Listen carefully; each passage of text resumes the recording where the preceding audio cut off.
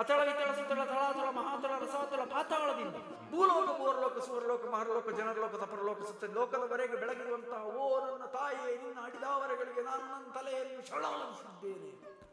Content ಎಂತು simple ಆಗಿ ಹೇಳ್ಬೋದು ನಮಸ್ಕಾರ ಅಂತ ಹೇಳಿ. ನಮಸ್ಕಾರ ಅಂತ ಹೇಳಿದ್ರೆ ಸಾಕಲ್ಲ. ಎರಡಕ್ಕೆ ಉದಾಹರಣೆ ಕೊಡಿ ಅಂತೇಳಿ ನಾನು ನಿಮ್ಮನ್ನು ಇಕ್ಕಟ್ಟಿಗೆ ಹಾಕುದಿಲ್ಲ. ಅಲ್ಲ, ಉದಾಹರಣೆ ಉಂಟು ಬೇಕಾದಷ್ಟು, ಎಲ್ಲರಿಗೂ ಗೊತ್ತಾಗ್ತದೆ ಯಾಕೆ ಎಕ್ಸ್ಪ್ಲೇನ್ ಮಾಡುದು. Okay okay. ಗಾಂಧಿ ಒಬ್ಬ ಶುದ್ಧ ಬಲಪಂಥೀಯನೇ. ಓಕೆ. ಗಾಂಧಿ ಎಡಪಂಥೀಯ ಅಲ್ಲ. ಗಾಂಧಿ ಒಬ್ಬ ಶುದ್ಧ ಬಲಪಂಥೀಯನೇ. ಸರ್, ಮತ್ತೆ ನಮ್ಮ ಸೋಕಾಲ್ ಬಲಪಂಥೀಯರು ಇವರು ಅಲ್ಲ ಅಂತ, ಇವರು ಬಲಪಂಥೀಯರಲ್ಲ. ಇವತ್ತು ನಮ್ಮದೇನು, ಬ್ರಿಟಿಷರನ್ನ ಅವನು ಓಡಿಸಿದಾನ, ಇವನು ಓಡಿಸಿದಾನ, ಗಾಂಧಿಯಿಂದ ಸ್ವಾತಂತ್ರ್ಯ ಬಂತ, ಇದನ್ನು ಕೇಳೋದು. ನನ್ನ ಒಂದು ಸಿಂಪಲ್ ಪ್ರಶ್ನೆ ಇದೆ, ಬ್ರಿಟಿಷರನ್ನು ಯಾಕಾಗಿ ಓಡಿಸಬೇಕಿತ್ತು?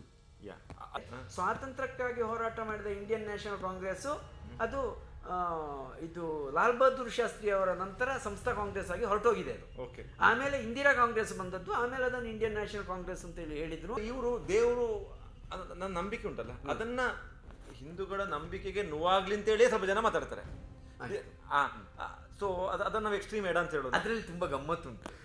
ತಪ್ಪೇ, ಆದರೆ ಇಡೀ ದೇಶದ ಮೇಲೆ ಎಮರ್ಜೆನ್ಸಿ ಹಾಕಬೇಕಾದ್ರೆ ಅದು ಎಂತ ಹಾರ್ಡ್ ಡಿಸಿಷನ್. ಎಷ್ಟು ಗಟ್ಸಿರ್ಬೇಡ ಆಯ್ತಾ, ಅಂದ್ರೆ ರಿಪರ್ಕಷನ್ ಬಂದೇ ಬರ್ತದೆ. ತಪ್ಪೇ. ಜನಾದೇಶ ಉಂಟು ಮಾಡ್ತಾರೆ ಅವರು, ಅವರೇ ಮಾಡಬೇಕು. ಆದ್ರೆ ಅದೇ ಜನಾದೇಶದಲ್ಲಿ ಒಂದು ಅಂಶ ಇದೆ, ಆಸ್ ಪರ್ ಕಾನ್ಸ್ಟಿಟ್ಯೂಷನ್ ಲಾ, ಏನಂದ್ರೆ ಯಾರು ಜನಾದೇಶವನ್ನು ಕೊಟ್ಟು ಚುನಾಯಿಸಿದ್ದಾರೋ ಹಾಗೆ ಚುನಾಯಿಸಿದ ಜನಗಳ ಮಾತುಗಳನ್ನು ಅವರು ಕೇಳಿಸಿಕೊಂಡು ಆಕ್ಟ್ ಮಾಡಬೇಕು ಅನ್ನುವಂಥದ್ದು ಕೂಡ ಪ್ರಜಾಪ್ರಭುತ್ವದ ಒಂದು ವ್ಯವಸ್ಥೆ ಇದೆ. ಅದು ನಿನ್ನನ್ನು ಆಯ್ಕೆ ಮಾಡಿದ ಮೇಲೆ ಇನ್ನು 5 ವರ್ಷದವರೆಗೆ ನಿನ್ನ ಬಗ್ಗೆ ನಾನು ಏನನ್ನು ಮಾತಾಡೋದಿಲ್ಲ, ಏನ್ ಬೇಕಾದ್ರೂ ಮಾಡ್ಕೋ ಅಂತೇಳಿ ಹೇಳ್ಕೊಡುವ ಪರ್ಮಿಷನ್ ಅಲ್ಲ. ಈ ಅರಿವು ಬಂದಾಗ ಮಾತ್ರ ನಾವು ಬ್ರಿಟಿಷರನ್ನು ಹೊರಗೆ ಗಳಿಸಿ ಇಲ್ಲಿ ಪ್ರಜಾಪ್ರಭುತ್ವವನ್ನು ಜಾರಿಗೆ ತಂದದಕ್ಕೆ ಒಂದು ಅರ್ಥಪೂರ್ಣತೆ ಬರುತ್ತೆ. ಈ ಅರ್ಥಪೂರ್ಣತೆಯ ಕಡೆಗೆ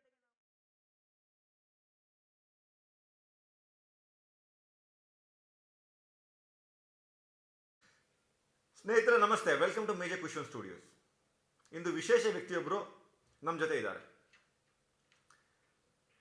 ಶಾಲಾ ಶಿಕ್ಷಕರು, ಸಾಹಿತಿಗಳು, ಚಿಂತಕರು, ಸಾಮಾಜಿಕ ವಿಚಾರಗಳ ವಿಶ್ಲೇಷಕರು, ಹಾಗೆ ಗಾಂಧಿ ಬಗ್ಗೆ ಅಧ್ಯಯನವನ್ನು ಮಾಡಿ ಗಾಂಧಿಯ ಬಗ್ಗೆ ಬಹುಶಃ ರಾಜ್ಯದಲ್ಲಿರುವ ಅತ್ಯುತ್ತಮ ರಿಸೋರ್ಸ್ ವ್ಯಕ್ತಿಗಳಲ್ಲಿ ಒಬ್ಬರಾಗಿರುವ ನಮ್ಮ ಅರವಿಂದ್ ಚೊಕ್ಕಾಡಿಯವರಿದ್ದಾರೆ. ಸರ್, ನಿಮಗೆ ಈ ಕಾರ್ಯಕ್ರಮಕ್ಕೆ ನಾನು ಸ್ವಾಗತ ಮಾಡ್ತಾ ಇದ್ದೆ. ನಮಸ್ತೆ. ಹೇಗಿದ್ದೀರಾ? ಚೆನ್ನಾಗಿದೆ, ಫಸ್ಟ್ ಕ್ಲಾಸ್. ಈಗಿನ ಪ್ರಪಂಚದಲ್ಲಿ ಗಾಂಧೀಜಿಯವರ ಚಿಂತನೆಗಳು ಮತ್ತು ಗಾಂಧೀಜಿ ಎಷ್ಟು ಪ್ರಸ್ತುತ? ಪ್ರತಿಯೊಬ್ಬ ವ್ಯಕ್ತಿಗೂ ಗಾಂಧಿಯ ಬಗ್ಗೆ ಗೊತ್ತಿರಬೇಕು, ಪ್ರತಿಯೊಬ್ಬನು ಗಾಂಧಿವಾದಿಯಾಗಿರಬೇಕು, ಇದೆಲ್ಲ ಒಂದು ಅರ್ಥಹೀನವಾದಂಥ ಚಿಂತನೆಗಳು. ಟ್ರಂಪ್ ಬಗ್ಗೆ ಸಹಜವಾಗಿ ಗೊತ್ತಿರ್ತದೆ, ಯಾಕೆಂದರೆ ಪ್ರತಿದಿನ ಬರುವಂಥ ನ್ಯೂಸ್ಗಳು. ಗಾಂಧಿಯನ್ನು ಪ್ರತಿ ದಿವಸ ಅವನು ಕೇಳದೇ ಇರ್ಬೋದು, ಗೊತ್ತಿರುವುದಿಲ್ಲ.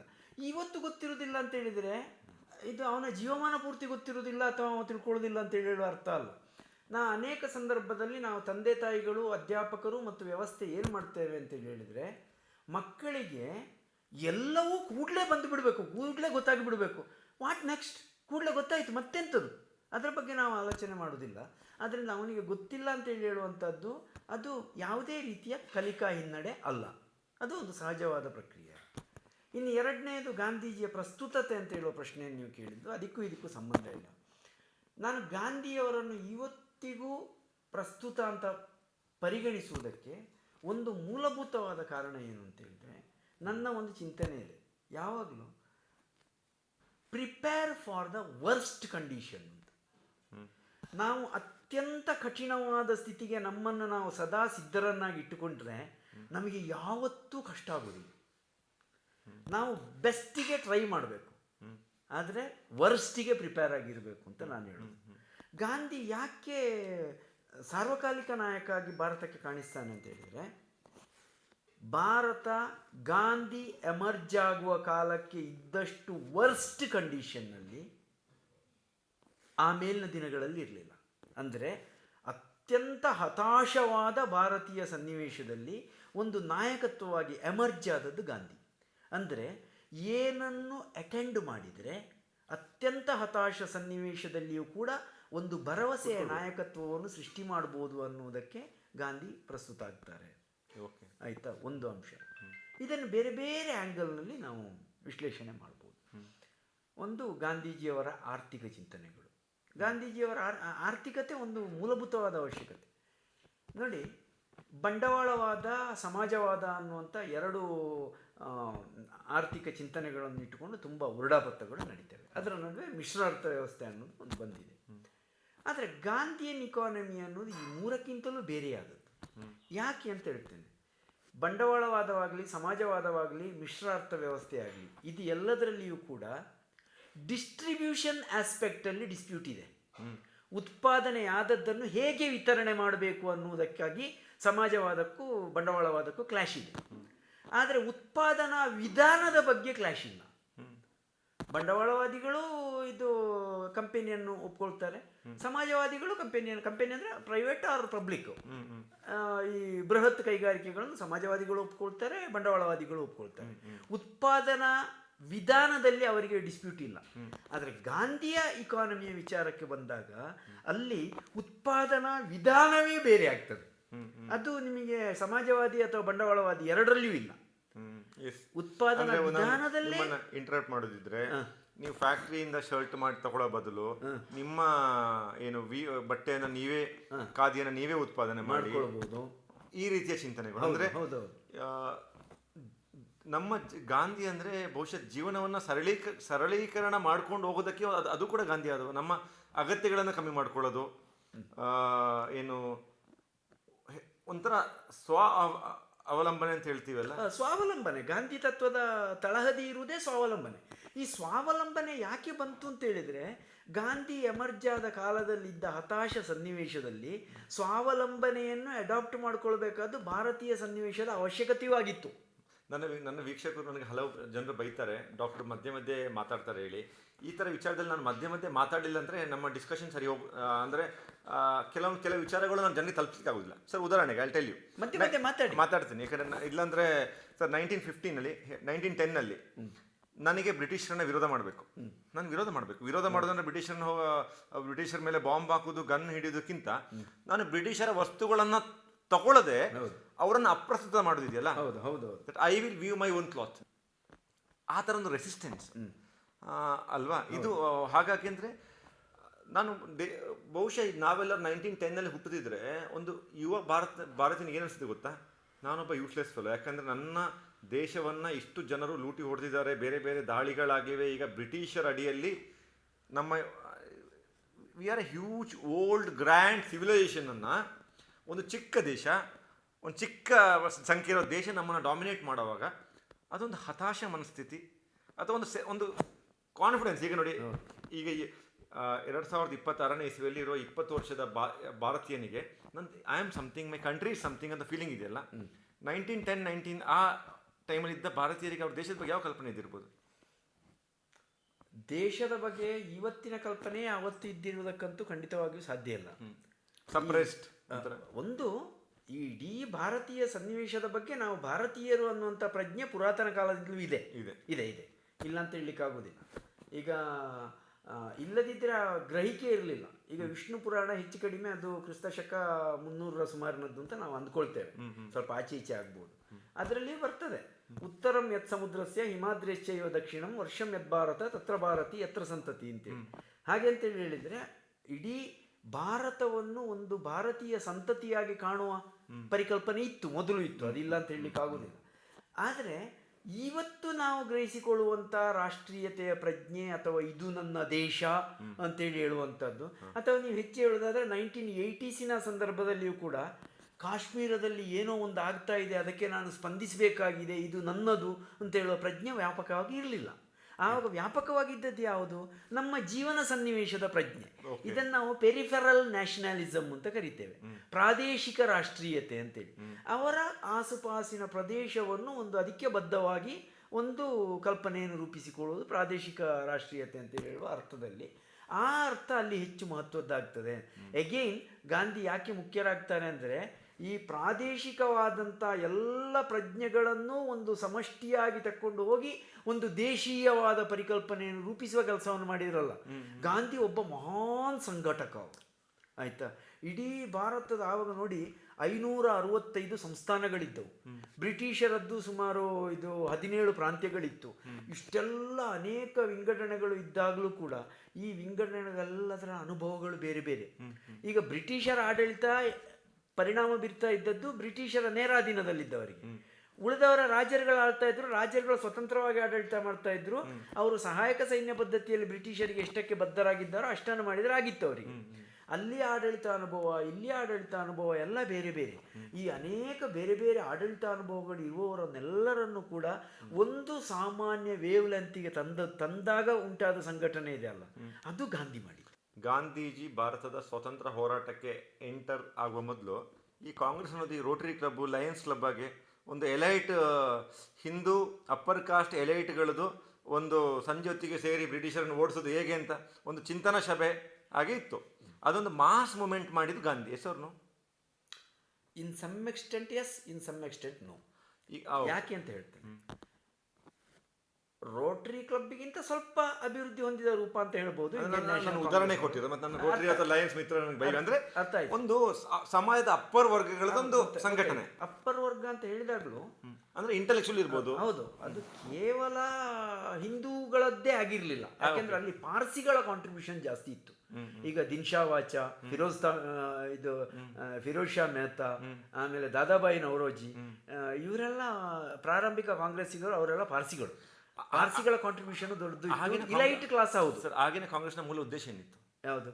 ಆಗಿನ ಕಾಂಗ್ರೆಸ್ ಸ್ಥಾಪನೆ ಆದದ್ರ ಮೂಲ ಉದ್ದೇಶ ಏನು ಅಂತ ಹೇಳಿದ್ರೆ, ಈ ಪೊಲಿಟಿಕಲ್ ಡಿಬೇಟ್ಗಳನ್ನು ಇನಿಷಿಯೇಟ್ ಮಾಡಿ ಸರ್ಕಾರಕ್ಕೆ ನಮ್ಮ ಕಷ್ಟಗಳ ವಿಚಾರವನ್ನು ತಲುಪಿಸುವುದು ಅಷ್ಟೇ ಅಷ್ಟೇ ಪ್ರಾರಂಭ ಆಗೋದು. ಅಲ್ಲಿ ಸರ್ಕಾರವನ್ನು ತೆಗಿಬೇಕು, ಕಿತ್ತೆಸಿಬೇಕು, ಹೋರಾಟ ಮಾಡೋದು ಅದು ಆ ಚಿಂತನೆ ಇರಲಿಲ್ಲ. ಪ್ರಾರಂಭ ಆಗುವಾಗ ಆ ಚಿಂತನೆ ಇರಲಿಲ್ಲ.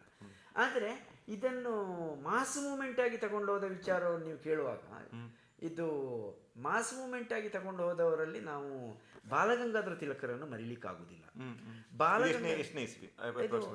ಅಪ್ರಾಕ್ಸಿಮೇಟ್ಲಿ 1906 ಈ ಆಸುಪಾಸಿನ ಸುಮಾರು. 1905 ಅಲ್ಲಿ ಬಂಗಾಳ ವಿಭಜನೆ ಆಗಿತ್ತಲ್ಲ, ಬಂಗಾಳ ವಿಭಜನೆ ಆದ ತಕ್ಷಣ ಕಾಂಗ್ರೆಸ್ನಲ್ಲಿರುವಂತ ತೀವ್ರಗಾಮಿಗಳು ಫ್ರಂಟ್ ಲೈನ್ಗೆ ಬರ್ತಾರೆ, ಲಾಲ್ ಬಾಲ್ ಪಾಲ್ಗಳು. ಈ ಲಾಲ್ ಬಾಲ್ ಪಾಲ್ಗಳು ಅದನ್ನು ಸಾಕಷ್ಟು ಮಟ್ಟಿಗೆ ಜನತಾ ಬಂಡಾಯದ ರೂಪಕ್ಕೆ ತಂದಿದ್ರು. ಹಾಗೆ ತಂದಿದ್ದಾಗಲೂ ಕೂಡ ಅದು ಇಡೀ ರಾಷ್ಟ್ರೀಯ ವ್ಯಾಪ್ತಿಯನ್ನು ವಿಸ್ತರಿಸಿಕೊಂಡಿರಲಿಲ್ಲ. ಅದು ಆ ಕ್ಷಣದ ಮೂಮೆಂಟ್ ಆಗಿತ್ತು. ಅದನ್ನೊಂದು ಕಂಟಿನ್ಯೂಸ್ ಆಗಿ ಕ್ಯಾರಿ ಹಾಕೊಂಡು ಹೋಗ್ಲಿರ್ಲಿಲ್ಲ. ಅದು ಯಾವಾಗ ಗಾಂಧಿ ಎಂಟ್ರಿ ಕೊಟ್ಟರು, ಗಾಂಧಿ ಎಂಟ್ರಿ ಕೊಟ್ಟ ಸರ್, ನೀವು ಹಿಸ್ಟ್ರಿಯಲ್ಲಿ MA ಮಾಡಿದ್ದಾರೆ, ಹಾಗೆ ನಮಗೆ ಇಸವಿ ಕೂಡ ತಪ್ಪಾದ ತೊಂದರೆ ಇಲ್ಲ, ಯಾಕಂದ್ರೆ ಇಲ್ಲಿ ಯಾರು ಪರ್ಫೆಕ್ಟ್ ಅಲ್ಲ. ಈಗ 1917 ಚಂಪಾರಣ ಸತ್ಯಾಗ್ರಹದಲ್ಲಿ ಗಾಂಧಿ ಭಾರತಕ್ಕೆ ಬರ್ತಾರೆ. ಅಲ್ಲಿಂದ ಗಾಂಧಿಯ ಪ್ರವೇಶ ಆಗಿ ಗಾಂಧಿ ಅದನ್ನು ಬೆಳೆಸಿಕೊಳ್ತಾ ಹೋಗ್ತಾರೆ. ಹಾಗಾದ್ರೆ ಅದುವರೆಗೆ ಏನು ಇರಲಿಲ್ವಾ? ಇತ್ತು. ಅದುವರೆಗೆ ಏನೆಲ್ಲ ಇದ್ದದ್ದು ಕೂಡ ಯಾವುದೋ ಒಂದು ವಿಚಾರಧಾರೆಯ ಎಳೆಯಲ್ಲಿ ಎಲ್ಲವನ್ನೂ ಒಟ್ಟು ಸೇರಿಸುವಂತಹ ಒಂದು ನೂಲಿನ ಹಾಗೆ ಅಂತ ಹೇಳ್ಬೋದು. ಆ ನೂಲಿನ ನಿರ್ಮಾಣ ಆಗಿರ್ಲಿಲ್ಲ. ಅಂದ್ರೆ ನೂಲನ್ನು ನಿರ್ಮಾಣ ಮಾಡಿದವರು ಗಾಂಧಿಯವರು. ಇನ್ನೊಂದು ಹೇಳ್ತೇನೆ ನಿಮಗೆ, ಈ ಜನತಾ ಬಂಡಾಯ ಅಂತ ಹೇಳಿದಾಗ ಬ್ರಿಟಿಷರನ್ನು ಓಡಿಸಬೇಕು, ಹೌದಾ? ಬ್ರಿಟಿಷರನ್ನು ಓಡಿಸಿದಾಗ ನಮಗೆ ಸಿಗುವ ಉಪಯೋಗ ಏನು?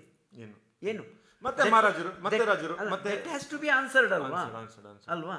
ಈ ಆನ್ಸರ್ ಅನ್ನು ಕ್ಯಾರಿ ಮಾಡ್ಕೊಳ್ಳಿಕ್ಕೆ ಗಾಂಧಿ ಬರುವವರೆಗೆ ಆಗಲಿಲ್ಲ. ಸರ್, ಮತ್ತೊಂದು ವಿಚಾರ ಅರ್ಥ ಮಾಡಬೇಕು. ಈಗ 1905 ಇರ್ಬೋದು, ಆ ಟೈಮಲ್ಲಿ ಡೆಮೋಕ್ರಸಿ ಕೂಡ ಮುನ್ನೆಲೆಗೆ ಬಂದಿರಲಿಲ್ಲ ಪ್ರಪಂಚದ ಬೇರೆ ದೇಶಗಳು. ಆಯ್ತು, ಈಗ ಒಬ್ಬ ಭಾರತೀಯ ಬಡ ರೈತರಿಗೆ, ಭಾರತೀಯ ಒಬ್ಬ ಸಾಮಾನ್ಯ ಕೃಷಕನಿಗೆ ಅವನ ಎಟ್ ಎ ಕೋರ್ ಲೆವೆಲಲ್ಲಿ ಅಲ್ಲಿ ಮೇಲೆ ಸಿಗ್ನೇಚರು ಕಮಿಷನ್ ವೈಸ್ರಾಯ್ ಇದ್ರೆ ಯಾರ್ದು, ಮಹಾರಾಜರಿದ್ರೆ ಯಾರು? ಯಾಕಂದ್ರೆ ದೇಶ ಟು ದ್ಯಾಟ್ ಎಕ್ಸ್ಟೆಂಟ್ ನಾವು ಯುನೈಟೆಡ್ ಆಗಿರ್ಲಿಲ್ಲ. ಆಗಿರ್ಲಿಲ್ಲ. ಅಲ್ಲ, ನಾನು ಗಾಂಧಿಯ ಮಹತ್ವವನ್ನು ಹೇಳ್ತಾ ಇರೋದೇ ಆ ಕಾರಣಕ್ಕಾಗಿ. ಈಗ ಗಾಂಧಿ ಏನು ಮಾಡಿದ್ರು ಅಂದ್ರೆ, ಈಗ ತಿಲಕರು ಹೋರಾಟವನ್ನು ಮಾಡಿದ್ದಾರೆ, ಲಾಲಾ ಲಜಪತ್ ರಾಯರು ಇವರೆಲ್ಲರೂ ಮಾಡಿದ್ದಾರೆ.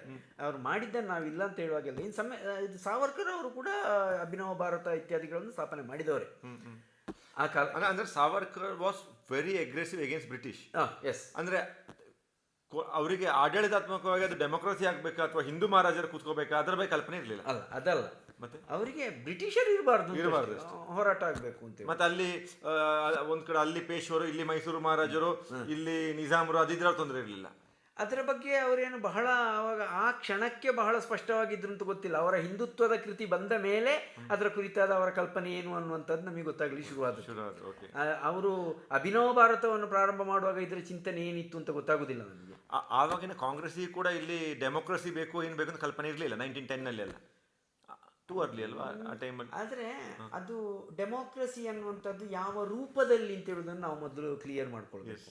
ಯಾಕೆ ಅಂತ ಹೇಳಿದರೆ ಇವರ ಡೆಮೋಕ್ರೆಟಿಕ್ ಪ್ರೋಸೆಸ್ ಅಂತ ಹೇಳುವಂಥದ್ದು ಭಾರತದಲ್ಲಿ 1773 ರೆಗ್ಯುಲೇಟಿಂಗ್ ಆ್ಯಕ್ಟ್ನಿಂದಲೇ ಸ್ಟಾರ್ಟ್ ಆಗಿದೆ. ರೆಗ್ಯುಲೇಟಿಂಗ್ ಆಮೇಲೆ ಬ್ರಿಟಿಷ್ ಸರ್ಕಾರದ ಆಡಳಿತ ಬಂದ ಮೇಲೆ 1861 ಚಾರ್ಟರ್ ಕಾಯ್ದೆ ಇದೆ ಅಲ್ಲ, ಆ ಚಾರ್ಟರ್ ಕಾಯ್ದೆ ಬಂದಾಗ ಭಾರತೀಯರಿಂದ ಆಯ್ಕೆಯಾದಂತಹ ಒಂದು ಸಮಿತಿಯನ್ನು ಮಾಡ್ತಾರೆ ಲೆಜಿಸ್ಲೇಚರ್ನ ಹಾಗೆ. ಅದು ಆ ಗವರ್ನರ್ ಅಥವಾ ವೈಸರಾಗಿ ಒಂದು ಅಡ್ವೈಸರಿ ಬೋರ್ಡಿನ ರೀತಿಯಲ್ಲಿ ಇರುವುದು. ಅದಕ್ಕೆ ಅಲ್ಲಿ ಪ್ರತಿನಿಧಿತ್ವಕ್ಕಾಗಿಯೂ ಕೂಡ ಭಾರತೀಯರಲ್ಲಿ ಒಂದಷ್ಟು ಆಸೆಗಳಿದ್ದವು, ನಾನು ಪ್ರತಿನಿಧಿ ಆಗಬೇಕು ಅಂತ. ಆವಾಗ ಎಲ್ಲರಿಗೂ ಓಟ್ ಇರಲಿಲ್ಲ, ಭೂಮಿ ಇದ್ದವರಿಗೆ, ಬುದ್ಧಿವಂತರಿಗೆ, ಹೀಗೆಲ್ಲ ಒಂದಷ್ಟು ಇದಿತ್ತು. ಆದರೆ ಇದನ್ನೇ ನೀವು ಡೆಮೋಕ್ರಸಿಸ್ ಪ್ರೋಸೆಸ್ ಅಲ್ಲ ಅಂತಲೂ ಹೇಳಲಿಕ್ಕಾಗೋದಿಲ್ಲ, ಹೌದು ಅಂತಲೂ ಹೇಳಲಿಕ್ಕಾಗೋದಿಲ್ಲ. ಇದು ಡೆಮೋಕ್ರಸಿ ಅಲ್ವಾ ಅಂತ ಕೇಳಿದರೆ ಹೌದು, ಆದರೆ ಇವತ್ತಿನ ರೂಪದಲ್ಲಿ ನಾವು ಕಲ್ಪಿಸಿಕೊಂಡ ಡೆಮೋಕ್ರಸಿ ಅಂತ ಕೇಳಿದರೆ ಅಲ್ಲ. ಪ್ರತಿನಿಧಿತ್ವ ಹೌದು, ಪ್ರತಿನಿಧಿತ್ವಕ್ಕೆ ಅವಕಾಶ ಬ್ರಿಟಿಷ್ ಸರ್ಕಾರದ ಪ್ರಾರಂಭಿಕ ದಿನಗಳಿಂದಲೂ ಭಾರತದಲ್ಲಿ ಶುರು ಮಾಡಿದ್ರು. ಸರ್ ಮತ್ತೊಂದು ನೇರ ಪ್ರಶ್ನೆಗೆ ಬರ್ತಾನೆ. 1900 ದಶಕದಲ್ಲಿ ನಾವೆಲ್ಲೋ ಒಂದು ಕಡೆ ಗಾಂಧೀಜಿಯ ಬಗ್ಗೆ ಓದಿದಾಗ ಒಂದು ವಿಚಾರ ಗೊತ್ತಾಗ್ತದೆ. ಅವಾಗ ಗಾಂಧೀಜಿ ನಮ್ಮ ದೇಶಕ್ಕೆ ಬಂದ ಮೇಲೆ ನಾವು ತುಂಬ ಕಡೆ ನಾವು ಗಾಂಧೀಜಿಯ ಒಂದು ವಿಚಾರದ ಹೋರಾಟವನ್ನು ನಮ್ಮ ಸಮಾಜ ಮರೆತು ಬಿಡ್ತದೆ. ಅಂದರೆ ಗಾಂಧೀಜಿ ಅವರ ಜೀವನದ ಕನಿಷ್ಠ 10 ರಿಂದ 20 ವರ್ಷವನ್ನು ನೇರವಾಗಿ ಬ್ರಿಟಿಷರನ್ನು ಫೈಟ್ ಮಾಡಿ ಬ್ರಿಟಿಷರು ಬಿಟ್ಟು ಹೋಗಿ ಅಂತ ಹೇಳದೆ ನಮ್ಮ ದೇಶದ ಜಾತಿ ವ್ಯವಸ್ಥೆ ಮತ್ತು ಬೇರೆ ವಿಚಾರದ ಬಗ್ಗೆ ನಮ್ಮ ದೇಶಕ್ಕೆ 2 ಸುತ್ತು ಬಂದಿದ್ದಾರೆ. ಅಂದರೆ ಅದು ತುಂಬ ಕಡೆ ಬರೆದಿದ್ದಾರೆ.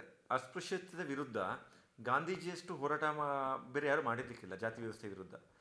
ಅದನ್ನು ಮಾಡ್ತಾ ಮಾಡ್ತಾ ಅದೊಂದು 10-20 ಇಯರ್ಸಲ್ಲಿ ಬ್ರಿಟಿಷರನ್ನು ವಿರೋಧಿಸುವುದು ಅಥವಾ ನಮ್ಮಲ್ಲಿ ಡೆಮೋಕ್ರಸಿ ಬರೋದು ಹಲವು ವಿಚಾರಗಳು ಆ ಚಿಂತನ ಮಂಥನದೊಳಗೆ ಮೇಲೆದ್ದು ಬಂದಿದೆ. ಅದರ ಬಗ್ಗೆ ಹೇಳಿ sir, Gandhiji first 10-20 years in India. ಅದು ಹೇಳ್ತೇನೆ ನೋಡಿ, ಗಾಂಧಿಯ ಇಂಪಾರ್ಟೆನ್ಸು ಮತ್ತು ವರ್ತಮಾನದ ನಮ್ಮ ಪ್ರಾಬ್ಲಮ್ ಇದು ಎರಡೂ ಒಂದೇ ಸಂಗತಿಯಲ್ಲಿದೆ. ಇಂಟ್ರೆಸ್ಟಿಂಗ್. ಏನು ಅಂತ ಹೇಳಿದರೆ, ಬ್ರಿಟಿಷರು ಭಾರತದಿಂದ ಹೋಗಬೇಕು ಅಂತ ಹೇಳುದು ಆ ಕಾಲದ ಒಂದು ಚಿಂತನೆ, ಎಲ್ರಿಗೂ ಬೇಕಿತ್ತು.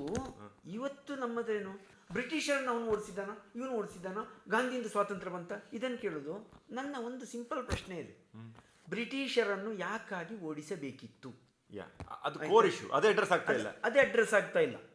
ಯಾಕಾಗಿ ಓಡಿಸಬೇಕಿತ್ತು ಅನ್ನುವಂಥದ್ದು ಇವತ್ತಿಗೂ ಅಡ್ರೆಸ್ ಆಗ್ತಾ ಇಲ್ಲ. ಅವನು ಮಾಡಿದ್ದಾನೆ, ಇವನು ಮಾಡಿದ್ದಾನೆ ಅಂದ್ರೆ ನಮ್ಮವರನ್ನು ನಾವೇ. ಬ್ರಿಟಿಷರು ಹೋದ್ಮೇಲೆ ಯಾವ ರೀತಿಯ ದೇಶ ಕಟ್ಟಬೇಕಿತ್ತು ಆ ರೀತಿ ದೇಶ ಕಟ್ಟಿದೇವ, ಈ ಇಶ್ಯೂ ಅಡ್ರೆಸ್ ಆಗ್ತಿಲ್ಲ. ಅದು ಬೇರೆ, ಅದು ಸರಿ ಆಯ್ತಾ. ಈ ಒಂದು ಅಂಶದಲ್ಲಿ ಆ ಕಾಲಮಾನದಲ್ಲಿ ಜನಗಳಿಗೆ ಬ್ರಿಟಿಷರು ಯಾಕೆ ಹೋಗಬೇಕಿತ್ತು ಅನ್ನುವುದು ಗೊತ್ತಿಲ್ಲ.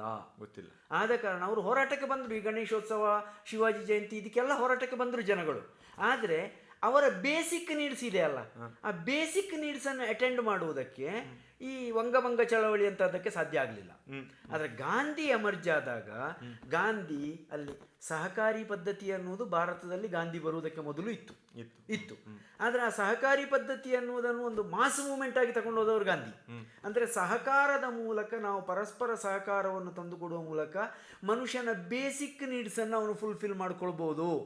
ಅಂದರೆ ಗಾಂಧಿ ಬಂದಾಗ ಏನಾಯಿತು, ಇದರಿಂದ ನಮ್ಮ ಹೊಟ್ಟೆಗೆ ಬಟ್ಟೆಗೆ ಏನೋ ಒಂದು ವ್ಯವಸ್ಥೆ ಆಗ್ತದೆ ಮಾರ ಇವನ ಹಿಂದೆ ಹೋದರೆ ಅಂತ ಹೇಳೋದು ಕಲ್ಪನೆ ಹುಟ್ಟಿಕೊಳ್ಳೋದಕ್ಕೆ ಸಾಧ್ಯ. ಈ ಮನುಷ್ಯನ ಮೂಲಭೂತ ಅವಶ್ಯಕತೆ ಹೊಟ್ಟೆ ಬಟ್ಟೆ ಅಲ್ವಾ, ಆಯ್ತಾ? ಈ ಹೊಟ್ಟೆ ಬಟ್ಟೆ ತುಂಬಿದ್ರೆ ಆಮೇಲೆ ನಮ್ದು ದೇಶಭಕ್ತಿ ಜಾಸ್ತಿ ಆಗ್ತದೆ. ಹೌದೌದು. ಈಗ ದಾದಾಬಾಯಿ ನವರೋಜಿ ಅವರು ಡ್ರೈನ್ ಥಿಯರಿಯನ್ನು ಅವರು 1880s ಸುಮಾರಿನಲ್ಲೇ ಅವರು ಹೇಳಿದರು. ಆದರೆ ಡ್ರೈನ್ ಥಿಯರಿ ಎಷ್ಟು ಜನರಿಗೆ ಅರ್ಥ ಆಗಿರ್ಬೋದು? ನನಗೆ ಉತ್ತರ ಗೊತ್ತಿಲ್ಲ ಸರ್. ಆಯ್ತಾ, ಭಾರತದ ಸಂಪತ್ತನ್ನು ಬ್ರಿಟಿಷರು ಹೀಗೆ ಲೂಟಿ ಹೊಡ್ಕೊಂಡು ಹೋಗ್ತಾ ಇದ್ದಾರೆ, ಭಾರತ ಎನ್ನುವ ದನದ ಕೆಚ್ಚಲಿನಿಂದ ಹಾಲನ್ನು ಕರೆದು ಈಗ ರಕ್ತವನ್ನೇ ಬಸಿದುಕೊಂಡು ಹೋಗ್ತಾ ಇದ್ದಾರೆ ಅಂತ ಅವರು ವಿವರಿಸ್ತಾರೆ. ಎಷ್ಟು ಜನರಿಗೆ ಗೊತ್ತಾಗ್ತದೆ? ಇದು ಗೊತ್ತಾಗುವುದಿಲ್ಲ. ಆವಾಗ ಅದು ಗೊತ್ತಾಗುವ ಹಾಗೆ ಮಾಡಬೇಕಾದ್ರೆ ಏನು ಮಾಡಬೇಕು? ಗಾಂಧಿ ಎಮರ್ಜ್ ಆಗಿ ನೀನು ಹೀಗೆ ಚರಕದಲ್ಲಿ ಕೆಲಸ ಮಾಡು, ನಿನಗೆ ಆದಾಯ ನೀನು ಯಾಕೆ ಉಪ್ಪಿಗೆ ಟ್ಯಾಕ್ಸ್ ಹಾಕ್ತೀಯ, ನೀನು ಉಪ್ಪಿಗೆ ಹಾಕಿ Tax ಹಾಕ್ತೀಯ. ಜನಗಳಿಗೆ ಸಿಂಪಲ್ ಈ ಸಣ್ಣ ಸಣ್ಣ ವಿಷಯಗಳು ಜನಸಾಮಾನ್ಯರ ಸಣ್ಣ ಸಣ್ಣ ಅಗತ್ಯಗಳನ್ನು ಅವರು ಅಟೆಂಡ್ ಮಾಡಿದ್ರು. ನಮ್ಮ ಕಾಟನ್ ಯಾಕೆ ಅಲ್ಲಿಗೆ ಹೋಗ್ತಾರೆ, ನಮ್ಮ ಕಾಟನ್ ಇಲ್ಲಿಂದ ನೀವು ಚೀಪ್ ಆಗಿ ತಗೊಂಡು ಅಲ್ಲಿಂದ ಬಟ್ಟೆ ಕೊಡೋದಕ್ಕಿಂತ ನಾವು ನಮ್ಮ ಬಟ್ಟೆ ನಾವೇ ಮಾಡ್ಕೊಳ್ತೇವೆ. ಆವಾಗ ಬ್ರಿಟಿಷರಿಂದ ತಮಗೆ ಏನು ಅನ್ಯಾಯ ಆಗ್ತಾ ಇದೆ ಮತ್ತು ಇವ್ರು ಯಾಕೆ ಹೋಗಬೇಕು ಅನ್ನುವ ಅರಿವು ಜನಗಳಿಗೆ ಬಂತು. ಇಂಟ್ರೆಸ್ಟಿಂಗ್. ಅಂದ್ರೆ ಆಯ್ತಾ, ಒಂದು ಮಾಸ್ ಜನರಿಗೆ ಈ ವಿಚಾರಗಳನ್ನ ಅರ್ಥ ಮಾಡಿಸಿದ್ರು. ಹೇಳಿ. ಆಯ್ತಾ, ಇದು ಆ ಅರಿವು ಅಲ್ಲಿ ಬಂದದ್ದು. ಈ ಅರಿವೇ ಒಂದು ನೂಲಿನ ಹಾಗೆ ಇಡೀ ದೇಶವನ್ನು ಕಟ್ಟುವುದಕ್ಕೆ ಸಾಧ್ಯವಾಯಿತು ಅಂತ ಇದು ಗಾಂಧಿ ಮಾಡಿದ್ರು ಅಂತ ಹೇಳುದು ನಾನು. ಆಯ್ತಾ, ಇನ್ನು ಇವತ್ತಿನ ವರ್ತಮಾನ ಇವತ್ತಿಗೆ ಅದ ಎರಡನೇ ಭಾಗವನ್ನು ಬಿಟ್ಟೆ, ಅದನ್ನು ಕಂಪ್ಲೀಟ್ ಮಾಡಿಬಿಡ್ತಾರೆ. ಇವತ್ತು ತುಂಬ ಜನರ ಪ್ರಶ್ನೆ ಇರೋದು ಬ್ರಿಟಿಷರನ್ನು ಯಾರೆಲ್ಲ ಓಡಿಸಿದ್ರು. ಬ್ರಿಟಿಷರನ್ನು ಓಡಿಸಿದ ಉದ್ದೇಶ ಏನು? ನಮಗೆ ಬ್ರಿಟಿಷರಿಂದ ಆಗುವ ಸಾಂಪತ್ತಿಕ ಅನ್ಯಾಯಗಳು, ರಾಜಕೀಯ ಅನ್ಯಾಯಗಳು, ಸಾಮಾಜಿಕ ಅನ್ಯಾಯಗಳು, ಇದನ್ನು ಸರಿಪಡಿಸಬೇಕು ಅಂತ. ಆಯ್ತಾ, ಇದನ್ನು ಸರಿಪಡಿಸುವುದು ಇವತ್ತಿನ ಆದ್ಯತೆಯಾಗಬೇಕಾಗಿತ್ತು. ಆದರೆ ಇವತ್ತು ಯಾರು ಬ್ರಿಟಿಷರನ್ನು ಓಡಿಸಿದ್ರು ಅಂತ ಹೇಳೋದು ಆದ್ಯತೆಯಾಗಿದೆ. ಬ್ರಿಟಿಷರನ್ನು ಯಾಕಾಗಿ ಓಡಿಸಿದ್ರು ಅನ್ನೋದು ಅರ್ಥ ಮಾಡಿಕೊಳ್ಳಿಲ್ಲ. ನೋಡಿ, ಆ 565 ರಾಜರುಗಳನ್ನು ತೆಗೆದು ನಾವೀಗ 6000 ರಾಜರುಗಳನ್ನು ಮಾಡಿಕೊಂಡು ಕೂತ್ಕೊಂಡಿದ್ದೇವೆ. ಪ್ರಜಾಪ್ರಭುತ್ವ ಅಂತೇಳಿ ಹೇಳಿದ್ರೇನು, ಕಾನ್ಸ್ಟಿಟ್ಯೂಷನಲ್ ರೂಲ್ ಅಂತ ಹೇಳಿದ್ರೇನು? ಇವತ್ತು ಏನಾಗಿದೆ ಸಂವಿಧಾನದ ಆಡಳಿತ ಅಂತೇಳಿ ಹೇಳಿದರೆ, ಚುನಾಯಿತನಾದ ವ್ಯಕ್ತಿ ಮುಂದಿನ ಚುನಾವಣೆ ಬರುವವರೆಗೆ ಅವನು ಅಲ್ಲಿನ ರಾಜ ಅನ್ನುವ ಅರ್ಥದಲ್ಲಿ ನಾವು ತಗೊಳ್ತಾ ಇದ್ದೇವೆ. ಅವ ಇಲೆಕ್ಟ್ ಆಗಿದ್ದಾನೆ, ಇನ್ನೆಂಥದ್ದು ಕೇಳುದು? ನೋ, ಪ್ರಜಾಪ್ರಭುತ್ವ ಅಂತ ಹೇಳಿದ್ರೆ ಚುನಾಯಿತ ರಾಜ ಅಲ್ಲ. ಪ್ರಜಾಪ್ರಭುತ್ವ ಅಂತ ಹೇಳಿದ ಮೇಲೆ ಚುನಾಯಿತನಾದ ನಂತರವೂ ಅವನು ಜನಪ್ರತಿನಿಧಿಯೇ. ಅಬ್ಸಲ್ಯೂಟ್ ಮೆಜಾರಿಟಿಯಲ್ಲಿ ಸರ್ಕಾರ ಆಡಳಿತಕ್ಕೆ ಬಂದಾಗಲೂ ಜನರ ಮಾತುಗಳನ್ನು ಕೇಳಿಸಿಕೊಂಡು ಅದಕ್ಕೆ ಸ್ಪಂದಿಸಬೇಕು. ಆಯ್ತಾ, ಇದನ್ನು ತಂದರೆ ಮಾತ್ರ ನಿಮಗೆ ಸ್ವಾತಂತ್ರ್ಯ ಬಂದದ್ದು ಸಾರ್ಥಕ ಆಗೋದು. ಅದಿಲ್ಲ ಅಂತೇಳಿ ಹೇಳಿ ಆದರೆ ನೀವು ಟ್ರೆಡಿಷನಲ್ ರಾಜರನ್ನು ಹೊರಗೆ ಹಾಕಿದ್ರಿ, ಇಲೆಕ್ಟೆಡ್ ರಾಜರುಗಳನ್ನು ತಂದ್ರಿ ಅಂತೇಳಿ ಹೇಳಿ ಆಗ್ತದೆ. ಇದು ಇಲೆಕ್ಟೆಡ್ ಕಿಂಗ್ಶಿಪ್ಪು ಅಂತೇಳಿ ಹೇಳುವಂಥದ್ದು ಇವತ್ತು ನಮ್ಮಲ್ಲಿ ಬಹುಮಟ್ಟಿಗೆ ಆಕ್ಸೆಪ್ಟೆಡ್ ಆಗಿರುವಂಥ ಒಂದು ನಾರ್ಮ್. ಈಗ ನೋಡಿ, ಜನರಲ್ ಆಗಿ ಯಾವುದೇ ಸಂದರ್ಭದಲ್ಲಿ ನೋಡಿ, ಒಂದು ಪ್ರಶ್ನೆ ಬಂದ ತಕ್ಷಣ ಆ ಪಕ್ಷ ಗೆದ್ದಿದೆ, ಅವ್ರು ಮಾಡ್ತಾರೆ, ಗೆದ್ದಿದೆ, ಜನಾದೇಶ ಉಂಟು ಮಾಡ್ತಾರೆ. ಆದ್ರೆ ಜನಾದೇಶ ಉಂಟು ಮಾಡ್ತಾರೆ, ಅವರೇ ಮಾಡಬೇಕು. ಆದ್ರೆ ಅದೇ ಜನಾದೇಶದಲ್ಲಿ ಒಂದು ಅಂಶ ಇದೆ, ಆಸ್ ಪರ್ ಕಾನ್ಸ್ಟಿಟ್ಯೂಷನಲ್ ಲಾ. ಏನಂದ್ರೆ, ಯಾರು ಜನಾದೇಶವನ್ನು ಕೊಟ್ಟು ಚುನಾಯಿಸಿದ್ದಾರೋ ಹಾಗೆ ಚುನಾಯಿಸಿದ ಜನಗಳ ಮಾತುಗಳನ್ನು ಅವರು ಕೇಳಿಸಿಕೊಂಡು ಆಕ್ಟ್ ಮಾಡಬೇಕು ಅನ್ನುವಂಥದ್ದು ಕೂಡ ಪ್ರಜಾಪ್ರಭುತ್ವದ ಒಂದು ವ್ಯವಸ್ಥೆ. ಅದು ನಿನ್ನನ್ನು ಆಯ್ಕೆ ಮಾಡಿದ ಮೇಲೆ ಇನ್ನು 5 ವರ್ಷದವರೆಗೆ ನಿನ್ನ ಬಗ್ಗೆ ನಾನು ಏನನ್ನು ಮಾತಾಡೋದಿಲ್ಲ, ಏನು ಬೇಕಾದ್ರೂ ಮಾಡ್ಕೋ ಅಂತೇಳಿ ಹೇಳಿಕೊಡುವ ಪರ್ಮಿಷನ್ ಅಲ್ಲ. ಈ ಅರಿವು ಬಂದಾಗ ಮಾತ್ರ ನಾವು ಬ್ರಿಟಿಷರನ್ನು ಹೊರಗೆ ಗಳಿಸಿ ಇಲ್ಲಿ ಪ್ರಜಾಪ್ರಭುತ್ವವನ್ನು ಜಾರಿಗೆ ತಂದದಕ್ಕೆ ಒಂದು ಅರ್ಥಪೂರ್ಣತೆ ಬರುವುದು. ಈ ಅರ್ಥಪೂರ್ಣತೆಯ ಕಡೆಗೆ ನಾವು ಆಲೋಚನೆ ಮಾಡದೆ ಬ್ರಿಟಿಷರನ್ನು ಯಾರು ಓಡಿಸಿದ್ರು ಅಂತ ಹೇಳೋ ಪ್ರಶ್ನೆಯನ್ನು ಮಾತ್ರವೇ ಇಟ್ಟುಕೊಂಡ್ರೆ ಅದು ಒಂದು ಅರ್ಥಹೀನವಾದ ವ್ಯವಸ್ಥೆ ಆಗ್ತದೆ. ಗಾಂಧಿಯ ರಿಲೆವೆನ್ಸ್ ಇರುವುದು ಇಲ್ಲಿ. ಗಾಂಧಿ ರಿಯಾಲಿಟಿಯನ್ನು ಅರ್ಥ ಮಾಡಿಸಿದ್ರು, ನಾವು ರಿಯಾಲಿಟಿಯನ್ನು ಅರ್ಥ ಮಾಡಿಸಬೇಕಾಗಿದೆ. ರಿಯಾಲಿಟಿಯನ್ನು ಅರ್ಥ ಮಾಡಿಸಬೇಕಾದ್ರೆ ಗಾಂಧಿ ಬಳಸಿದ ಮೆಥಡನ್ನು ಬಳಸಬೇಕು. ನಮ್ಮಲ್ಲಿ ಈಗ ಗಾಂಧಿಯ ಬಗ್ಗೆ ತುಂಬ ಮಾತುಗಳು ಬರ್ತಾ ಇವೆ, ತುಂಬ ಚರ್ಚೆಗಳಾಗ್ತಾ ಇವೆ. ಇಲ್ಲಿ ಗಾಂಧಿ ಪರ ವಿರೋಧ ಇರುವಂಥದ್ದು ಯಾವುದು ಕೂಡ ಗಾಂಧಿಯ ತತ್ವಗಳ ಕುರಿತಾಗಿ ಇರುವಂಥದ್ದಲ್ಲ. ಗಾಂಧಿಯನ್ನು ಯಾರು ವಿರೋಧ ಮಾಡ್ತಾರೋ ಅವರನ್ನು ವಿರೋಧ ಮಾಡಲಿಕ್ಕಾಗಿ ಇವರು ಗಾಂಧಿಯ ಪರ. ಸರ್, ಈಗ ನಾನು ನೇರ ವಿಚಾರ ಹೇಳ್ತಾನೆ. ಈ ಕೆಲವು ವಿಚಾರಗಳನ್ನು ನೋಡಿ ನಾನು ಈಗ ಇದು ಮತ್ತೊಂದು ಹೇಳುವುದು. ಗಾಂಧಿ ಗೋಹತ್ಯೆಯನ್ನು ವಿರೋಧಿಸಿದ್ರು. ಗಾಂಧಿಯ ಏನು ಆರ್ಥಿಕತೆ ಅಥವಾ ವಿ ಕಾಲ್ ಇಟ್ ಆಸ್ ಏನು ಸೋಷಿಯಲಿಸಮ್. ಗಾಂಧಿಯ socialism is that is inspired Deen Dayal Upadhyaya for example. ಹೌದಲ್ಲ? ಸೊ ಹಾಗೆ ನೋಡ್ರೆ ಏಕಾತ್ಮ ಅದರಲ್ಲಿದೆ. ಗೋಹತ್ಯೆ ವಿರೋಧಿಸಿದ್ರು. ಎಟ್ ಎ ಕೋರ್ ಲೆವೆಲಲ್ಲಿ ನೋಡಿದಾದ್ರೆ ನಾವು ಈ ರೈಟ್ ವಿಂಗ್ ಸಂಘಟನೆಗಳದ್ದು ಹಲವು ವಿಚಾರಗಳು ಗಾಂಧಿಯ ವಿಚಾರಗಳು ಅಲ್ಲಿವೆ. ಆದರೆ ಅದು ವಿರೋಧ ಅಂತ ನಾವು ಸಾಮಾಜಿಕವಾಗಿ ನೋಡಿದಾಗ ಯಾರು ಸೋ ಕಾಲ್ಡ್ ರೈಟ್ ಅಂತ ಹೇಳ್ತಾರೆ, ಅವ್ರು ಗಾಂಧಿಯ ಬಗ್ಗೆ ವಿರೋಧ ಯಾಕಿರೋದು? ಅದು ರಾಜಕೀಯ ವಿರೋಧವ ಅಲ್ಲ ಅರ್ಥ ಮಾಡ್ಕೊಳ್ಳೋ ಕೊರತೆಯ ಅಲ್ಲ. ಈ ರೈಟ್ ವಿಂಗ್ ಅಂತೇಳಿ ಹೇಳುವುದರ ಬಗ್ಗೆ ಮೊನ್ನೆ ನನ್ನ ಸ್ನೇಹಿತರು ಪ್ರಸಾದ್ ರಕ್ಷಿದಿಯವರು ಹೇಳಿದರು, ಈ ಗ್ರೂಪನ್ನು ನಾವು ರೈಟ್ ವಿಂಗ್ ಅಂತ ಹೇಳಲಿಕ್ಕೆ ಆಗುದಿಲ್ಲ ಅಂತ. ಈಗ ಬಲಪಂಥ ಅನ್ನುವುದಕ್ಕೆ ಒಂದು ಸಾರ್ವಕಾಲಿಕವಾದಂಥ ಒಂದು ಸೈದ್ಧಾಂತಿಕ ಮಹತ್ವ ಇದೆ. ಬಲಪಂಥ ಬಲಪಂಥ ಅಂತ ಏನು ಹೇಳ್ಬಿಡಿ ಅವ್ರು, ಯಾಕಂದ್ರೆ ತುಂಬಾ ಜನ ನನ್ನ ಸ್ಟೂಡೆಂಟ್ಸ್ ಇದ್ದಾರೆ, ಮಕ್ಕಳಿದ್ದಾರೆ. ಸರಿ, ಬಲಪಂಥ ಎಡಪಂಥ ಅಂತ ಹೇಳಿ ಸರ್. ಅದು ಒಂದು ಅಂದ್ರೆ ಪ್ರಜ್ಞಾನುಭವದ ನೆಲೆಯಲ್ಲಿ ಉಂಟಾಗುವ ವ್ಯತ್ಯಾಸ ಅದು. ಅಂದ್ರೆ ಈ ಎಕ್ಸ್ಟ್ರೀಮ್ ದೇಶದ ಬಗ್ಗೆ ಪ್ರೀತಿ, ರಾಷ್ಟ್ರೀಯವಾದ ಇರೋರ ಅವರು ಬಲಪಂಥವೇ ಎಡವ ಇಬ್ರು ಆಗ್ಬೋದು. ಅವ್ರು ಎಡದಲ್ಲೂ ರಾಷ್ಟ್ರೀಯ ಅದು ರಾಷ್ಟ್ರವಾದ ಅದಷ್ಟೇ. ಅದೇ ಬೇರೆ ಪಂಥ ಉಂಟು, ಬೇರೆ ಆ ಪಂಥವೇ ಬೇರೆ ಉಂಟು. ಬಲಪಂಥ ಅಂತೇಳಿ ಹೇಳಿದ್ರೆ ಅದನ್ನು ಸಿಂಪಲ್ ಆಗಿ ಅರ್ಥ ಮಾಡಿಸುವುದು ಅಂತೇಳಿ ಆದ್ರೆ, ಇದು ಧಾರ್ಮಿಕ ಮತ್ತು ಸಾಮಾಜಿಕ ದೃಷ್ಟಿಯಲ್ಲಿ ಬಲಪಂಥ ಅಂತೇಳಿ ಹೇಳಿದ್ರೆ, ಟ್ರೆಡಿಷನಲ್ ಆಗಿ ನಿರ್ಮಾಣವಾಗಿರುವ ವ್ಯವಸ್ಥೆ ಸರಿ ಇದೆ, ಅದನ್ನು ನಾವು ಫಾಲೋ ಮಾಡ್ತಾ ಅದರಲ್ಲಿ ಬೇಕಾದಂಥ ಬದಲಾವಣೆಗಳನ್ನು ಮಾಡಿಕೊಂಡು ಮುಂದುವರಿಯೋಣ ಅನ್ನುವುದು ಧಾರ್ಮಿಕ ಮತ್ತು ಸಾಮಾಜಿಕ ವ್ಯಾಪ್ತಿಯಲ್ಲಿ. ಇನ್ನೂ ಸರಳಗೊಳಿಸುವುದು ತುಂಬಾ ಜನರಿಗೆ ಅಂದ್ರೆ ಧರ್ಮ ಸರಿ, ಕ್ಯಾಶುವಲ್ ಆಗಿ ಧರ್ಮ ವ್ಯವಸ್ಥೆ ಸೋಷಿಯಲ್ ಆರ್ಡರ್ ಅನ್ನ ಗುದ್ದುದಿಲ್ಲ, ಇಷ್ಟೇ, ಹೀಗೆ ಗುದ್ದುದಿಲ್ಲ, ಇವಾಲ್ವ್ ಮಾಡ್ತದೆ. ಸ್ವಲ್ಪ ಚೇಂಜಸ್ ಬದಲಾವಣೆಗಳನ್ನು ಮಾಡ್ಕೊಳ್ಳಿ. ತಾತನೇ ಅಪ್ಪನೇ ಈಗ ಹೋಗಿ ತಾತನ ಹೆಗಲ ಮೇಲೆ ಕೈ ಹಾಕುದಿಲ್ಲ, ಇಲ್ಲ ಅದಿಲ್ಲ. some distance, some order, so called in the name of culture, belief. ಅಂದ್ರೆ ಸ್ಥಾಪಿತ ಶಿಸ್ತನ್ನು ಒಬ್ಬೆ ಮಾಡ್ತದೆ, ಅವರು ಬಲಪಂಥೀಯರು. ಒಂದು. ಎರಡನೇದು ಇಕನಾಮಿಕಲ್ ಪರ್ಸ್ಪೆಕ್ಟಿವ್ ಅಲ್ಲಿ ನೀವು ಹೇಳುವುದು ಅಂತೇಳಿ ಆದ್ರೆ, ಅಲ್ಲಿ ಇಷ್ಟೇ, ವ್ಯಕ್ತಿಯ ಸ್ವಾತಂತ್ರ್ಯದಲ್ಲಿ ಬಿಟ್ಟುಬಿಡು ಅಂತ. ಪ್ರೈವೇಟೈಸೇಷನ್, ಇನ್ನೊಬ್ಬರಿಗೆ ಮೂಗು ತೋರಿಸಬಾರ್ದು. ವ್ಯಕ್ತಿಯನ್ನು ವ್ಯಕ್ತಿ ಸ್ವಾತಂತ್ರ್ಯಕ್ಕೆ ಬಿಟ್ಟುಬಿಡು. ಈಗ ನೀವು ಒಂದು ಫರ್ಮ್ ಮಾಡಬೇಕಾ, ಒಂದು ಘಟಕವನ್ನು ಮಾಡಿ ಉದ್ಯಮವನ್ನು ಮಾಡ್ತೀರಾ, ಮಾಡ್ಕೊಳ್ಳಿ ನೀವು. ಅದಕ್ಕೆ ಗವರ್ಮೆಂಟ್ ಲೈಸೆನ್ಸ್ ಕೊಡ್ಲಿಕ್ಕೆ ಯಾಕೆ ಹೋಗ್ಬೇಕು? ನಿಮ್ಮ ಸಾಮರ್ಥ್ಯಕ್ಕೆ ಅನುಗುಣವಾಗಿ ನೀವು ಬೆಳವಣಿಗೆಯನ್ನು ಮಾಡಿ ಅಂತೇಳಿ ಹೇಳುವಂಥದ್ದು ಇದು ಬಲಪಂಥ ಈಕ್ವಲ್ ಟು ಕ್ಯಾಪಿಟಲಿಸಮ್.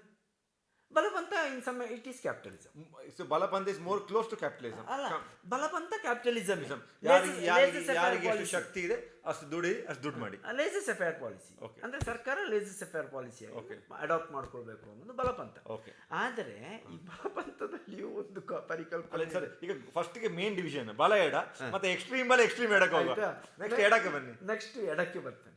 ಎಡಪಂಥ ಅಂತ ಹೇಳಿದ್ರೆ ಅದನ್ನು ಸಿಂಪಲ್ ಡಿಫೈನ್ ಮಾಡೋದಾದ್ರೆ, ನನ್ನ ಧರ್ಮವನ್ನು ನಾನೇ ಕಂಡುಕೊಳ್ಬೇಕು.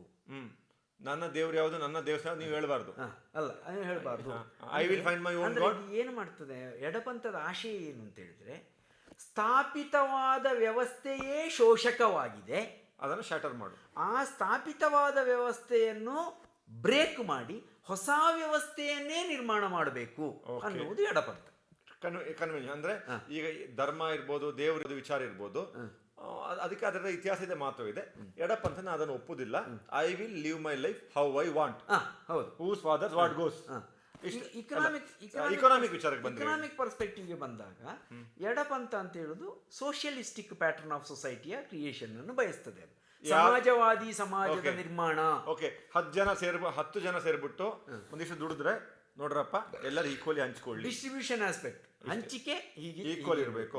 ವೀಕ್ಷಕರೇ, ಗ್ರಾಸ್ ಬಲಪಂಥ, ಗ್ರಾಸ್ ಎಡಪಂಥ ಮೇನ್ ಡೆಫಿನಿಷನ್ ಅರ್ಥ ಆಯ್ತು ಸರ್. ಆಕ್ಚುಲಿ ನಮ್ಮ ಇಂಟರ್ವ್ಯೂ ಕರೆಕ್ಟ್ ಆಗಿ ಶುರು ಆಗಿದ್ದಿಲ್ಲ, ಯಾಕಂದ್ರೆ ನಾವು ಕಂಫರ್ಟೇಬಲ್ ಆಗಿದೆ ಸರ್. ಈಗ ಬಲಪಂಥಕ್ಕೆ ಒಂದು ಎಕ್ಸಾಂಪಲ್ ವ್ಯಕ್ತಿಯಲ್ಲಿ ಈ ಜೀವಂತ ಇರೋರು ಬೇಡ. ಎಡಪಂಥ ಒಂದು ಎಕ್ಸಾಂಪಲ್, ವಿತ್ ಎಕ್ಸಾಂಪಲ್ ವಿವರಿಸಿ. ಯಾಕಂದ್ರೆ ನೀವು ಮೇಷ್ಟ್ರು, ಎಕ್ಸಾಂಪಲ್ ಕೊಡಿ. ನಾನು ನಿಮ್ಮ ಸ್ಟೂಡೆಂಟ್. ಈಗ ವ್ಯಕ್ತಿಯ ಎಕ್ಸಾಂಪಲ್ ಕೊಡ್ಬೇಕಾ? ವ್ಯಕ್ತಿಯ ಎಕ್ಸಾಂಪಲ್ ಕೊಡಬೇಕು. ಈ ಗ್ರಾಸ್ ಡೆಫಿನಿಷನ್ ಅಲ್ಲಿ ಒಂದು ಗ್ರಾಸ್ ಡೆಫಿನಿಷನ್ ಅಲ್ಲಿ ಸರ್, ಈಗ ನಾವು ಗಾಂಧಿ ಬಗ್ಗೆ ಮಾತಾಡ್ತಿದ್ದೇವೆ. ಗಾಂಧಿ ವ್ಯವಸ್ಥೆಯನ್ನು ಒಪ್ತಾರೆ. ಕೆಲವು ವಿಚಾರದಲ್ಲಿ ಗಾಂಧಿ ಬಲ, ಹಾಗಾದ್ರೆ ಆರ್ಥಿಕ ವಿಚಾರದಲ್ಲಿ ಗಾಂಧಿ ಎಡ ಅಂತ ಕಾಣ್ತಾರೆ. ಗಾಂಧಿ ಒಬ್ಬ ಶುದ್ಧ ಬಲಪಂಥೀಯನೇ. ಗಾಂಧಿ ಎಡಪಂಥಿ ಅಲ್ಲ, ಗಾಂಧಿ ಒಬ್ಬ ಶುದ್ಧ ಬಲಪಂಥೀಯನೇ. ಮತ್ತೆ ನಮ್ಮ ಸೋಕಾಲ್ಡ್ ಬಲಪಂಥೀಯರು ಇವರು ಅಲ್ಲ ಅಂತ, ಇವರು ಬಲಪಂಥೀಯರಲ್ಲ. ಇವರು ಅವರದ್ದಕ್ಕೆ ಮತ್ತೆ ಬರುವ. ಅಲ್ಲ, ಈಗ ಗಾಂಧಿ ವಿರೋಧಿಗಳು ಅನ್ಯಾಯವಾಗಿ ನಮ್ಮ ಗಾಂಧಿನ ಅವರಿಗೆ ಕನ್ಸಿಡರ್ ಮಾಡಿದ. ಅವರಿಗೆ ಕನ್ಸಿಡರ್ ಮಾಡಿದ್ದಲ್ಲ, ಅವರದ್ದು ಬೇರೆ ಉಂಟು. ಅವರಿಗೆ ಸೈದ್ಧಾಂತಿಕ ಸ್ಪಷ್ಟತೆ ಇಲ್ಲದ ಗ್ರೂಪ್ ಅದು. ಸರ್, ಈಗ ನನಗೆ ಒಂದು ಗ್ರಾಸ್ ಬಲಪಂಥಕ್ಕೆ ಒಂದು ಎಕ್ಸಾಂಪಲ್, ಎಡಪಂಥ ಎಕ್ಸಾಂಪಲ್ ಕೊಟ್ರೆ, ಈಗ ನನಗೆ ನಿಮ್ದು ಸ್ಟೂಡೆಂಟ್ 5 ಮಾರ್ಕ್ ಕ್ವಶನ್ ಬರೀತಿರೋದು, ಈಗ 4 ಮಾರ್ಕ್ ಬಂದಿದೆ. ಎಡಪಂಥಕ್ಕೆ ಕಾರ್ಲ್ ಮಾರ್ಕ್ಸ್ ಇದ್ದಾರಲ್ಲ, ಎಡಪಂಥಕ್ಕೆ ಕಾರ್ಲ್ ಮಾರ್ಕ್ಸ್ ಇದ್ದಾರಲ್ಲ. ಬಲಪಂಥಕ್ಕೆ ನಾನು ಹೇಳಿದಲ್ಲ, ಗಾಂಧಿ ಇದ್ದಾರೆ. ಬಲಪಂಥ ರಾಜಾಜಿ ಇದ್ದಾರೆ. ಟು ಎನ್ ಎಕ್ಸ್ಟೆಂಟ್ ನೆಹರು ಇದ್ದಾರೆ. ನೆಹರು ಬಲಪಂಥ ಅಲ್ಲ. ಬಲಪಂಥ ಅಲ್ಲ. ಹಾಗೆ ನೋಡಿ, ಸುಭಾಷ್ ಚಂದ್ರ ಬೋಸ್ ಬಲಪಂಥ ಅಲ್ಲ. ಸೊ ಹಾಗಾಗಿ ಕೋರಿಗೆ ಹೋದ್ರೆ ಬಲಪಂಥ ಉಳ್ಕೊಳ್ಳೋದು ಗಾಂಧಿ ಮಾತ್ರ. ಅಪ್ಪಟ ಹಿಂದೂ ಅಲ್ಲ, ಅಪ್ಪಟ ಧಾರ್ಮಿಕ. ಅಪ್ಪಟ ಧಾರ್ಮಿಕ ಅವರು. ಮತ್ತೆ ನೀವು ನೋಡಿ, ಗಾಂಧಿಯನ್ನು ನಾನು ಬಹಳಷ್ಟು ಮೆಚ್ಚಿಕೊಳ್ಳುವವ, ಆದರೆ ಗಾಂಧೀಜಿಯವರ ಮಹಿಳಾ ಚಿಂತನೆಗಳನ್ನು ಒಪ್ಕೊಳ್ಳಿಕ್ಕೆ ನನಗೆ ಆಗುವುದಿಲ್ಲ. ಯಾಕೆಂದರೆ ಮಹಿಳೆಯರನ್ನು ಗಾಂಧಿ ಒಬ್ಬ ಆದರ್ಶ ಭಾರತೀಯ ನಾರಿಯಾಗಿ ನೋಡ್ತಾರೆಯೇ ಹೊರತು ಒಂದು ಸ್ವತಂತ್ರ ವ್ಯಕ್ತಿತ್ವವಾಗಿ ತನ್ನದೇ ಆಕಾಂಕ್ಷೆಗಳಿರುವ ವ್ಯಕ್ತಿತ್ವವಾಗಿ ಅವರು ಹೆಚ್ಚು ಕಾಣುವುದಿಲ್ಲ. ಹಾಗೆ ನೋಡಿ ನಾನು ಹೇಳ್ತಿದ್ದೆ, ಹಾಗೆ ನೋಡಿದ್ರೆ ಒಂದು ಹೆಣ್ಣಿನ ವಿಷಯದಲ್ಲಿ Nehru was A very liberal man. Nehru ತುಂಬಾ ಲಿಬರಲ್ ಆಗಿದ್ರು. ಹೇಳ್ತಿರ್ತಾರೆ ವಿಚಾರದಲ್ಲಿ ನೆಹರುವೇ ಹೆಚ್ಚು ಆಕ್ಸೆಪ್ಟೇಬಲ್. ಪಾಸಿಬಲ್ ಬಿಕಾಸ್ ಅವರ ಸ್ಕೂಲಿಂಗ್ ಕೂಡ ಇಂಗ್ಲೆಂಡ್ ಅಲ್ಲಿ ಆಗಿತ್ತು ಆ ಟೈಮಲ್ಲಿ. ಅದು ಒಂದು ಕಾರಣವೇ ಅದು. ಸರಿ, ಸುಭಾಷ್ ಚಂದ್ರ ಬೋಸ್ ಅವರು ಸೋಷಿಯಲಿಸ್ಟೇ. ಸುಭಾಷ್ ಚಂದ್ರ ಬೋಸ್ ಸಮಾಜವಾದಿ ಒಲವಿರುವವರು, ಶುದ್ಧ ಸಮಾಜವಾದಿಗಳು ಅಂತಲ್ಲ. ನೆಹರು ಅವರು ಕೂಡ ಸಮಾಜವಾದಿ ಒಲವಿದ್ದವರು. ಆದರೆ ನೋಡಿ, ಬಲಪಂಥ ಅಂತ ಹೇಳಿದ ಕೂಡಲೇ ಅದನ್ನು ನೆಗೆಟಿವ್ ಆಗಿ ತಗೊಳ್ಬಾರ್ದು. ಈಗ ನಾನು ಗಾಂಧಿ ಈ ವಿಚಾರಕ್ಕೆ ಬರ್ತೀನಿ. Did Gandhi oppose equal distribution of wealth? ಇಲ್ಲ. ಡಿಸ್ಟ್ರಿಬ್ಯೂಷನ್ಗೆ ಹಾಗಾದ್ರೆ ಅವ್ರನ್ನ ಯಾಕೆ ನೀವು ಎಡಕ್ಕೆ ಹಾಕುದಿಲ್ಲ? ಎಡಕ್ಕೆ ಹಾಕ್ಲಿಕ್ಕೆ ಆಗುದಿಲ್ಲ ಅವರು. ಯಾಕೆ ಅಂತ ಹೇಳಿದ್ರೆ ಅವರದ್ದು ಉತ್ಪಾದನಾ ಮೆಥಡೇ ಚೇಂಜ್ ಅವರದ್ದು. ಓಕೆ ಅಂದ್ರೆ ಡಿಸ್ಟ್ರಿಬ್ಯೂಷನ್ ಎಷ್ಟಾಯ್ತೋ ಅದನ್ನು ಈಕ್ವಲ್ ಆಗಿ ಹಂಚಿಕೆ ಮಾಡಿ ಅಂತ ಹೇಳುದು ಎಡಪಂಥ. ಇನ್ನವೇ ಇವರು ಜಾಸ್ತಿ ಡಿಸ್ಟ್ರಿಬ್ಯೂಷನ್ ಮಾಡಬೇಡಿ ಹೇಳ್ತಾ ಇರೋದು. ಉತ್ಪಾದನೆಯನ್ನೇ ನಿಮಗಿಂತ ಜಾಸ್ತಿ, ಬೇಕಾದಕ್ಕಿಂತ ಜಾಸ್ತಿ ಮಾಡಬೇಡಿ ಅಂತ ಗಾಂಧಿ ಹೇಳ್ತಾ ಇರೋದು. ಆಗ ನೀವು ಇಲ್ಲ ಹೇಗೆ ಸೇರಿಸ್ತೀರಿ? ಒಂದು ಪಂಚೆ ಬೇಕು, ಒಂದು ಪಂಚೆ ಮಾಡ್ಕೊಳ್ಳಿ, ಮಾಡ್ಕೊಳ್ಳಿ, ನಿಮಗೆ ಎಷ್ಟು ಬೇಕೋ ಅಷ್ಟನ್ನು ಮಾಡ್ಕೊಳ್ಳಿ ಅಂತೇಳಿ ಹೇಳುವವರು, ನೀವು ಎಷ್ಟು ಉತ್ಪಾದನೆ ಮಾಡಿದ್ರು ಅದನ್ನು ಈಕ್ವಲ್ ಆಗಿ ಹಂಚಿಕೆ ಮಾಡಿ ಅಂತೇಳಿ ಹೇಳುವವರು ಒಂದೇ ಆಗುದಿಲ್ಲ. ಸರಿ, ಪುನಃ ನಾವು ಸ್ವಲ್ಪ ಮಿಸ್ಟೇಕ್ ಕ್ಲಾಸ್ ಹಿಂದೆ ತಗೊಂಡು ಹೋಗುವ. ಬಲ ಮತ್ತೆ ಎಡ ಅಂತೇಳಿ ಗ್ರಾಸ್ ಡೆಫಿನೇಷನ್ ಆಯ್ತು. ಈ ಎಕ್ಸ್ಟ್ರೀಮ್ ಬಲ, ಎಕ್ಸ್ಟ್ರೀಮ್ ಎಡ ಅಂದ್ರೆ ಅಂತ. ಎಕ್ಸ್ಟ್ರೀಮ್ ಎಡ, ಎಕ್ಸ್ಟ್ರೀಮ್ ಬಲ ಅಂತ ಇಲ್ಲ. ಅದೇ ನಾವು ಸುಮ್ಮನೆ ಅದನ್ನು ಗುರುತಿಸ್ಲಿಕ್ಕೆ ಅತಿರೇಕವಾದಿಗಳು ಅಂತ ಹೇಳ್ತೇವೆ. ಅದಿಲ್ಲ. ನಾವೇ ಜೋಕ್ ಮಾಡ್ತೇನೆ ಅಂತ ಉಂಟಾ ಇದು? ಅಲ್ಲ, ಅದಕ್ಕೆ ನಾನೀಗ ಹೊಸ ಶಬ್ದವನ್ನು ಹುಟ್ಟುಹಾಕಿದ್ದೇನೆ. ಹೇಳಿ, ಇದು ಸಮಸ್ಯೆ ಆಗುದು ಬೇಡ ಅಂತ ಹೇಳಿ. ಹಿಂದುತ್ವವಾದಿಗಳು ಮತ್ತು ಅಹಿಂದುತ್ವವಾದಿಗಳು ಅಂತ. ಆಯ್ತಾ? ಹಿಂದುತ್ವವಾದಿಗಳು ಮತ್ತು ಅಹಿಂದುತ್ವವಾದಿಗಳು ಅಂತ. ನಿಮಗೆ ಹೇಳಿ. ಈ ಹಿಂದುತ್ವವಾದಿಗಳು ಅಂತ ಹೇಳಿದ್ರೆ ಯಾರು ಅಂತ, ಅದನ್ನು ನಾವು ಬಲಪಂಥ ಅಂತೇಳಿ ಭಾವಿಸ್ಲಿಕ್ಕೆ ಆಗುದಿಲ್ಲ.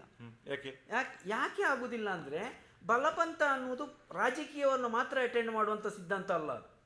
ಜೀವನದ ಸಕಲ ವ್ಯವಸ್ಥೆಗಳನ್ನು ಅದು ಅಟೆಂಡ್ ಮಾಡ್ತದೆ. ಈಗ ಒಂದು ಧರ್ಮ, ಫಾರ್ ಎಕ್ಸಾಂಪಲ್, ಒಬ್ಬ ಒಳ್ಳೆ ಬಲಪಂಥಿ ಅಂತ ಹೇಳಿದ್ರೆ ಅವನಿಗೆ ಫ್ಯಾಮಿಲಿ ವ್ಯವಸ್ಥೆಯಲ್ಲಿ ನಂಬಿಕೆ ಇದ್ದ ಕಾರಣ ಅವನು ವಯಸ್ಸಾದ ತಂದೆ ತಾಯಿ ನೋಡ್ಕೊಳ್ಬೇಕು. ಹೌದು. ಚಿಕ್ಕ ಮಕ್ಕಳನ್ನ ಎಜುಕೇಶನ್ ಅಟೆಂಡ್ ಆಗ್ಬೇಕು.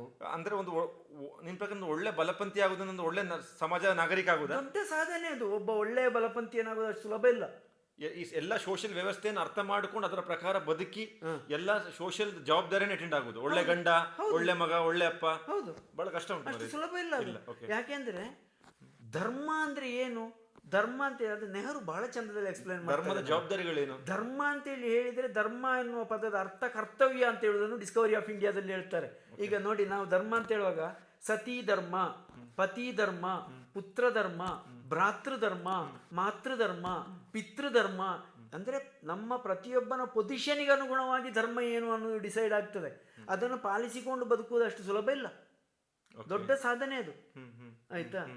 ಈ ನೀವು ಕೇಳ್ತಾ ಇದ್ದೀವಿ ಅತಿರೇಕವಾದಕ್ಕೆ ಬಂತಲ್ಲ, ಅತಿರೇಕವಾದಿಗಳನ್ನು ನಾನು ಎಡಪಂಥೀಯ ಅಂತಲೂ ಭಾವಿಸುವುದಿಲ್ಲ, ಬಲಪಂಥೀಯ ಅಂತಲೂ ಭಾವಿಸುವುದಿಲ್ಲ. ಆಯ್ತಾ? ಇವತ್ತು ಎರಡನ್ನು ಕ್ಲಿಯರ್ ಮಾಡಿಕೊಳ್ಳೋ ಮೊದಲು. ಇವತ್ತು ನಾವು ಬಲಪಂಥೀಯ ಅಂತೇಳಿ ಗುರುತಿಸ್ತಾ ಇರುವವರು ಯಾರನ್ನು ಅಂತೇಳಿ ಹೇಳಿದ್ರೆ, ಹಿಂದೂ ಅನ್ನುವ ಪರಿಕಲ್ಪನೆಯನ್ನು ಇಟ್ಟುಕೊಂಡು ಏನಾದ್ರೂ ಹುಚ್ಚು ಮಾತಾಡಿಕೊಂಡಿರೋದು. ಅವ ಏನನ್ನು ಮಾತಾಡ್ತಾನೆ ಅಂತೇಳಿ ಹೇಳುವಂಥದ್ದು ಅವನಿಗೆ ಕ್ಲಾರಿಟಿ ಇಲ್ಲ. ಒಂದು ಸಲ ಹೇಳಿದ ಭಾರತದಲ್ಲಿರುವವರೆಲ್ಲ ಹಿಂದೂಗಳೇ ಅಂತ, ಮತ್ತೊಂದ್ಸಲ ಹೇಳಿದ ಅವ ಮುಸ್ಲಿಮು, ಇವ ಕ್ರಿಶ್ಚಿಯನ್, ಅದು ಹಾಗೆ ಹೀಗೆ ಅಂತೇಳಿ. ಭಾರತದಲ್ಲಿರುವವರೆಲ್ಲ ಹಿಂದೂಗಳೇ ಅಂತ ಒಮ್ಮೆ ನೀವು ಹೇಳಿದ ಮೇಲೆ ಮತ್ತೆ ಅವನನ್ನು ಮುಸ್ಲಿಂ ಅವ ಏನು ಬೇಕಾದ್ರೂ ಹೇಳ್ಬೋದು. ನಿಮ್ಮ ಸಿದ್ಧಾಂತ ಎಂತದ್ದು? ತನ್ನ ಸಿದ್ಧಾಂತದ ಬಗ್ಗೆ ಕ್ಲಾರಿಟಿ ಬೇಕಲ್ಲ. ಆಯ್ತಾ, ಒಂದು ಅಂಶ ಆಯ್ತು. ಇನ್ನು ರಾಷ್ಟ್ರ ಅಂತೇಳಿ ತಗೊಳ್ತಾರೆ. ರಾಷ್ಟ್ರ ಅಂತೇಳಿ ಹೇಳಿದ್ರೆ ಎಂತದು? ವ್ಯಕ್ತಿಯೇ ರಾಷ್ಟ್ರವೋ? ವ್ಯಕ್ತಿಯೇ ರಾಷ್ಟ್ರವನ್ನು ಪ್ರತಿನಿಧಿಸುವುದು ಡಿಕ್ಟೇಟರ್ಶಿಪ್ ಅಲ್ಲಿ ಮಾತ್ರ. ಸರ್, ಒಂದಿಷ್ಟು ಹೇಳ್ತೇನೆ. ನಿಮ್ಮ ರಾಷ್ಟ್ರದ ಹಿತ ಅಂದ್ರೆ ವ್ಯಕ್ತಿಗಳ ಹಿತವ ಅಲ್ಲ ಇಂಡಿವಿಜುವಲ್ ಹಿತವ? ಯಾವುದು ನಿಮ್ಮ ಪ್ರಕಾರ ರಾಷ್ಟ್ರದ ಹಿತ ಆಯ್ತು ಅಂತ ಹೇಳಿದ್ರೆ? ರಾಷ್ಟ್ರದ ಹಿತ ಅಂತ ಹೇಳಿದ್ರೆ ರಾಷ್ಟ್ರದ ಪ್ರತಿಯೊಬ್ಬ ವ್ಯಕ್ತಿಯ ಅನುಭವಕ್ಕೆ ಹಿತಾನುಭವ ಸಿಗಬೇಕು. ಇಂಡಿವಿಜುವಲ್ ಒಂದು ವ್ಯಕ್ತಿಗೆ, ಒಂದು ಪಾರ್ಟಿಗೆ, ಒಂದು ಗುಂಪಿಗೆ ಅಲ್ಲ, ಓವರ್ ಆಲ್ ಇಂಪ್ಯಾಕ್ಟ್ ಆಗ್ಬೇಕು ಅದು. ಓವರ್ ಆಲ್ ಇಂಪ್ಯಾಕ್ಟ್ ಆದಾಗ ಮಾತ್ರ ರಾಷ್ಟ್ರದ ಹಿತ ಸಾಧನೆ ಆಗುವಂಥದ್ದು. ಈಗ ರಾಷ್ಟ್ರ ಅಂತ ಹೇಳಿದ್ರೆ ಎಂಥದ್ದು ಅಂತ ಹೇಳಿ ಹೇಳುವ ಒಂದು ಪ್ರಶ್ನೆ ಇದೆ. ಬಿಲೀಫ್ ಅದು ನಮ್ಮ ಬಿಲೀಫ್. ರಾಷ್ಟ್ರ ಅಂತ ಹೇಳಿದ್ರೆ ಏನು ಅಂತ ಹೇಳಿದ್ರೆ ಅದು ನೆಹರು ಅವರದ್ದು ಒಂದು ಒಳ್ಳೆಯ ಘಟನೆ ಬರ್ತದೆ. ಒಂದ್ಸಲ ಅವರು ಹರಿಯಾಣದಲ್ಲಿ 1924-25 ಆ ಪೀರಿಯಡ್ ಇರಬೇಕು, ಸ್ವಲ್ಪ ಆಚೆ ಈಚೆ ಆಗಿರ್ಬೋದು. ಆ ಸಂದರ್ಭದಲ್ಲಿ ಅವರು ಹರಿಯಾಣಕ್ಕೆ ಹೋದಲ್ಲಿ ಅವರು ಇಳಿಯುವಾಗೆಲ್ಲ ಭಾರತ್ ಮಾತಾ ಕಿ ಜೈ, ಭಾರತ್ ಮಾತಾ ಕಿ ಜೈ ಅಂತ ಒಬ್ಬ ಹೇಳಿದ್ದಾರೆ ಜನಗಳು. ಆಗ ಇದನ್ನು ಜಾಸ್ತಿ ಮಾಡ್ತಿದ್ದಾರೆ ಕಾಂಗ್ರೆಸ್ ಅವರ, ಕಾಂಗ್ರೆಸ್ನವರು ಮಧ್ಯದಲ್ಲಿ ಇದ್ದದ್ದೇ ಕಾಂಗ್ರೆಸ್ ಅಲ್ಲ, ಇಂಡಿಯನ್ ನ್ಯಾಷನಲ್ ಕಾಂಗ್ರೆಸ್.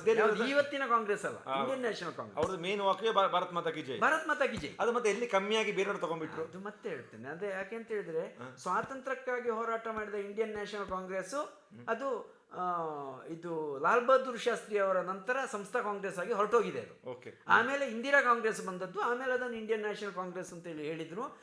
ಇನ್ ಸಮ್ ಎಕ್ಸ್ಟೆಂಟ್ ಆ ಲೆಗೆಸಿ ನಮಗಿದೆ ಅಂತೇಳಿ ಹೇಳ್ತಾರೆ. ಇಟ್ಸ್ ಓಕೆ, ಅದು ಅವರಿಗೆ ಬಿಟ್ಟು ಮಾಡ್ಬೋದು. ಆದರೆ ಇವತ್ತು ಕಾಂಗ್ರೆಸ್ ಅನ್ನು ನಾನು ಒಂದು ಪಕ್ಷವಾಗಿ ಭಾವಿಸುವುದು, ಇವತ್ತಿನ ಕಾಂಗ್ರೆಸ್ ಅನ್ನು.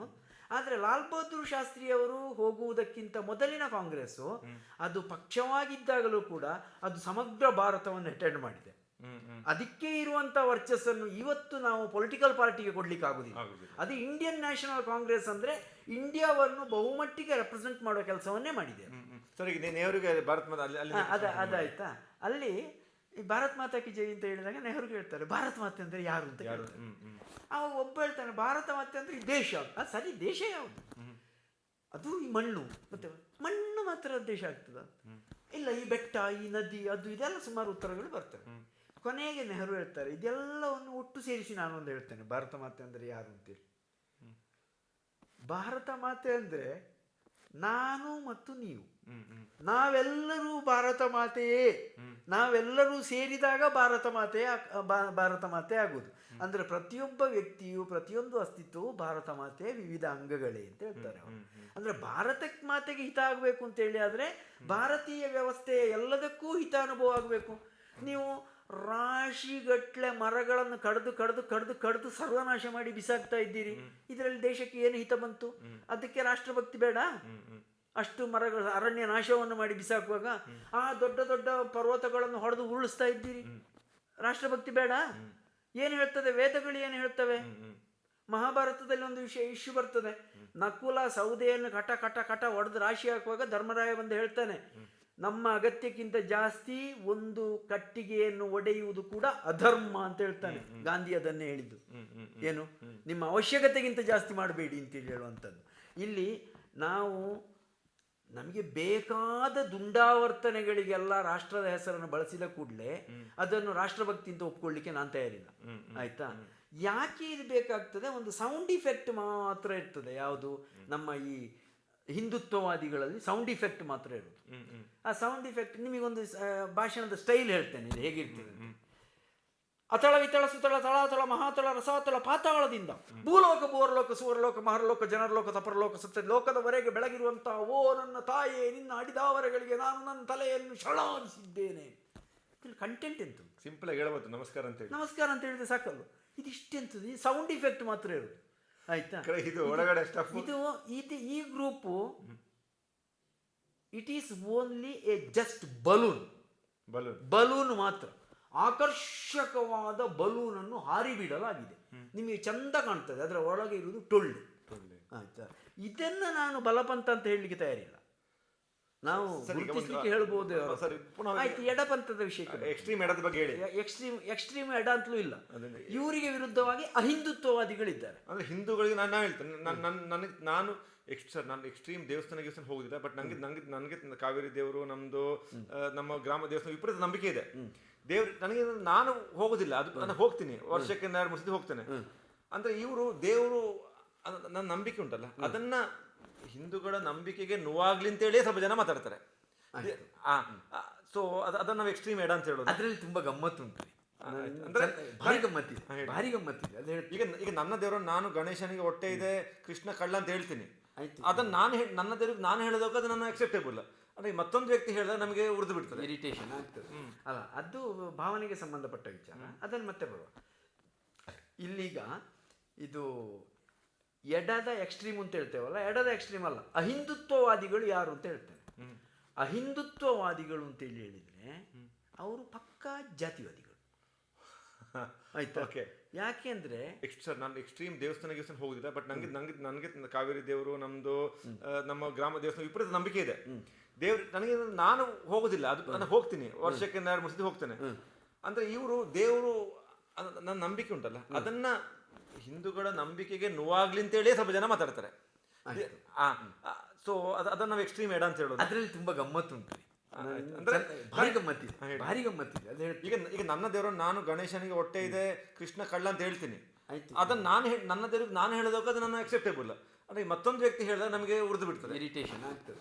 ಅಲ್ಲ, ಅದು ಭಾವನೆಗೆ ಸಂಬಂಧಪಟ್ಟ ವಿಚಾರ. ಅದನ್ನು ಮತ್ತೆ ಬರುವ ಇಲ್ಲೀಗ ಇದು ಎಡದ ಎಕ್ಸ್ಟ್ರೀಮ್ ಅಂತ ಹೇಳ್ತೇವಲ್ಲ, ಎಡದ ಎಕ್ಸ್ಟ್ರೀಮ್ ಅಲ್ಲ, ಅಹಿಂದುತ್ವವಾದಿಗಳು ಯಾರು ಅಂತ ಹೇಳ್ತೇನೆ. ಅಹಿಂದುತ್ವವಾದಿಗಳು ಅಂತೇಳಿ ಹೇಳಿದರೆ ಅವರು ಪಕ್ಕಾ ಜಾತಿವಾದಿಗಳು. ಆಯ್ತಾ. ಯಾಕೆ ಅಂದರೆ ನಮ್ಮ ಸಮಾಜದಲ್ಲಿ ಜಾತಿ ಇದೆ, ಇಲ್ಲ ಅಂತ ನಾನು ಹೇಳುದಿಲ್ಲ. ಜಾತಿ ಒಂದು ಸೋಷಿಯಲ್ ರಿಯಾಲಿಟಿ ಅಂತ. ಆದರೆ ಇವರು ಅವ ಗಟ್ಟಿಯಾಗಿ ಸೀನಿದ್ರೆ ಅವ ಯಾವ ಜಾತಿಯವ ಅಂತ ನೋಡಿ ರಿಯಾಕ್ಟ್ ಮಾಡುದು. ಆಯ್ತಾ. ಒಳ್ಳೆ ಪ್ರಬಲ ಜಾತಿಯಲ್ಲಿ ಪೆಟ್ಟು ಬಿಡದೆ ಸುಮ್ಮನೆ ಇರ್ತಾರೆ, ಬಾಯಿ ಮುಚ್ಚಿ ಕೂತ್ಕೊಳ್ತಾರೆ. ಆಯ್ತಾ. ಬ್ಯಾಕಪ್ ಇಲ್ಲದ ಜಾತಿ ನಾಯಕ, ಇದು ಬ್ಯಾಕಪ್ ಇಲ್ಲದ ನಾಯಕ. ಗಾಂಧಿ ನಾಯಕನಿಗೆ ಬ್ಯಾಕಪ್ ಇಲ್ಲ, ಜಾತಿ ಗಾಂಧಿಗೆ ಬ್ಯಾಕಪ್ ಇಲ್ಲ, ಗಾಂಧಿಗೆ ಬ್ಯಾಕಪ್ ಇಲ್ಲ, ಗಾಂಧಿ ಇವರಿಗೆ ಬೇಕಾಗಿಯೂ ಇಲ್ಲ. ಕೆಂಪೇಗೌಡರ ಬಗ್ಗೆ ಮಾತಾಡಿ ನೋಡು, ಮಾತಾಡುದಿಲ್ಲ. ಬ್ಯಾಕಪ್ ಉಂಟು, ಬಸವಣ್ಣನ ಬಗ್ಗೆ ಮಾತಾಡುದಿಲ್ಲ, ಬ್ಯಾಕಪ್ ಉಂಟು. ಬೀಳ್ತದೆ, ಅಲ್ಲ ಬೀಳ್ತದೆ ಅಂತ ಹೇಳುದಲ್ಲ, ಎಲ್ಲಿ ಯಾವ ಜನ ಸಮುದಾಯದಲ್ಲಿ ಓಟಿನ ಶಕ್ತಿ ಜಾಸ್ತಿ ಇದೆಯೋ ಅವರ ಬಗ್ಗೆ ಟೀಕೆ ಮಾಡಲ್ಲ. ಆಯ್ತಾ. ಇದು ಅಹಿಂದುತ್ವವಾದಿಗಳ ಒಂದು ಲಕ್ಷಣ. ಎರಡನೆಯದು ಎಡಪಂಥ ಅಂತೇಳಿ ಹೇಳಿದ್ರೆ ಏನು? ಎಡಪಂಥ ಕೇವಲ ಮನುಷ್ಯನನ್ನು ಮಾತ್ರ ಗುರುತಿಸ್ತದೆ. ಮನುಷ್ಯನನ್ನು ಜಾತಿ, ಧರ್ಮ, ಮತ, ವರ್ಗ, ವರ್ಣ ಈ ಯಾವುದರ ಆಧಾರದಲ್ಲಿಯೂ ಪರಿಗಣಿಸಬಾರದು ಅಂತ ಹೇಳುವುದೇ ಎಡಪಂಥ. ಇವರು ಪರಿಗಣಿಸುವುದೇ ಜಾತಿಯ ಮುಖಾಂತರ. ಹಾಗಿರುವಾಗ ಅದು ಎಡಪಂಥ ಆಗುವುದು ಹೇಗೆ? ನೀವು ಅಲ್ಲಿ ಎಕ್ಸ್ಟ್ರೀಮು ಸಾಫ್ಟ್ ಅಂತ ಉಂಟು. ಎಡಪಂಥವೇ ಅಲ್ಲ ಅದು, ಅದು ಅಹಿಂದುತ್ವವಾದ. ಜಾತಿ ಒಂದೇ, ಜಾತಿ ಭಾರತದಲ್ಲಿ ಇಲ್ಲ ಅಂತೇಳಿ ಆದರೆ ಇದು ಹೋಯ್ತು, ಇವರು ಹೋದ್ರೆ ಅಸ್ತಿತ್ವವೇ ಇಲ್ಲ ಇವರಿಗೆ. ಅಂದ್ರೆ ಫಾರ್ ಎಕ್ಸಾಂಪಲ್ ನೋಡಿ, ಇನ್ನೊಂದು 20 years ಆದ್ಮೇಲೆ ಎಲ್ಲ ಕಡೆ ಮಧ್ಯದಲ್ಲಿ ಹುಡುಗ ಹುಡುಗಿಯ ಜಾತಿಯೇ ಗೊತ್ತಿಲ್ಲದ ವಿಚಾರಕ್ಕೆ ಬಂದು ಎಲ್ಲಿ ಜಾತಿ ಮೇ ಹ್ಯಾಪನ್ ಅಲ್ಲ 34 ಈಗ ಸಮಾಜದಲ್ಲಿ ಈಗ ರಾಜಕೀಯ ಕಾರಣಕ್ಕಾಗಿ ಜಾತಿಯ ಪ್ರಾಮುಖ್ಯತೆ ಇದೆ. ವ್ಯಾವಹಾರಿಕ ಕಾರಣದಕ್ಕೆ ಮದುವೆ ಕಾರಣಕ್ಕೆಲ್ಲ ಕಮ್ಮಿ ಆಗಿಲ್ಲ ಜಾತಿಯ ಪ್ರಾಮುಖ್ಯತೆ ಆಗಿದೆ, ತುಂಬಾ ಕಡಿಮೆ ಆಗಿದೆ. ತುಂಬಾ ಕಡಿಮೆ ಆದದ್ರಲ್ಲಿಯೂ ಕೂಡ ಎಲ್ಲಿಯಾದ್ರೂ ಒಂದು ಘಟನೆ ಸಿಗ್ತದೆ ನೋಡಿ, ಎಲ್ಲಿ ಕಡಿಮೆ ಆಗಿದೆ ಅಲ್ಲಿ ಹೀಗೆ ಆಗ್ತಾ ಇತ್ತು ಅಂತ. ಒಂದು ಸಾವಿರಾರು ಇನ್ಸಿಡೆಂಟ್ಗಳು ಆಗುವುದಕ್ಕೂ ಒಂದು ಇನ್ಸಿಡೆಂಟ್ ಆಗುವುದನ್ನು ಒಂದೇ ರೀತಿ ಕಂಪೇರ್ ಮಾಡಿ ತಪ್ಪೆ. ಆಯ್ತಾ. ಆದರೆ ನೀವು ಕಡಿಮೆ ಆಗಿದೆ ಅನ್ನೋದನ್ನು ಒಪ್ಕೋಬೇಕಲ್ಲ, ಒಪ್ಕೊಳ್ಳಲ್ಲ. ನನ್ನ ಪ್ರಶ್ನೆ ಇರುವುದು ಸರ್ ಸಿಂಪಲ್, ಜಾತೀಯತೆ ಶೋಷಣೆ ಹಾಗೆ ಇದೆಲ್ಲ ಆಗಿದೆ, ಆಗ್ಲಿಲ್ಲ ಅಂತ ನಾನು ಹೇಳ್ತಾ ಇಲ್ಲ, ಆಗಿದೆ. 1950ರಲ್ಲಿಯೂ ಹೀಗೇ ಇತ್ತು, ಈಗಲೂ ಹಾಗೆ ಇದೆ ಅಂತ ಹೇಳಿದ್ರೆ ಕಳೆದ 70 years ಅಲ್ಲಿ ಮಾಡಿದ್ದೆಂಥದ್ದಾಗಾದ್ರೆ, ಕಾನ್ಸ್ಟಿಟ್ಯೂಷನ್ ಲಾ ಏನು ಸಾಧನೆಯನ್ನು ಮಾಡಿದೆ ಹಾಗಾದ್ರೆ? ನೀವು ಸಂವಿಧಾನಕ್ಕೆ ನಾವು ಬದ್ಧ ಅಂತಲೂ ಹೇಳ್ತೀರಿ, ಕಳೆದ 70 ವರ್ಷದಲ್ಲಿ ಸಂವಿಧಾನ ಏನು ಮಾಡಲಿಲ್ಲ ಅಂತಲೂ ಹೇಳ್ತೀರಿ. ಹಾಗಾದ್ರೆ ಇದು ಸ್ಟ್ಯಾಂಡ್ ಎಂಥದ್ದು? ಈ ರೀತಿ ತಗೊಳ್ಳೋದು ಯಾಕೆ ಆ ಥರ ಸ್ಟ್ಯಾಂಡ್? ಈ ಉಲ್ಟಾ ಸ್ಟ್ಯಾಂಡ್ ಜನ ತಗೊಳ್ಳೋದು, ಅವ್ರಿಗೆ ಲಾಭ ಏನು ತಗೊಳ್ಳೋದ್ರಿಂದ? ಲಾಭ ಏನು ಅಂತ ಹೇಳಿದ್ರೆ ಒಂದು ಕೌಂಟರ್ ಪಾಲಿಟಿಕ್ಸ್ ಅನ್ನು ಕ್ರಿಯೇಟ್ ಮಾಡೋದು ಅಷ್ಟೇ. ಒಂದು ಕೌಂಟರ್ ಗ್ರೂಪ್, ಒಂದು ಕೌಂಟರ್ ಇಂಪಾರ್ಟೆನ್ಸ್, ಒಂದು ಬಲೂನಿನ ಗ್ರೂಪಿಗೆ ಮತ್ತೊಂದು ಎದುರಾಗಿ ಒಂದು ಸೂಜಿಯ ಗ್ರೂಪ್ ಅಷ್ಟೇ, ಅದನ್ನು ಚುಚ್ಚುವುದು ಮಾತ್ರ ಇದರ ಉದ್ದೇಶ, ಬೇರೆ ಏನಿಲ್ಲ. ಒಂದು ಸೂಜಿಯನ್ನು ಚುಚ್ಚಿ ಬಲೂನ್ ಅನ್ನು ಹೊಡೆಯುವುದು ಮಾತ್ರ ಇವರ ಉದ್ದೇಶ. ಈ ಬಲೂನಿನ ಗುಂಪಲ್ಲಿ ಇರ್ತಾರೆ, ಸೂಜಿ ಗುಂಪು ಸಿಂಗಲ್ ಇರುವುದು. ಇದು ನಂಗೆ ಈಗ ಗೊತ್ತಾಯ್ತು ಯಾಕೆ ಹೇಳಿ. ಇವ್ರಿಗೆ ಗಾಳಿ ಬೇಡ, ಚುಚ್ಚಲಿಕ್ಕೆ ಒಬ್ಬ ಸಾಕು.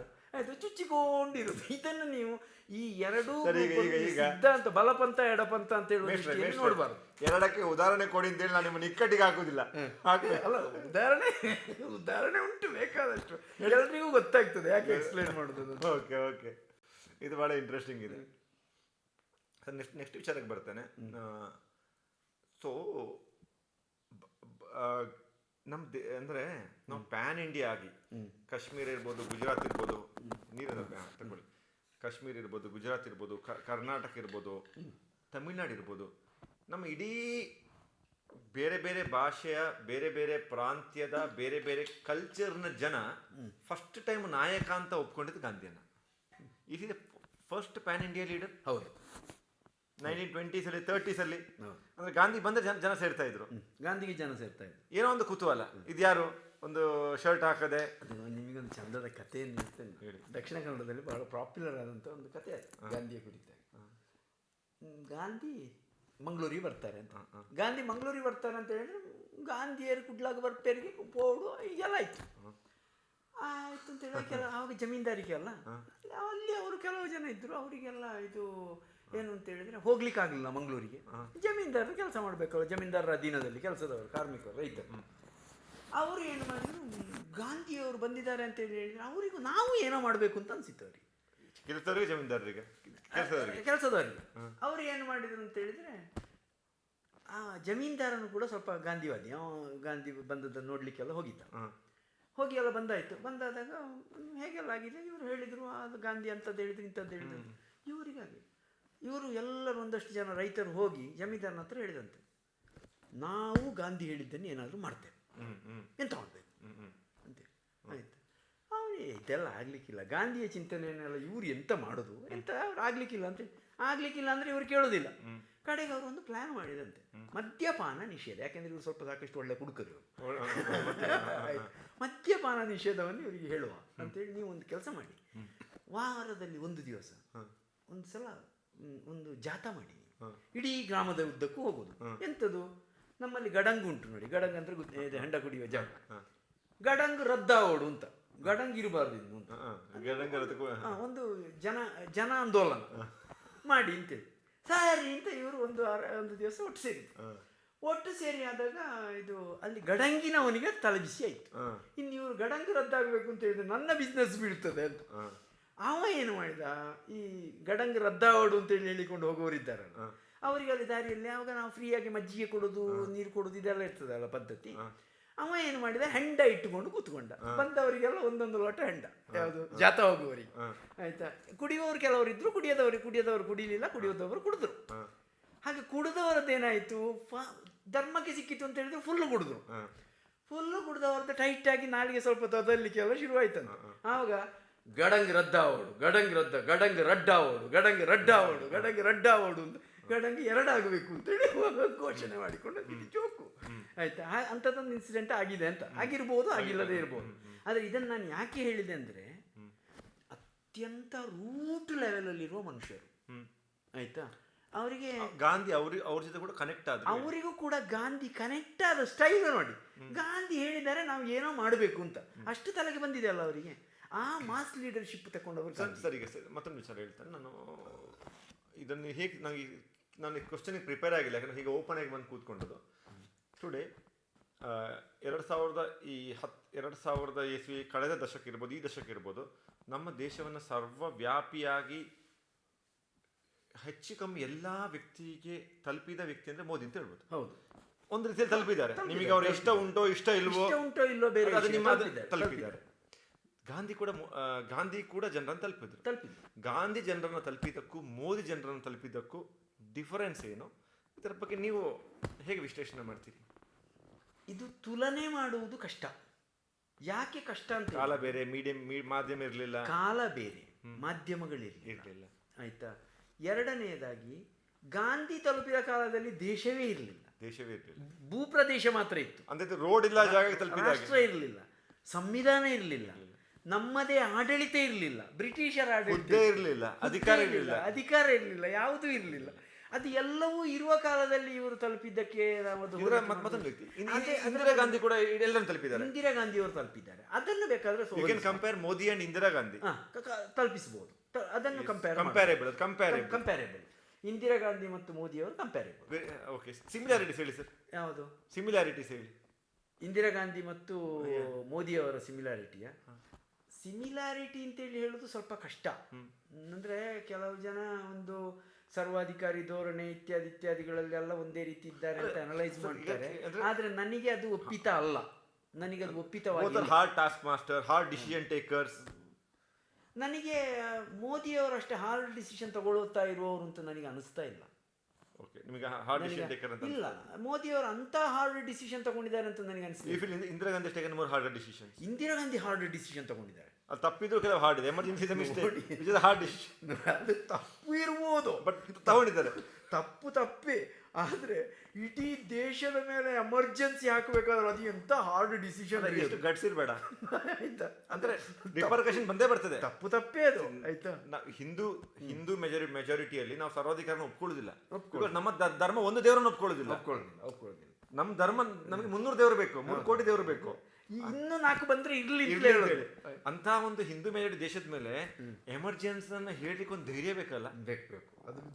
ಅದು ನನಗೆ ಒಂದು ಅದು ಉಲ್ಟಾ ಬಿದ್ದೇ ಬೀಳ್ತದೆ ಗೊತ್ತಿತ್ತು ಬಹುಶಃ. ನನಗೆ ಅನಿಸುವುದು ಅದು ಧೈರ್ಯವೋ ಅಲ್ಲ ಕೆಲವು ವಿಷಯದ ಮುಗ್ಧತೆಯೋ ಅಂತ ಅಲ್ವಾ. ಯಾಕೆ ಅಂತ ಹೇಳಿದ್ರೆ ಆಮೇಲೆ ಇಂದಿರಾ ಗಾಂಧಿ ಅವರು ಆ ಸ್ಟೈಲಲ್ಲಿ ಕೆಲಸ ಮಾಡಲಿಲ್ಲ ಅಲ್ಲ, ಅವ್ರು ರಿಗ್ರೆಟ್ ಮಾಡಿದ್ದಾರೆ. ಅಂದ್ರೆ ಮುಗ್ಧತೆಯ ಪರಿಣಾಮ ಅಂತ ನನಗೆ ಅನಿಸುವುದು ಸರ್. ಕೆಲವೊಮ್ಮೆ ಈಗ ಅನೇಕ ಸಂದರ್ಭದಲ್ಲಿ ಕೆಲವೊಮ್ಮೆ ಟೀಚರ್ಗೆ ಒಂದು ಹಂತಕ್ಕಿಂತ ಜಾಸ್ತಿ ಸ್ಟ್ರಿಕ್ಟ್ ಆಗಬಾರ್ದು. ಅದು ಇನ್ನೆಕ್ಸ್ಪೀರಿಯನ್ಸ್ ಟೀಚರ್ಗಳಿಗೆ ಗೊತ್ತಿರುವುದಿಲ್ಲ. ಈಗ ಪಾಪ್ಯುಲಾರಿಟಿಯಲ್ಲಿದೆ ಅಲ್ಲ, ಇಂದಿರಾ ಗಾಂಧಿಯವರು ಜವಾಹರ್ಲಾಲ್ ನೆಹರು ಅವರಿಗಿಂತ ಜಾಸ್ತಿ ಪಾಪ್ಯುಲರ್. ಆದರೆ ಒಬ್ಬ ನ್ಯಾಷನಲ್ ಲೀಡರ್ ಆಗಿ ನನ್ನ ಪ್ರಕಾರ ಜವಾಹರ್ಲಾಲ್ ನೆಹರು ಅವರು ಇಂದಿರಾ ಗಾಂಧಿ ಅವರಿಂದ ತುಂಬ ಎತ್ತರದಲ್ಲಿದ್ದಾರೆ. ಅಂದ್ರೆ ಅವರ ಟಾಲರೆನ್ಸ್ ಅಲ್ಲ ಸರ್, ಅಗಾಧವಾದ ಟಾಲರೆನ್ಸ್. ಒಂದು ಸೆಕೆಂಡ್ ನಾನು ಹೇಳುದು ಸರ್, ನಾವು ನೆಹರು ಬಗ್ಗೆ ಮಾತಾಡುವಾಗ ನಾವು 1940s 50s 60s ನೋಡ್ಕೊಳ್ಬೇಕು. ಆ ಟೈಮ್ನಲ್ಲಿ ಅಧಿಕಾರ ಸಿಕ್ಕಿದ ಯಾವ ವ್ಯಕ್ತಿ ಕೂಡ ಡೆಮೋಕ್ರೆಟಿಕ್ ಆಗಿರ್ಲಿಲ್ಲ. ಇರ್ಲಿಲ್ಲ.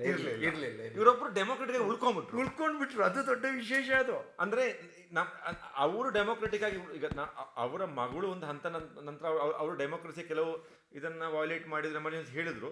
ಬಟ್ ನಮಗೆ 20 ವರ್ಷಗಳ ಕಾಲ ನೆಹರು ಅವರು ಡೆಮೋಕ್ರೆಟಿಕ್ ಆಗಿ ಉಳಿದದ್ದು ಮತ್ತೆ ಅದೇ ವಿಚಾರಧಾರೆಯಲ್ಲಿ ದೇಶ ಇದ್ದದ್ದು ದೊಡ್ಡ ಅಲ್ಲ, ಅದು ದೊಡ್ಡ ಕಾಂಟ್ರಿಬ್ಯೂಷನ್. ಈಗ ನೆಹರು ಅವರು ಒಂದು ಸಲ ಅವರು ಸರ್ ಒಂದು ವಿಷಯ ಮತ್ತೆ ಹೇಳ್ಬಿಡ್ತೇನೆ. I always compare Nehru with Atalji. ಇದ್ರ ಬಗ್ಗೆ ಹೇಳಿ. ನೀವೆಲ್ಲ ನಾಯಕರನ್ನ ಒಂದು ಹಂತವಾಗಿ ನೋಡಿದ್ರೆ ಹೊಂದಾಣಿಕೆ ಆಗ್ತದೆ, ಬಹಳ ಹೊಂದಾಣಿಕೆ ಆಗ್ತದೆ. ಅವರನ್ನು ತುಲನೆ ಮಾಡಬಹುದು. ನೆಹರು ಮತ್ತು ವಾಜಪೇಯಿ ಅವರನ್ನು ತುಲನೆ ಮಾಡಬಹುದು. ಅಗಾಧವಾದ ಪೇಷನ್ಸ್, ಡೆಮೋಕ್ರೆಟಿಕ್ ವ್ಯೂಸ್ ಎಲ್ಲವನ್ನೂ ಬ್ಯಾಲೆನ್ಸ್ ಮಾಡಿ ತಕೊಂಡು ಹೋಗುವಂತ ಒಂದು ಮನಸ್ಥಿತಿ, ಇದು ಎಲ್ಲದರಲ್ಲಿ ಅವರು ಪರಸ್ಪರ ತುಲನೆಗೆ ಅರ್ಹರಿದ್ದಾರೆ. ಒಬ್ರು ಲಿಟಲ್ ಆಂಗ್ಲಿಸೈಸ್ಡ್ ವರ್ಷನ್, ಮತ್ತೊಬ್ರು ಹಿಂದಿ ಹಾರ್ಟ್ಲ್ಯಾಂಡಿನ ದೇಸಿ ವರ್ಷನ್. ಹೌದು.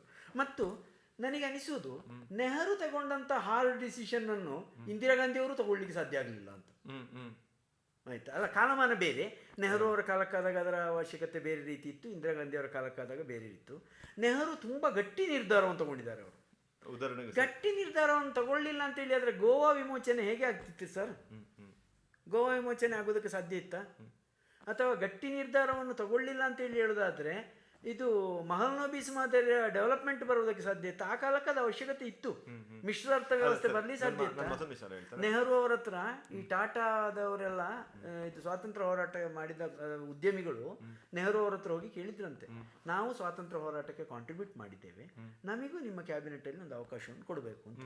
ಆಗ ನೆಹರು ಒಂದು ಮಾತು ಹೇಳಿದ್ರಂತೆ, ನೋಡಿ, ಹಣ ಮತ್ತು ಅಧಿಕಾರ ಒಟ್ಟಾಗಿ ಇರಬಾರ್ದು. ಆದರೆ ನೀವು ದೇಶಕ್ಕೆ ಕಾಂಟ್ರಿಬ್ಯೂಟ್ ಮಾಡಿರೋದು ಹೌದು, ಅದನ್ನು ನಾನು ನಿರಾಕರಣೆ ಮಾಡುವುದಿಲ್ಲ. ಹಣದಲ್ಲಿ ಸ್ವಾತಂತ್ರ್ಯ ಹೋರಾಟಕ್ಕೆ ನೀವು ಕಾಂಟ್ರಿಬ್ಯೂಟ್ ಮಾಡಿದ್ದೀರಿ, ಅದನ್ನು ನಾನು ಗೌರವಿಸ್ತೇನೆ. ಅದಕ್ಕೆ ನಾನು ಏನು ಮಾಡ್ತೇನೆ ಅಂತ ಹೇಳಿದ್ರೆ, ನಿಮಗೆ ಕ್ಯಾಬಿನೆಟ್ ಅಲ್ಲಿ ಯಾವ ಇದನ್ನು ಕೊಡೋದಿಲ್ಲ, ಆದರೆ ನೀವು ಎಷ್ಟು ಬೇಕಾದರೂ ಬಿಸ್ನೆಸ್ ಫರ್ಮ್ಗಳನ್ನು ಸ್ಟಾರ್ಟ್ ಮಾಡಿ, ಎಲ್ಲದಕ್ಕೂ ಲೈಸೆನ್ಸ್ ಕೊಡ್ತೇನೆ, ಅದರಿಂದ ನೀವು ಡೆವಲಪ್ ಆಗಿ ದೇಶವನ್ನು ಡೆವಲಪ್ ಮಾಡಿ ಅಂತ ಹೇಳಿದ್ರಂತೆ. ಅಂದರೆ ಹಣ ಮತ್ತು ಅಧಿಕಾರವನ್ನು ಪ್ರತ್ಯೇಕವಾಗಿ, ಅಂದರೆ ಸ್ವಾತಂತ್ರ್ಯ ಹೋರಾಟಕ್ಕೆ ಕಾಂಟ್ರಿಬ್ಯೂಟ್ ಮಾಡಿದವರೇ ಕೇಳಿದಾಗಲೂ ಪ್ರತ್ಯೇಕ ಇಡುವಾಗಿದ್ದು ಗಟ್ಟಿ ನಿರ್ಧಾರ ಹೌದಲ್ಲ ಸರ್? ಆ ಗಟ್ಟಿ ನಿರ್ಧಾರಕ್ಕೆ ಬಂದರೆ ನಾನು ಹೇಳ್ತೀನಿ, ಈಗ ಪ್ರಿನ್ಸ್ಲಿ ಸ್ಟೇಟ್ಗಳದ್ದು ಅವ್ರದ್ದು ಪ್ರಿನ್ಸ್ಲಿ ಪರ್ಸನ್ ಪ್ರಿವಿಲೇಜ್ ಇತ್ತಲ್ಲ ಮಹಾರಾಜರು, ಅದನ್ನ ಕಿತ್ಬಿಸಾಕ್ಲಿಕ್ಕೆ ಆಮೇಲೆ ಉಳುವನೆ ಭೂಮಿ ಒಡೆಯ, ಅದನ್ನ ಇಂದಿರಾ ಗಾಂಧಿ ಆ ಟೈಮಲ್ಲಿ ಮಾಡಿದ್ರಲ್ಲ, it took lot of guts. ಈಗಿನ ಕಾಲದಲ್ಲಿ ಮಾಡಕ್ಕಾಗ್ತದೆ? ಈಗ ಒಂದು ರಾಜ್ಯದಲ್ಲಿ ಮಾಡ್ಲಿಕ್ಕೆ ಆಗ್ತದೆ? ಈಗ ಸಾಧ್ಯ ಈಗ ಸರ್ ಅಧಿಕಾರದ ವ್ಯವಸ್ಥೆಗಳು ಈಗ ಎಲ್ಲಾ ಸರ್ಕಾರಗಳು ಯಾವುದೇ ಪಕ್ಷದಿರ್ಬೋದು, ಅದು ನಡ್ಕೊಳ್ಳೋ ರೀತಿ ಒಂದೇ. ಹೆಚ್ಚು ಕಮ್ಮಿ ಯಾವುದೇ ಪಕ್ಷ ಆದ್ರೂ ಕೂಡ ಅದು ಬೈ ಅಂಡ್ ಲಾರ್ಜ್ ಶ್ರೀಮಂತರ ಪರ ಅಂತ ನಿಮಗೆ ಆಡಳಿತಾತ್ಮಕವಾಗಿ ಎಲ್ಲಾ ಪಕ್ಷಗಳು ನಡ್ಕೊಳ್ಳುವ ರೀತಿ ಒಂದೇ. ಇದನ್ನ ಅರ್ಥ ಮಾಡ್ಕೊಳ್ಬೇಕು. ಒಂದೇ ಆಯ್ತಾ? ಅಲ್ಲಿ ವ್ಯತ್ಯಾಸ ಬರುವುದು ಭಾರತೀಯ ಸಂದರ್ಭದಲ್ಲಿ ಧರ್ಮ ಮತ್ತು ಜಾತಿಯ ವಿಚಾರದಲ್ಲಿ ವ್ಯೂಸ್ ಅಲ್ಲಿ ವ್ಯತ್ಯಾಸಗಳಿವೆ ಅಂತ ಹೇಳಿ. ಈಗ ಒಂದು ಶ್ರೀಮಂತರಿಗೆ ಮೇಲೆ ಇರುವಷ್ಟು ಆಕ್ಸೆಸ್ ಬಡವರಿಗೆ ಟೈಮ್ ಹೋಗ್ತಾ ಹೋಗ್ತದೆ ಅಷ್ಟೇ ಆ access ಇಲ್ಲ ಅಲ್ಲ ಅದನ್ನು ಇಲ್ಲ ಇಲ್ಲ ಆಕ್ಸೆಸಿಬಿಲಿಟಿ ತುಂಬ ಕಡಿಮೆ ಕಡಿಮೆ ಆಗ್ತಾ ಹೋಗ್ತಾ ಉಂಟಲ್ಲ. ಆಗ್ತಾ ಹೋಗ್ತಾ ಇದೆ. ಅಂದರೆ ಈಗ ದೇಶದ ಒಟ್ಟು ಶ್ರೀಮಂತರ ಸಂಖ್ಯೆ ಜಾಸ್ತಿ ಹೋಗ್ತಾ ಇದ್ದಾಗೆ ಬಡವರ ಸಂಖ್ಯೆಯೂ ಜಾಸ್ತಿ ಆಗ್ತಾನೆ ಹೋಗ್ತಾ ಇದೆ. ಈ ಬಡತನ ಮತ್ತು ಶ್ರೀಮಂತಿಕೆ ಅನ್ನೋದು ರಿಲೇಟಿವ್ ಕಾನ್ಸೆಪ್ಟ್.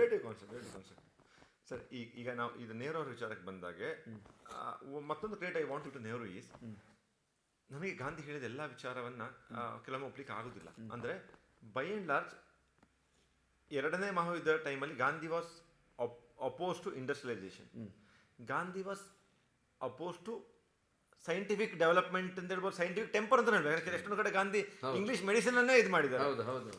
ಆದರೆ ನೆಹರುಗೆ ಗಾಂಧಿಯ ಪಕ್ಕಾ ಶಿಷ್ಯ ಆಗಿಬಿಟ್ಟು ಕೂಡ ಆ ಗಾಂಧಿವಾದದಿಂದ ಹೊರಗೆ ಬಂದು ಒಂದು ಅಗಾಧವಾದ ಸೈಂಟಿಫಿಕ್ ಟೆಂಪರ್ಮೆಂಟು, ಈ ಸೈಂಟಿಸ್ಟ್ಗಳ ಜೊತೆ ಸ್ನೇಹ ಎಲ್ಲ ಇತ್ತಲ್ವಾ. ಸೊ ಅದಕ್ಕೆ ಕೂಡ ಧೈರ್ಯ ಬೇಕಲ್ಲ. ಬೇಕು ಅಲ್ಲ, ಅದು ಧೈರ್ಯದ ವಿಷಯವೇ. ಅಂದರೆ ಡಿಸಿಷನ್ನು ಹಾರ್ಡ್ ಡಿಸಿಷನ್ ತಗೊಂಡವರು ನೆಹರು ಇದ್ದಾರೆ, ಇಂದಿರಾ ಗಾಂಧಿಯವರು ಇದ್ದಾರೆ. ಬಟ್ ಮೋದಿಯವರು ಹಾರ್ಡ್ ಡಿಸಿಷನ್ ತಗೊಂಡದ್ದು ನನಗೆ ಕಣ್ಣೆದುರಿಗೆ ಕಾಣ್ತಾ ಇಲ್ಲ. ಒಂದು ಹೇಳ್ಬೋದು, ಕಾಶ್ಮೀರವನ್ನು ಇದು ಕಾಶ್ಮೀರ ಮತ್ತೆ ಪಾಕಿಸ್ತಾನದ ವಿಚಾರಕ್ಕೆ ಬಂದಾಗ ಇಮಿಡಿಯೇಟ್ಲಿ ಪೆಟ್ಟು ಬಿದ್ದೇ ಬೀಳ್ತದೆ, ರಿಯಾಕ್ಟ್ ಮಾಡ್ತಾರೆ. ಅದು ಇಂದಿರಾ ಗಾಂಧಿ ಅವರು ರಿಯಾಕ್ಟ್ ಮಾಡಿದ್ದಾರೆ. ಪಾಕಿಸ್ತಾನದ ವಿಷಯದಲ್ಲಿ ಇಂದಿರಾ ಗಾಂಧಿ ಅವರು ಬಹಳ ಸ್ಟ್ರಾಂಗ್ ಆಗಿ ಡಿಸಿಷನ್ ತಗೊಂಡಿದ್ರು. ನೆಹರು ಬಗ್ಗೆ ಚೈನಾದ ವಿಚಾರದಲ್ಲಿ ಹಾಗೆ ನೋಡಿದ್ರೆ ಇಂದಿರಾ ಗಾಂಧಿ ಅವರಿಗಿಂತ ಮೋದಿಯವರೇ ಸ್ವಲ್ಪ ಸಾಫ್ಟ್ ಆಗಿ ತಗೊಂಡಿದ್ದಾರೆ ಪಾಕಿಸ್ತಾನದ ವಿಚಾರವನ್ನು. ಈಗ ಇಂದಿರಾ ಗಾಂಧಿ ಅವರು ಆಗಿರುತ್ತಿದ್ದರೆ ಯಾವುದೇ ಪ್ರೆಷರ್ ಇದ್ರೂ ಆಪರೇಷನ್ ಸಿಂಧೂರ್ ಅವ್ರನ್ನ ಅಷ್ಟು ಬೇಗ ವಿಡ್ರಾ ಮಾಡ್ತಾ ಇದ್ರು ಅಂತ ನಾನು ಅಂದ್ಕೊಳ್ತೇನೆ. ಇದು ಬಾಂಗ್ಲಾದೇಶದ ಮೇಲೆ US ಅವರು 7th ಫ್ಲೀಟ್ ಅನ್ನು ಕಳಿಸಿತ್ತು ಅದನ್ನ ಯುದ್ಧವನ್ನು ತಡೆಹಿಡಲಿಕ್ಕೆ. ಬಟ್ ನಾವು ಇಂಡಿಯಾ ವೆಂಟ್ ಹೆಡ್ ಅಂಡ್ ಅಲ್ಲಿ ಬಾಂಗ್ಲಾದೇಶವನ್ನ ಅದು ಢಾಕಾ ಕ್ಯಾಪ್ಚರ್ ಆಗಿ ಆ ದೇಶವನ್ನೇ ವಿಭಜನೆ ಮಾಡಿದ್ರು. ಇದು ಆದ್ರಿಂದ ಮೋದಿಯವರದ್ದು ಒಂದು ಹಾರ್ಡ್ ಡಿಸಿಷನ್ ಅಂತ ಹೇಳ್ಬಹುದಾದಂಥದ್ದು ಕಾಶ್ಮೀರ, ಪಾಕಿಸ್ತಾನ ವಿಚಾರಕ್ಕೆ ಬಂದ್ರೆ ಪಾಕಿಸ್ತಾನದ ಹಿಟ್ ಬ್ಯಾಕ್. ಅಂದ್ರೆ ಮನಮೋಹನ್ ಸಿಂಗ್ ಅವರಿಗೆ ಹೋಲಿಸಿದಾಗ ಇವರು ಹಾರ್ಡ್ ಡಿಸಿಷನ್ ಟೇಕರ್. ಯಾರು? ಮೋದಿಯವರು. ವಾಜಪೇಯಿಗೆ ಹೋಲಿಸಿದಾಗ ನನಗೆ ಹಾರ್ಡ್ ಡಿಸಿಷನ್ ಟೇಕರ್ ಅಂತ ಅನ್ಸೋದಿಲ್ಲ. ವಾಜಪೇಯಿಯೇ ಸ್ಟ್ರಾಂಗ್ ಇತ್ತು. ವಾಜಪೇಯಿಯೇ ಸ್ಟ್ರಾಂಗ್ ಇತ್ತು. ಸರ್, ಇದು ಬಹಳ ಇಂಟ್ರೆಸ್ಟಿಂಗ್ ವಿಚಾರ. ನೋಡಿ, ಅಲ್ಲಿ ಗಮನಿಸಿ, ವಾಜಪೇಯಿಯವರು 16 ಪಕ್ಷಗಳನ್ನು ಜೊತೆಯಲ್ಲಿಟ್ಟುಕೊಂಡು ಹೋಗ್ತಾ ಇದ್ದವರು. ಆವಾಗಲೂ ಅವರು ಇದು ಅಮೇರಿಕಾದ ಕಣ್ಣು ತಪ್ಪಿಸಿ ಪೋಖ್ರಾನ್ ಅಣುಸ್ಫೋಟದ ಪರೀಕ್ಷೆಯನ್ನು ಮಾಡಬಲ್ಲವರಾಗಿದ್ದರು, ಕಾರ್ಗಿಲ್ ವಾರನ್ನು ಹ್ಯಾಂಡಲ್ ಮಾಡಬಲ್ಲವರಾಗಿದ್ದರು, ಇದು ಸರ್ವಶಿಕ್ಷಣ ಅಭಿಯಾನವನ್ನು ಜಾರಿಗೆ ತರಬಲ್ಲಂಥವರಾಗಿದ್ದರು. ಎಷ್ಟು ಎಷ್ಟು ಕೆಲಸಗಳು ವಾಜಪೇಯಿಯವರ ಕಾಲದಲ್ಲಿ ಲೇಟಾಗಿ ಸಿಕ್ಕಿತ್ತು. ಗಟ್ಟಿ ನಿರ್ಧಾರಗಳನ್ನು ತಗೊಂಡಿದ್ದಾರೆ, ಅದು ಇಫೆಕ್ಟ್ ಆಗುವಂಥ ನಿರ್ಧಾರಗಳನ್ನು ತಗೊಂಡಿದ್ದಾರೆ. ಆಯ್ತಾ? ನನಗೀಗ ಅಂಥ ಇಫೆಕ್ಟ್ ಆಗುವ ನಿರ್ಧಾರಗಳು ಕಳೆದ ಒಂದು 10 ವರ್ಷದಲ್ಲಿ ಆಗಿದೆ ಅಂತ ನನಗೆ ಅನಿಸುವುದಿಲ್ಲ. ಒಂದಷ್ಟು ಸಂದರ್ಭದಲ್ಲಿ ಹೇಗೆ ಅಂದರೆ, ಈ ಮೋದಿಯವರ ವಿರೋಧಿಗಳು ದೊಡ್ಡದಾಗಿ ಬೊಬ್ಬೆ ಹೊಡೆಯುವುದರಿಂದಾಗಿ ಅವರು ಬಹಳ ಹಾರ್ಡ್ ಡಿಸಿಷನ್ ತಗೊಳ್ತಾ ಇದ್ದಾರೆ ಅಂತೇಳಿ ಅನಿಸಿದಾಗೆ ಉಂಟು. ಅಂದ್ರೆ ಮೋದಿಯವರು ಹಾರ್ಡ್ ಇದ್ದಾರೆ ಆ ಥರ ಹೇಳಿ ಹೌದೌದು, ಅವರು ಬಹಳ ಹಾರ್ಡ್ ಇದ್ದಾರೆ ಅಂತ ಇವರು ಹೇಳುವ ಕಾರಣ ಅವರು ಹಾರ್ಡ್ ಆಗಿ ಕಾಣುದು. ಅಲ್ಲ, ಪ್ರಪಂಚದ ಆರ್ಡರ್ ಚೇಂಜ್ ಆಗಿದೆ. Modi has to balance. Is balancing ಏನು ಜಿಯೋ ಪೊಲಿಟಿಕ್ಸು, 140 ಕೋಟಿ ದೇಶದ ಜನರಿಗೆ ಊಟ ಮಾಡಬೇಕು. ನೋಡಿ, ಫಾರ್ಮ್ ಲಾವನ್ನು ಹಿಂತಕೊಂಡ್ರು. ಒಂದೆರಡು ಹೆಜ್ಜೆ ಹಿಂದೆ ಬರೋದು ಕೂಡ ಅದು ಸಹಜ. ತಪ್ಪು ಅಂತ ನಾನು ಹೇಳಲಿಲ್ಲ. ಮತ್ತೆ ಇನ್ನು ನಾವು ಮೋದಿಯವರ ಕಾಲಮಾನದ ಬಗ್ಗೆ ಹೇಳಬೇಕಾದ್ರೆ, ಅವರು ಅಧಿಕಾರದಿಂದ ನಿರ್ಗಮಿಸಿ ಒಂದು 5 ವರ್ಷ ಕಳಿಬೇಕು. ಆವಾಗ ಅವರ ಕಾಲಮಾನದ ಇಫೆಕ್ಟ್ಗಳು ಏನು ಅನ್ನೋದು ನಮಗೆ ಕರೆಕ್ಟ್ ಎಕ್ಸಾಂಪಲ್. ಅಲ್ಲಿವರೆಗೆ ನಾವು ಹೇಳಲಿಕ್ಕೆ ಆಗುದಿಲ್ಲ. ನಾನು ಯಾವಾಗಲೂ ರೂಲಿಂಗಲ್ಲೇ ಇರುವಾಗ ನಾನು ಹೆಚ್ಚು ಅನಾಲಿಸಿಸ್ ಮಾಡ್ಲಿಕ್ಕೆ ಹೋಗಬಾರ್ದು. ಯಾಕೆಂದ್ರೆ ಅವರಿಗೆ ಇನ್ನೂ ಕೂಡ ಬದಲಾವಣೆ ಮಾಡ್ಕೊಳ್ಳಿಕ್ಕೆ ಅವಕಾಶ ಇದೆ. ಅದು ಪಾಸಿಟಿವ್ ಆಗ್ಬೋದು, ನೆಗೆಟಿವ್ ಆಗ್ಬೋದು ಅಲ್ವಾ. ಆದ ಕಾರಣ ಹೆಚ್ಚು ರಿಯಾಕ್ಟ್ ಮಾಡಬಾರ್ದು ಅಂತ ಹೇಳುದು ನಾನು. ಅಲ್ಲ, ನೀವು ಗಾಂಧಿಯ ಬಗ್ಗೆ ಒಂದು ಮಾತಾಗ ಕೇಳಿದರೆ ಅದಕ್ಕೆ ಉತ್ತರ ಕೊಡದಿದ್ದರೆ ಮತ್ತೆ ಪ್ರೇಕ್ಷಕರಿಗೆ ಉತ್ತರ ಕೊಡಲಿಲ್ಲ ಅಂತ ಅನ್ಸುತ್ತೆ. ಈ ಗಾಂಧಿಯ ಕೆಲವು ವಿಷಯವನ್ನು ಒಪ್ಪಲಿಕ್ಕೆ ಆಗೋದಿಲ್ಲ ಅಂತ ಹೇಳಿ ನನ್ನದು ಅದಕ್ಕೆ ಪ್ರಶ್ನೆಯನ್ನೇ ಒಂದು ಉತ್ತರವಾಗಿ ಕೊಡ್ತೇನೆ. ಯಾರನ್ನು 100% ಒಪ್ಪಲಿಕ್ಕೆ ಆಗ್ತದೆ? ಯಾರನ್ನೂ ಆಗುದಿಲ್ಲ ಅಲ್ಲ. Gandhi is also one among them. ಆಯ್ತಾ? ಅನೇಕ ಸಂಗತಿಗಳನ್ನು ಗಾಂಧಿಯವರ ವಿಚಾರವನ್ನು ಒಪ್ಪಲಿಕ್ಕೆ ಸಾಧ್ಯ ಇಲ್ಲ. ಕೆಲವೊಂದು ವಿಷಯಗಳನ್ನು ಅವರ ಕಾಲಮಾನದಲ್ಲಿ ಒಪ್ಪಿದ್ರು, ಈಗ ಬದಲಾದ ಸನ್ನಿವೇಶದಲ್ಲಿ ಒಪ್ಪಲಿಕ್ಕೆ ಸಾಧ್ಯ ಆಗುದಿಲ್ಲ. ಅಂತ ಲಿಮಿಟೇಷನ್ಸ್ ಎಲ್ಲರ ವಿಚಾರಗಳಿಗೂ ಇವೆ. ಸರ್, ಮತ್ತೊಂದು ಇಂಟ್ರೆಸ್ಟಿಂಗ್ ಸಬ್ಜೆಕ್ಟ್, ಗಾಂಧಿ ಹತ್ಯೆ ಅಂತ ಹೇಳಿದ್ರೆ ಒಂಥರ ನೋವಿನ ವಿಚಾರ. ಯಾಕಂದ್ರೆ ಬ್ರಿಟಿಷರ್ ಗಾಂಧಿಯನ್ನು ಉಳಿಸ್ಕೊಂಡ್ರು. ಬ್ರಿಟಿಷರ್ ಇಲ್ಲದ ಮೇಲೆ ಗಾಂಧಿ ವಾಸ್ ಕಿಲ್ಡ್. ನಾವು ಹಲವು ಬಾರಿ ಚರ್ಚೆ ಮಾಡ್ತಾ ಇರುವಾಗ ಅನ್ಸೋದು, ಆ ಸಮಯದಲ್ಲಿ ಗಾಂಧೀಜಿ ಯಾರಿಗೆ ಬೇಕಿತ್ತು, ಯಾರಿಗೆ ಬೇಕಿರಲಿಲ್ಲ? ಅದನ್ನು ವ್ಯಾಖ್ಯಾನಿಸುವುದು ಬಹಳ ಕಷ್ಟ. ಅದು ಈ ಥರ ಫ್ರೇಮ್ ಮಾಡ್ತಾನೆ, ಗಾಂಧಿ ರಿಲೆವೆನ್ಸ್ ಅನ್ನು ಆಲ್ರೆಡಿ ಬದುಕಿದ್ದು ಕಳ್ಕೊಂಡಿದ್ರ? ಗಾಂಧಿ ವಿಚಾರಗಳ ರಿಲೆವೆನ್ಸ್ ಅಲ್ಲ, Gandhi relevance in some extent yes. ಯಾಕೆ ಅಂತ ಹೇಳಿದರೆ, ಜೀವನ ಪೂರ್ತಿ ಅಹಿಂಸೆಯನ್ನೇ ಬಾಳಿದ ಮನುಷ್ಯ ದೇಶ ವಿಭಜನೆಯ ಸಂದರ್ಭದಲ್ಲಿ ಆ ಪ್ರಮಾಣದಲ್ಲಿ ಹಿಂಸೆ ನಡೆದದ್ದನ್ನು ನೋಡ್ತಾ ಇರಬೇಕಾಗಿ ಬಂತಲ್ಲ. ಅವ್ರಿಗೆ ಅನಿಸಿರ್ಬೋದು, ನಾನು ಹೇಳಿದೆಲ್ಲ ವೇಸ್ಟ್ ಆಯ್ತಲ್ಲ, ನಂದು ಥಿಯರಮೇ ಫೇಲ್ ಆಯ್ತಲ್ಲ. ಅಂದರೆ ನಾನು ಹೇಳೋದು, ಆ ದೇಶ ವಿಭಜನೆಯ ಹಿಂಸೆ ಅಂತ ಹೇಳೋದು ಗಾಂಧಿ ವಾಸ್ ಸಕ್ಸಸ್ಫುಲಿ ಡಿಫೀಟೆಡ್ ಅಂತ. ಅಹಿಂಸೆಯನ್ನು ಹೋರಾಟ ಮಾಡಿ ನಿಮಗೆ ಸ್ವಾತಂತ್ರ್ಯ ಬಂದ ಮೇಲೆ ಅಷ್ಟು ಹಿಂಸೆ ಆದರೆ you feel your ideology failed bitterly. Ideology failed ಅಂತ ನಾನು ಹೇಳೋದಿಲ್ಲ. ಐಡಿಯಾಲಜಿ ಗಾಂಧಿಗಿಂತ ಮೊದಲು ಕೂಡ ಅಹಿಂಸೆಯ ಐಡಿಯಾಲಜಿಗಳಿತ್ತು, ಆದರೆ ಅದನ್ನು ಎಕ್ಸಿಕ್ಯೂಷನ್ಗೆ ತಂದವರು ಗಾಂಧಿ ಒಬ್ಬರು ಮಾತ್ರ. ಈಗ ವರ್ಧಮಾನ ಮಹಾವೀರ ಕೂಡ ಅದನ್ನು ಅನುಷ್ಠಾನಕ್ಕೆ ತಂದ ದಾಖಲೆಗಳು ಕಡಿಮೆ. ಬೋಧನೆ ಇದೆ. ಜೈನಿಸಮ್ಗಿಂತ ಜಾಸ್ತಿ ಅಹಿಂಸೆಯ ಬಗ್ಗೆ ಶೋಧನೆ ಮಾಡಿದ ಯಾವ ಧರ್ಮಗಳು ಜಗತ್ತಿನಲ್ಲಿಲ್ಲ. ಆದರೆ ಗಾಂಧಿ ಅದನ್ನು ವಾಸ್ತವದಲ್ಲಿ ಅನುಷ್ಠಾನವನ್ನು ತರುವ ಕೆಲಸವನ್ನು ಮಾಡಿದರು, ಜೀವಿಸಿದ್ರು. ಅದು ನಾವು ಗಾಂಧಿ ಫೇಲ್ಡ್, ಹೌದು ಫೇಲ್ಡ್ ಅಂತ ಹೇಳಿದ್ರೆ, ಅಹಿಂಸೆಗಾಗಿಯೇ ಕೆಲಸ ಮಾಡಿದವರು ಸಾಮಾನ್ಯ ಒಂದು 5,000 ವರ್ಷಗಳ ನಾಗರಿಕತೆ ಅಂತ ಕೊಂಡ್ರೆ ಒಂದು 79 ವರ್ಷದಲ್ಲಿ ಒಂದು 30 ವರ್ಷ ಗಾಂಧಿ ಕೆಲಸ ಮಾಡಿದ್ರು ಅಂದ್ರೆ, ಈ 5,000 ವರ್ಷದಲ್ಲಿ 30 ವರ್ಷ ಮಾಡಿದ ಕೆಲಸ ಭಾರಿ ಸಕ್ಸಸ್ಫುಲ್ ಆಗಬೇಕು ಅಂತ ಹೇಳಿದ್ರೆ ಆಗ್ಲಿ ಸಾಧ್ಯ ಉಂಟು? ಇಲ್ಲ.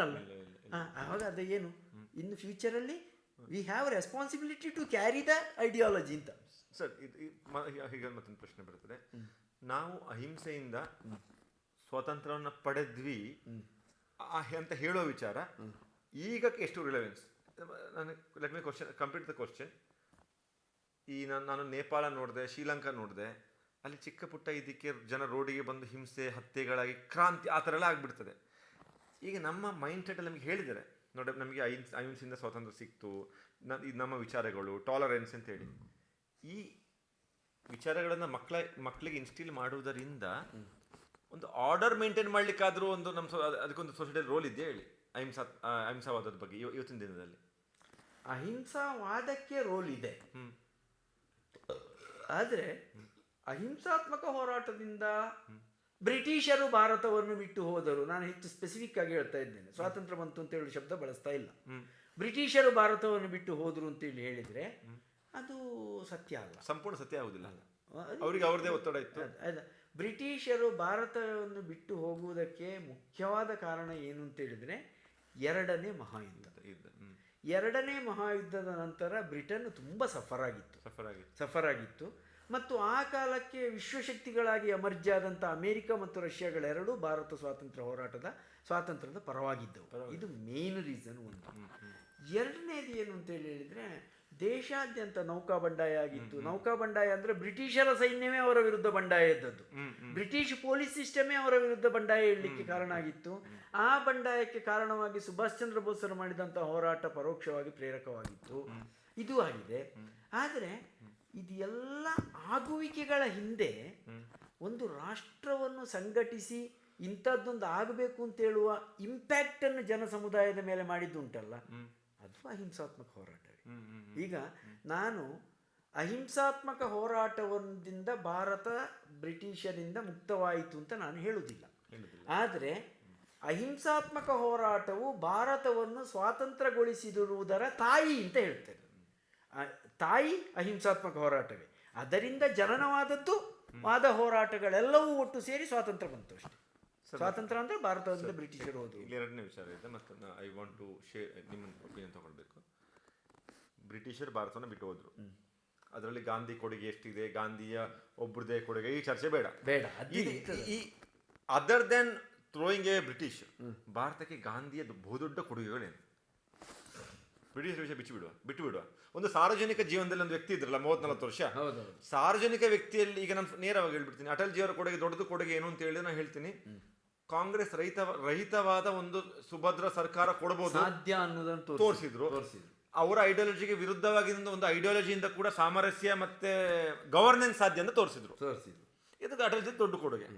ಹಾಗೆ ಈ ಸಾರ್ವಜನಿಕ ಜೀವನದಲ್ಲಿ ಗಾಂಧಿ ಅಂದರೆ ಅದರ್ ದೆನ್ ಸೆಂಡಿಂಗ್ ಬ್ರಿಟಿಷ್ ಅವೇ ಗಾಂಧಿಯವ್ರ ಕೊಡುಗೆ ಒಂದು ಗಾಂಧಿಯ ಕೊಡುಗೆ ಏನು ಅಂತೇಳಿದರೆ, ಇವತ್ತಿನ ಭಾರತ ಅನ್ನೋ ಮ್ಯಾಪ್ ಇದೆ ಅಲ್ಲ, ಈ ಮ್ಯಾಪು ಗಾಂಧಿ ಇಲ್ಲದಿದ್ದರೆ ರಚನೆ ಆಗ್ತಾ ಇರಲಿಲ್ಲ.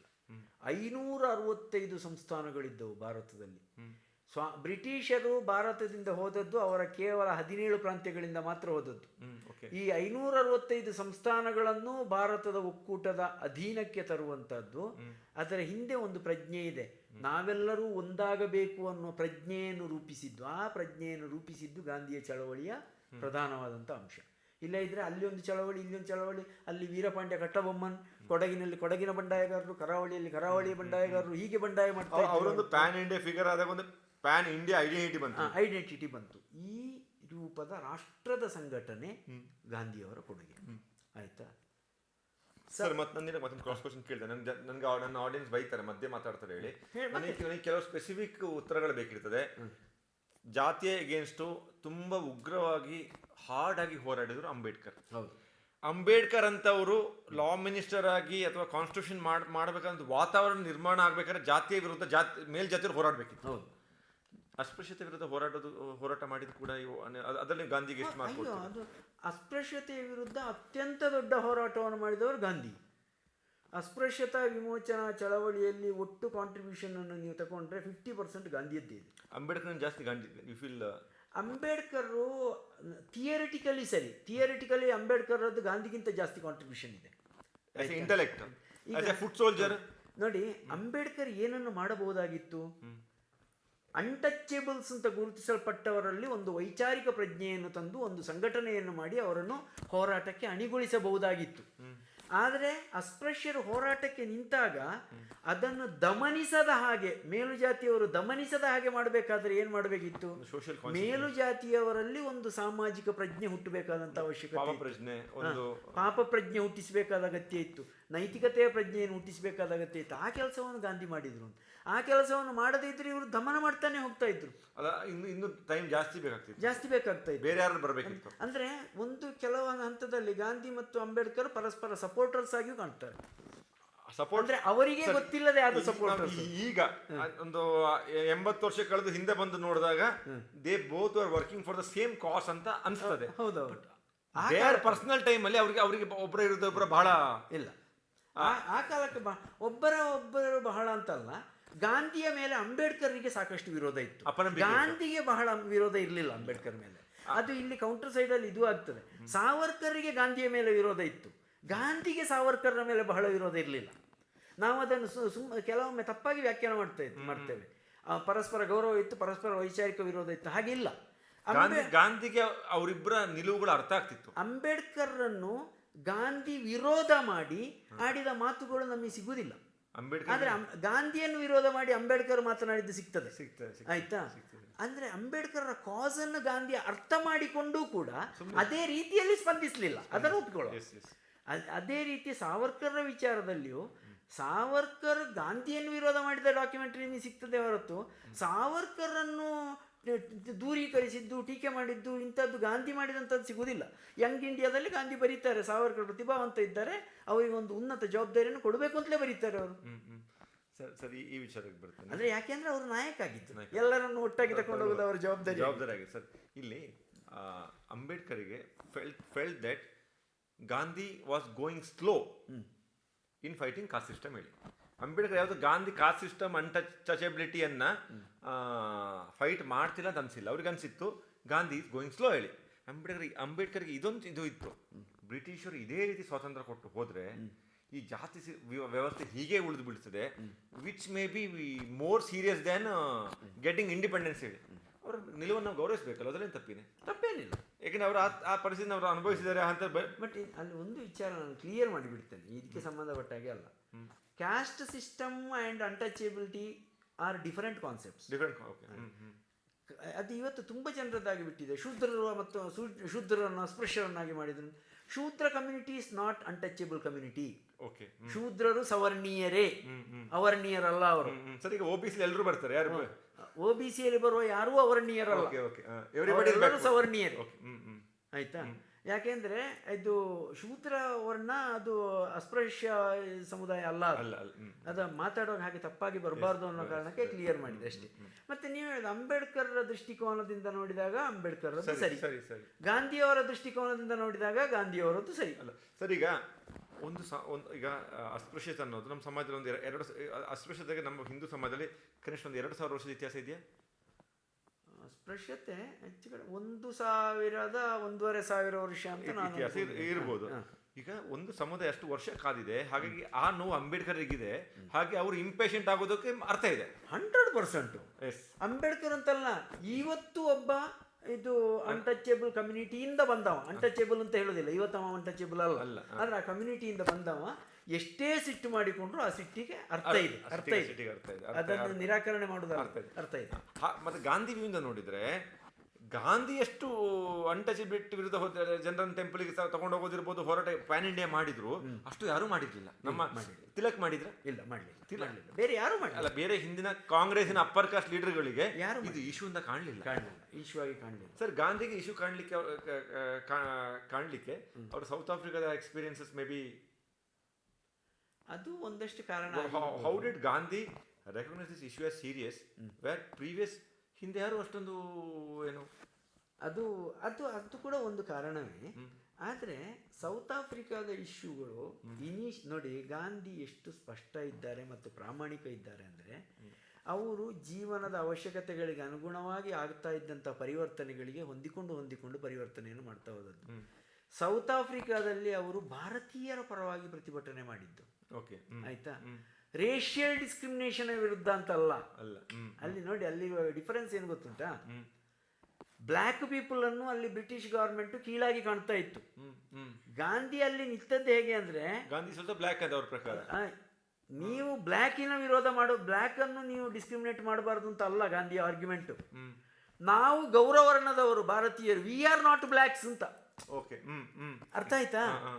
ಓಕೆ, ಆ ತರ ವಿಚಾರ ನೋಡಿದ್ರೆ Gandhi you should not treat Indians as black because we are not black, ನಾವು ಗೌರವರ್ಣದವರು ಅಂತ. ಆಯ್ತಾ? ವೆರಿ ಯಂಗ್ ಇಟ್ ಇಸ್ ಈಗ ನೋಡಿದ್ರೆ ಅದು ತಪ್ಪು ಅಂತ ಅನ್ಸುತ್ತೆ ಅಲ್ಲ? ಅದು ಗಾಂಧಿಗೆ ಅದು ತಪ್ಪು ಅಂತ ಅನ್ಸಿದೆ, ಆಮೇಲೆ ಅವ್ರು ಒಪ್ಕೊಂಡಿದ್ದಾರೆ. ಅದು ಆ ಇನಿಷಿಯಲ್ ಸ್ಟೇಜಲ್ಲಿ ಅವರು ನುಗ್ಗಿದ ಕ್ರಮ ಹಾಗೆ. ಆದ್ರೆ ಆಮೇಲೆ ಅವರು ರಿಯಲೈಸ್ ಮಾಡಿಕೊಳ್ತಾ ಹೋದಾಗ ಏನಾಯ್ತು ಅವರಿಗೆ, ನಾವು ಗೌರವರ್ಣದವರು ಅಂತೇಳಿ ಹೇಳ್ತೇವೆ, ನಮ್ಮ ದೇಶದಲ್ಲಿ ಅಸ್ಪೃಶ್ಯರನ್ನು ನಾವು ಮಾಡಿದ್ದು ಹೀಗೆ ಅಲ್ವಾ ಅಂತ ಅನಿಸ್ಲಿ ಶುರುವಾಯಿತು. ಹಾಗೆ ಅನಿಸಿದಾಗ ಅವರ ಒಟ್ಟು ಇದನ್ನು ಬದಲಾವಣೆ ಮಾಡ್ಕೊಳ್ತಾ ಹೋದರು. ಅಂದರೆ ಗಾಂಧಿ ಪ್ರತಿ ಹಂತದಲ್ಲೂ ಅವರನ್ನು ಬದಲಾವಣೆ ಮಾಡ್ಕೊಳ್ತಾ ಹೋಗಿದ್ದಾರೆ. That is important. ನಮ್ಮಲ್ಲಿ ಪರಿಷ್ಕರಣೆ ನಿರಂತರವಾಗಿ ಇರಬೇಕು ಅಂತೇಳಿ ಹೇಳೋದಕ್ಕೂ ಕೂಡ ಗಾಂಧಿ ಸಿಂಬಲೇ. ಮತ್ತು ಗಾಂಧಿ ಒಂದು ಮಾತು ಹೇಳ್ತಾರೆ, ನನ್ನ ನಡವಳಿಕೆಗಳಲ್ಲಿ ವೈರುಧ್ಯಗಳು ನಿಮಗೆ ಕಂಡು ಬಂದರೆ ನಾನು ಹಿಂದೆ ಮಾಡಿದ್ದನ್ನು ತಗೊಳ್ಬಾರ್ದು, ನಂತರ ಮಾಡಿದ್ದನ್ನು ತಗೊಳ್ಬೇಕು, ಅಥವಾ ನಂತರ ಹೇಳಿದ್ದನ್ನು ಆಕ್ಸೆಪ್ಟ್ ಮಾಡಬೇಕು ಅಂತ. ಅಂದರೆ ಅದು ಹೆಚ್ಚು ಪರಿಷ್ಕೃತವಾದದ್ದು ಅಂತ. ಈಗ ಇವತ್ತು ಮತ್ತೊಂದು ವಿಚಾರ ಬರ್ತದೆ, ನೀವಂತರಲ್ಲ ಅದೃಷ್ಟವಂತರ ಚೊಕ್ಕಡಿಯವರು. ಯಾಕೆ ಗೊತ್ತಾ, ನಿಮಗೆ ಇವಾಗ 50 ನಾವು 50 ವರ್ಷ, ನೀವು 30 ವರ್ಷ 32 ವರ್ಷ 33 ವರ್ಷಕ್ಕೆ ನಿಮ್ಮ ರಾಜಕೀಯ ನಿಲುವಾಗಲಿ, ನಿಮ್ಮ ಫೇಸ್ಬುಕ್ ಪೋಸ್ಟ್ ಆಗಲಿ, ನಿಮ್ಮ ಬರಹಗಳಲ್ಲಿ ಯಾವುದಿಲ್ಲ ಇಲ್ಲ ಆಗ ನೀವು ಎಕ್ಸ್ಟ್ರೀಮ್ ರೈಟು ಅಥವಾ ಎಕ್ಸ್ಟ್ರೀಮ್ ಅಂದರೆ ಈಗ ಒಂದು 28-29 ವರ್ಷದಲ್ಲಿ ಜೀವನದ ವ್ಯವಸ್ಥೆ ವಿರುದ್ಧ ಅಸಹನೆ, ಸಿಟ್ಟು, ಆಕ್ರೋಶ, ಹತಾಶೆ ಎಲ್ಲ ಇರ್ತದೆ. ನಾವು ಈಗಿನ ಯುವಕರಲ್ಲಿ ನೋಡ್ತಿದ್ದೇವೆ ಅಲ್ಲ, ನಿಮ್ಮ ತಲೆಮಾರಿದ ಡಾಕ್ಯುಮೆಂಟ್ ಆಗಿಲ್ಲ, ಇಲ್ಲ, ನನ್ನ ತಲೆಮಾರಿ ಸುಮಾರು ಡಾಕ್ಯುಮೆಂಟ್ ಆಗಿದೆ. ಹೌದು. ಇದು ವಿಚಾರ ಯಾಕೆ ಬಂದಂದ್ರೆ, ಒಂದು ವ್ಯಕ್ತಿ ಇವಾಲ್ವ್ ಆಗ್ತಾರಲ್ಲ. ಹೌದು. ನೀವು ಲಾಸ್ಟ್ 20 ಇಯರ್ಸ್ ಹೇಗೆ ಇವಾಲ್ವ್ ಆದ್ರಿ? ನಿಮ್ಮ 20 ಇಯರ್ಸ್ ಅಲ್ಲಿ ನೀವು ಕೇಳಿ? ಹೌದು, ಅಂದ್ರೆ 25 ಹೇಳಿ, 30 ಹೇಳಿಬಿಡಿ, 20 to 50. ನಾನು ನನ್ನ ಜೀವನಾನುಭವಗಳಿಂದಲೇ ನಾನು ಇವತ್ತು ಏನಾಗಿದ್ದೇನೋ ನನ್ನ ಜೀವನಾನುಭವಗಳಿಂದಲೇ ಆಗ್ತಾ ಬಂದದ್ದು. ನಾನು ಯಾವುದೋ ಒಂದು ಸಾಹಿತಿಯಿಂದ ಪ್ರಭಾವಿತನಾದೆ, ಒಬ್ಬ ರಾಷ್ಟ್ರೀಯ ನಾಯಕರಿಂದ ಪ್ರಭಾವಿತನಾದೆ, ಹೀಗೆಲ್ಲ ನಾನು ಹೇಳೋದಿಲ್ಲ. ನಾನೊಬ್ಬ ಸಹಜ ಮನುಷ್ಯನಾಗಿ ನಾನು ಬದುಕಿದೆ. ಅಂದರೆ ನಾನು ಹುಟ್ಟಿ ಬೆಳೆದ ಸನ್ನಿವೇಶದಲ್ಲಿ ನನಗೆ ಇದ್ದಂಥ ಸನ್ನಿವೇಶಗಳಲ್ಲಿ ನಾನು ಅದನ್ನು ಹೇಗೆ ಹ್ಯಾಂಡ್ಲ್ ಮಾಡ್ಬೋದೋ ಹಾಗೆ ಹ್ಯಾಂಡ್ಲ್ ಮಾಡ್ತಾ ಬಂದೆ. ಹಾಗೆ ಹ್ಯಾಂಡ್ಲ್ ಮಾಡ್ತಾ ಬಂದದ್ರಲ್ಲಿ ನನ್ನ ವಿಕಾಸವೂ ಆಯಿತು.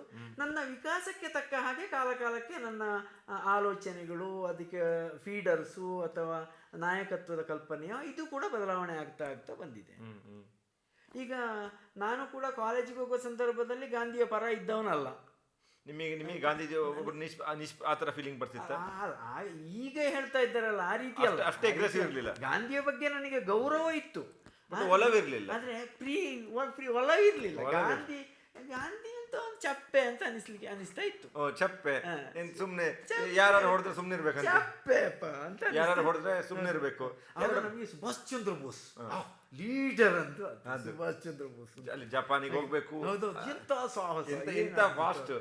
ಎಲ್ಲರೂ ಸ್ವಾತಂತ್ರ್ಯ ಬಂದಿದ್ರೆ ಸುಭಾಷ್ ಚಂದ್ರ ಬೋಸ್ ಆಗ್ಲೇ ತಗೊಂಡ್ಬಿಡ್ತಿದ್ರು. ಆದ್ರೆ ಆಮೇಲೆ ಸಾಮಾನ್ಯ ಒಂದು ನನಗೆ ಒಂದು 35 ವರ್ಷದ ವಯಸ್ಸಿ 35 ವರ್ಷಕ್ಕೆ ಬಂದಾಗ, ಮದುವೆ ಆಗಿ ಮಕ್ಕಳಾದ ಮೇಲೆ ಅಲ್ಲ, ಅದಕ್ಕಿಂತ ಸ್ವಲ್ಪ ಮೊದಲೇ, ಗಾಂಧಿಯ ಸಪ್ಪೆಯೇ ನಿಜವಾಗಿ ಭಯಂಕರ ಸ್ಟ್ರಾಂಗ್ ಅಂತ ಹೇಳುದು ಗೊತ್ತಾಗ್ಲಿ ಶುರುವಾಯಿತು.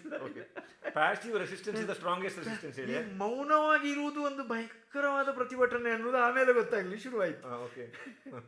ಇದು ಹೀಗೆ ಮೌನಕ್ಕೆ ಡಿಸ್ಟರ್ಬ್, ಇದು ಕಿರ್ಚುವುದಕ್ಕಿಂತ ಮೌನಕ್ಕೆ ಬಹಳ ಶಕ್ತಿ ಇದೆ ಅಂತ. ಅದೇ ಆ ಕೂರ್ಮಾವತಾರ ಅನ್ನೋ ಒಂದು ಸಿನಿಮಾ ಉಂಟು ನೋಡಿ, ಗಿರೀಶ್ ಕಾಸರವಳ್ಳಿ. ಆ ಕೂರ್ಮಾವತಾರದ ಕಲ್ಪನೆ ಭಾರಿ ಚಂದ ಅದು. ಈ ಹಂದಿ ಹಾಗೆ ಅಂತ, ಹಂದಿ ಅಂದ್ರೆ ನೆಗೆಟಿವ್ ಸೆನ್ಸಲ್ಲಿ ಅಥವಾ ಮಾಂಸ ಸೆನ್ಸಲ್ಲಿ ಅಲ್ಲ, ಅದು ಕೂರ್ಮಾವತಾರ ಆಗಿ ಅದು ಮುಳ್ಳು ಬಿಟ್ಟಾಗ ಅದರ ಶಕ್ತಿ ಏನು ಅನ್ನೋದು ಗೊತ್ತಾಗುದು. ಈ ಗಾಂಧಿಯಾಗಿ ಸುಮ್ಮನೆ ಇರ್ತದೆ, ಅದು ಬಿದ್ದುಕೊಂಡಿದ್ದಾಗೆ ಇರ್ತದೆ. ಅದು ಆಕ್ಟ್ ಮಾಡ್ಲಿಕ್ಕೆ ಶುರು ಮಾಡಿದಾಗ ಅದರ ಪವರ್ ಏನು ಅನ್ನೋದು ಗೊತ್ತಾಗುದು. ಈಗ ಉಪ್ಪಿನ ಸತ್ಯಾಗ್ರಹ ನೋಡಿ, ಇವತ್ತು ಉಪ್ಪಿಗೆ 10-20 ರೂಪಾಯಿಗೆ ಸಿಗ್ತದೆ. ನಾನು ಸಣ್ಣಾಗಿರುವಾಗ 25 ವಯಸ್ಸಿಗೆ 2 ಸೇರು ಉಪ್ಪೆಲ್ಲ ತಗೊಂಡು ಬಂದಿಯನ್ನ ನಾನು. ಆವಾಗ 1930ರಲ್ಲಿ ಉಪ್ಪಿನ ಬೆಲೆ ಎಷ್ಟಿದ್ದಿರ್ಬೋದು, ಅರ್ಧ ಆಣೆಗಿಂತಲೂ ಕಡಿಮೆ ಅಲ್ವ. ಅದಕ್ಕೆ ಹಾಕಿದ ಟ್ಯಾಕ್ಸು ಇನ್ನೂ ಕಡಿಮೆ ಅಲ್ವ. ಅಷ್ಟು ಕಡಿಮೆ ಕ್ಷುಲ್ಲಕ ಅಂತ ಅನಿಸುವಂತ ಟ್ಯಾಕ್ಸಿನ ವಿಚಾರವನ್ನು ಇಟ್ಟುಕೊಂಡು ಒಂದು ರಾಷ್ಟ್ರೀಯ ಹೋರಾಟ, ಹೌ ಇಟ್ ಈಸ್ ಪಾಸಿಬಲ್ ಆಯ್ತಾ? ಆದ್ರೆ ಅದನ್ನು ಪಾಸಿಬಲ್ ಮಾಡಿ ತೋರಿಸಿದ್ರು ನೋಡಿ ಅವರು. ಯಾವುದು ಪ್ಯಾಸಿವ್ ಆಗಿ ಇರ್ತದೋ ಅದು ಆಕ್ಟ್ ಮಾಡ್ಲಿಕ್ಕೆ ಹೊರಟ್ರೆ ಅದಕ್ಕೆ ಇರುವಿನ ಹೇಳ್ತಾನೆ, ಅರೆಬೆತ್ತಲೆ ಬೈರಾಗಿ ಈ ದೇಶವನ್ನು ಏನು ಮಾಡ್ಲಿಕ್ಕೆ ಹೊರಟಿದ್ದಾನೆ ಅಂತ ನನಗೆ ಅರ್ಥ ಆಗ್ತಾ ಇಲ್ಲ ಅಂತ. ಸರ್, ಮತ್ತೆ ನಿಮ್ಮನ್ನು ಅಬ್ಸ್ಟ್ರಾಕ್ಟ್ ಮಾಡ್ತಾ ಇದ್ದೇನೆ. ಕ್ವಿಟ್ ಇಂಡಿಯಾ, ದಂಡಿ ಮಾರ್ಚ್, ಇದೆಲ್ಲ ಇಡೀ ದೇಶವನ್ನು ಶೇಕ್ ಮಾಡಿದ ಮೂಮೆಂಟ್ ಇದು. ತದನಂತರ ಎಮರ್ಜೆನ್ಸಿ ಒಂದು ಹೋರಾಟ ಆಯಿತು. ಎಮರ್ಜೆನ್ಸಿ ಹೋರಾಟ JP ಅದು ಕೂಡ ದೇಶ ಒಂದಾಯಿತು. ಅದಾದ್ಮೇಲೆ ನನಗೆ ಗೊತ್ತಿದ್ದಾಗ ದೇಶ ಒಂದಾಗಿದ್ದು ಈ ಅಣ್ಣಾ ಹಜಾರೆ ಅದೊಂದು ಮೂಮೆಂಟ್ ಆಯ್ತಲ್ಲ, ಇಂಡಿಯಾ ಅಗೇನ್ಸ್ಟ್ ಕರಪ್ಷನ್. ಪೂರ್ತಿ ದೇಶ ಅಲ್ದಿದ್ರು ಕೂಡ ಆಮೇಲೆ ಪುನಃ 2014 ಕೂಡ ಈ ಮೋದಿಯವರ ಗೌರ್ಮೆಂಟ್ ಬರುವಾಗ ಕೂಡ ದೇಶ ಒಂದು ಸಂಚಲನ ಮೂಡಿಸೇ ಬಂದಿದ್ದು. ಇಶ್ಯೂಗಳು ಬೇರೆ ಬೇರೆ ಇದ್ದಿರ್ಬೋದು. ಹಾಗೆ ಈ ರಾಮ ಮಂದಿರ ಹೋರಾಟ, ಕಂಟ್ರಿ ಕೇಮ್ ಟುಗೆದರ್. ಸೊ ನಾವು ಕಳೆದ 10 ವರ್ಷದಲ್ಲಿ ನಾವು ಯಾವುದೇ ಪ್ಯಾನ್ ಇಂಡಿಯಾ ಈ ಥರ ಸಂಚಲನಗಳನ್ನು, ಅಂದರೆ ಒಳ್ಳೆ ರೀತಿಯಲ್ಲಿ ಹೇಳೋದು, ಎನರ್ಜಿ ಅಲ್ಲ, ನಾವು ನೋಡಿಲ್ಲ. ನಮ್ಮ ಸಮಾಜ ಸೆನ್ಸಿಟಿವಿಟಿಯನ್ನು ತುಂಬ ಕಮ್ಮಿ ಮಾಡ್ಕೊಂಡ್ಬಿಟ್ಟು ಎಲ್ಲ ಇಷ್ಟೇನೆ, ಎಲ್ಲರದ್ದು ಹಣೆ ಬರ ಇದೆ, ಒಂದು ಹತಾಶ ಮನೋಭಾವಕ್ಕೆ ಹೋಗಿದೆಯಾ ಹೇಳಿ, ನಿಮ್ಗೇನು ಅನಿಸುತ್ತೆ? ಸಮಾಜ ಹತಾಶ ಮನೋಭಾವನಕ್ಕೆ ಹೋಗಲಿಲ್ಲ, ಸಿನಿಕತನಕ್ಕೆ ಹೋಗಿದೆ. ಅದೇ ಸಿನಿಕತನವು ಹತಾಶ ಮನೋಭಾವವು ಬೇರೆ.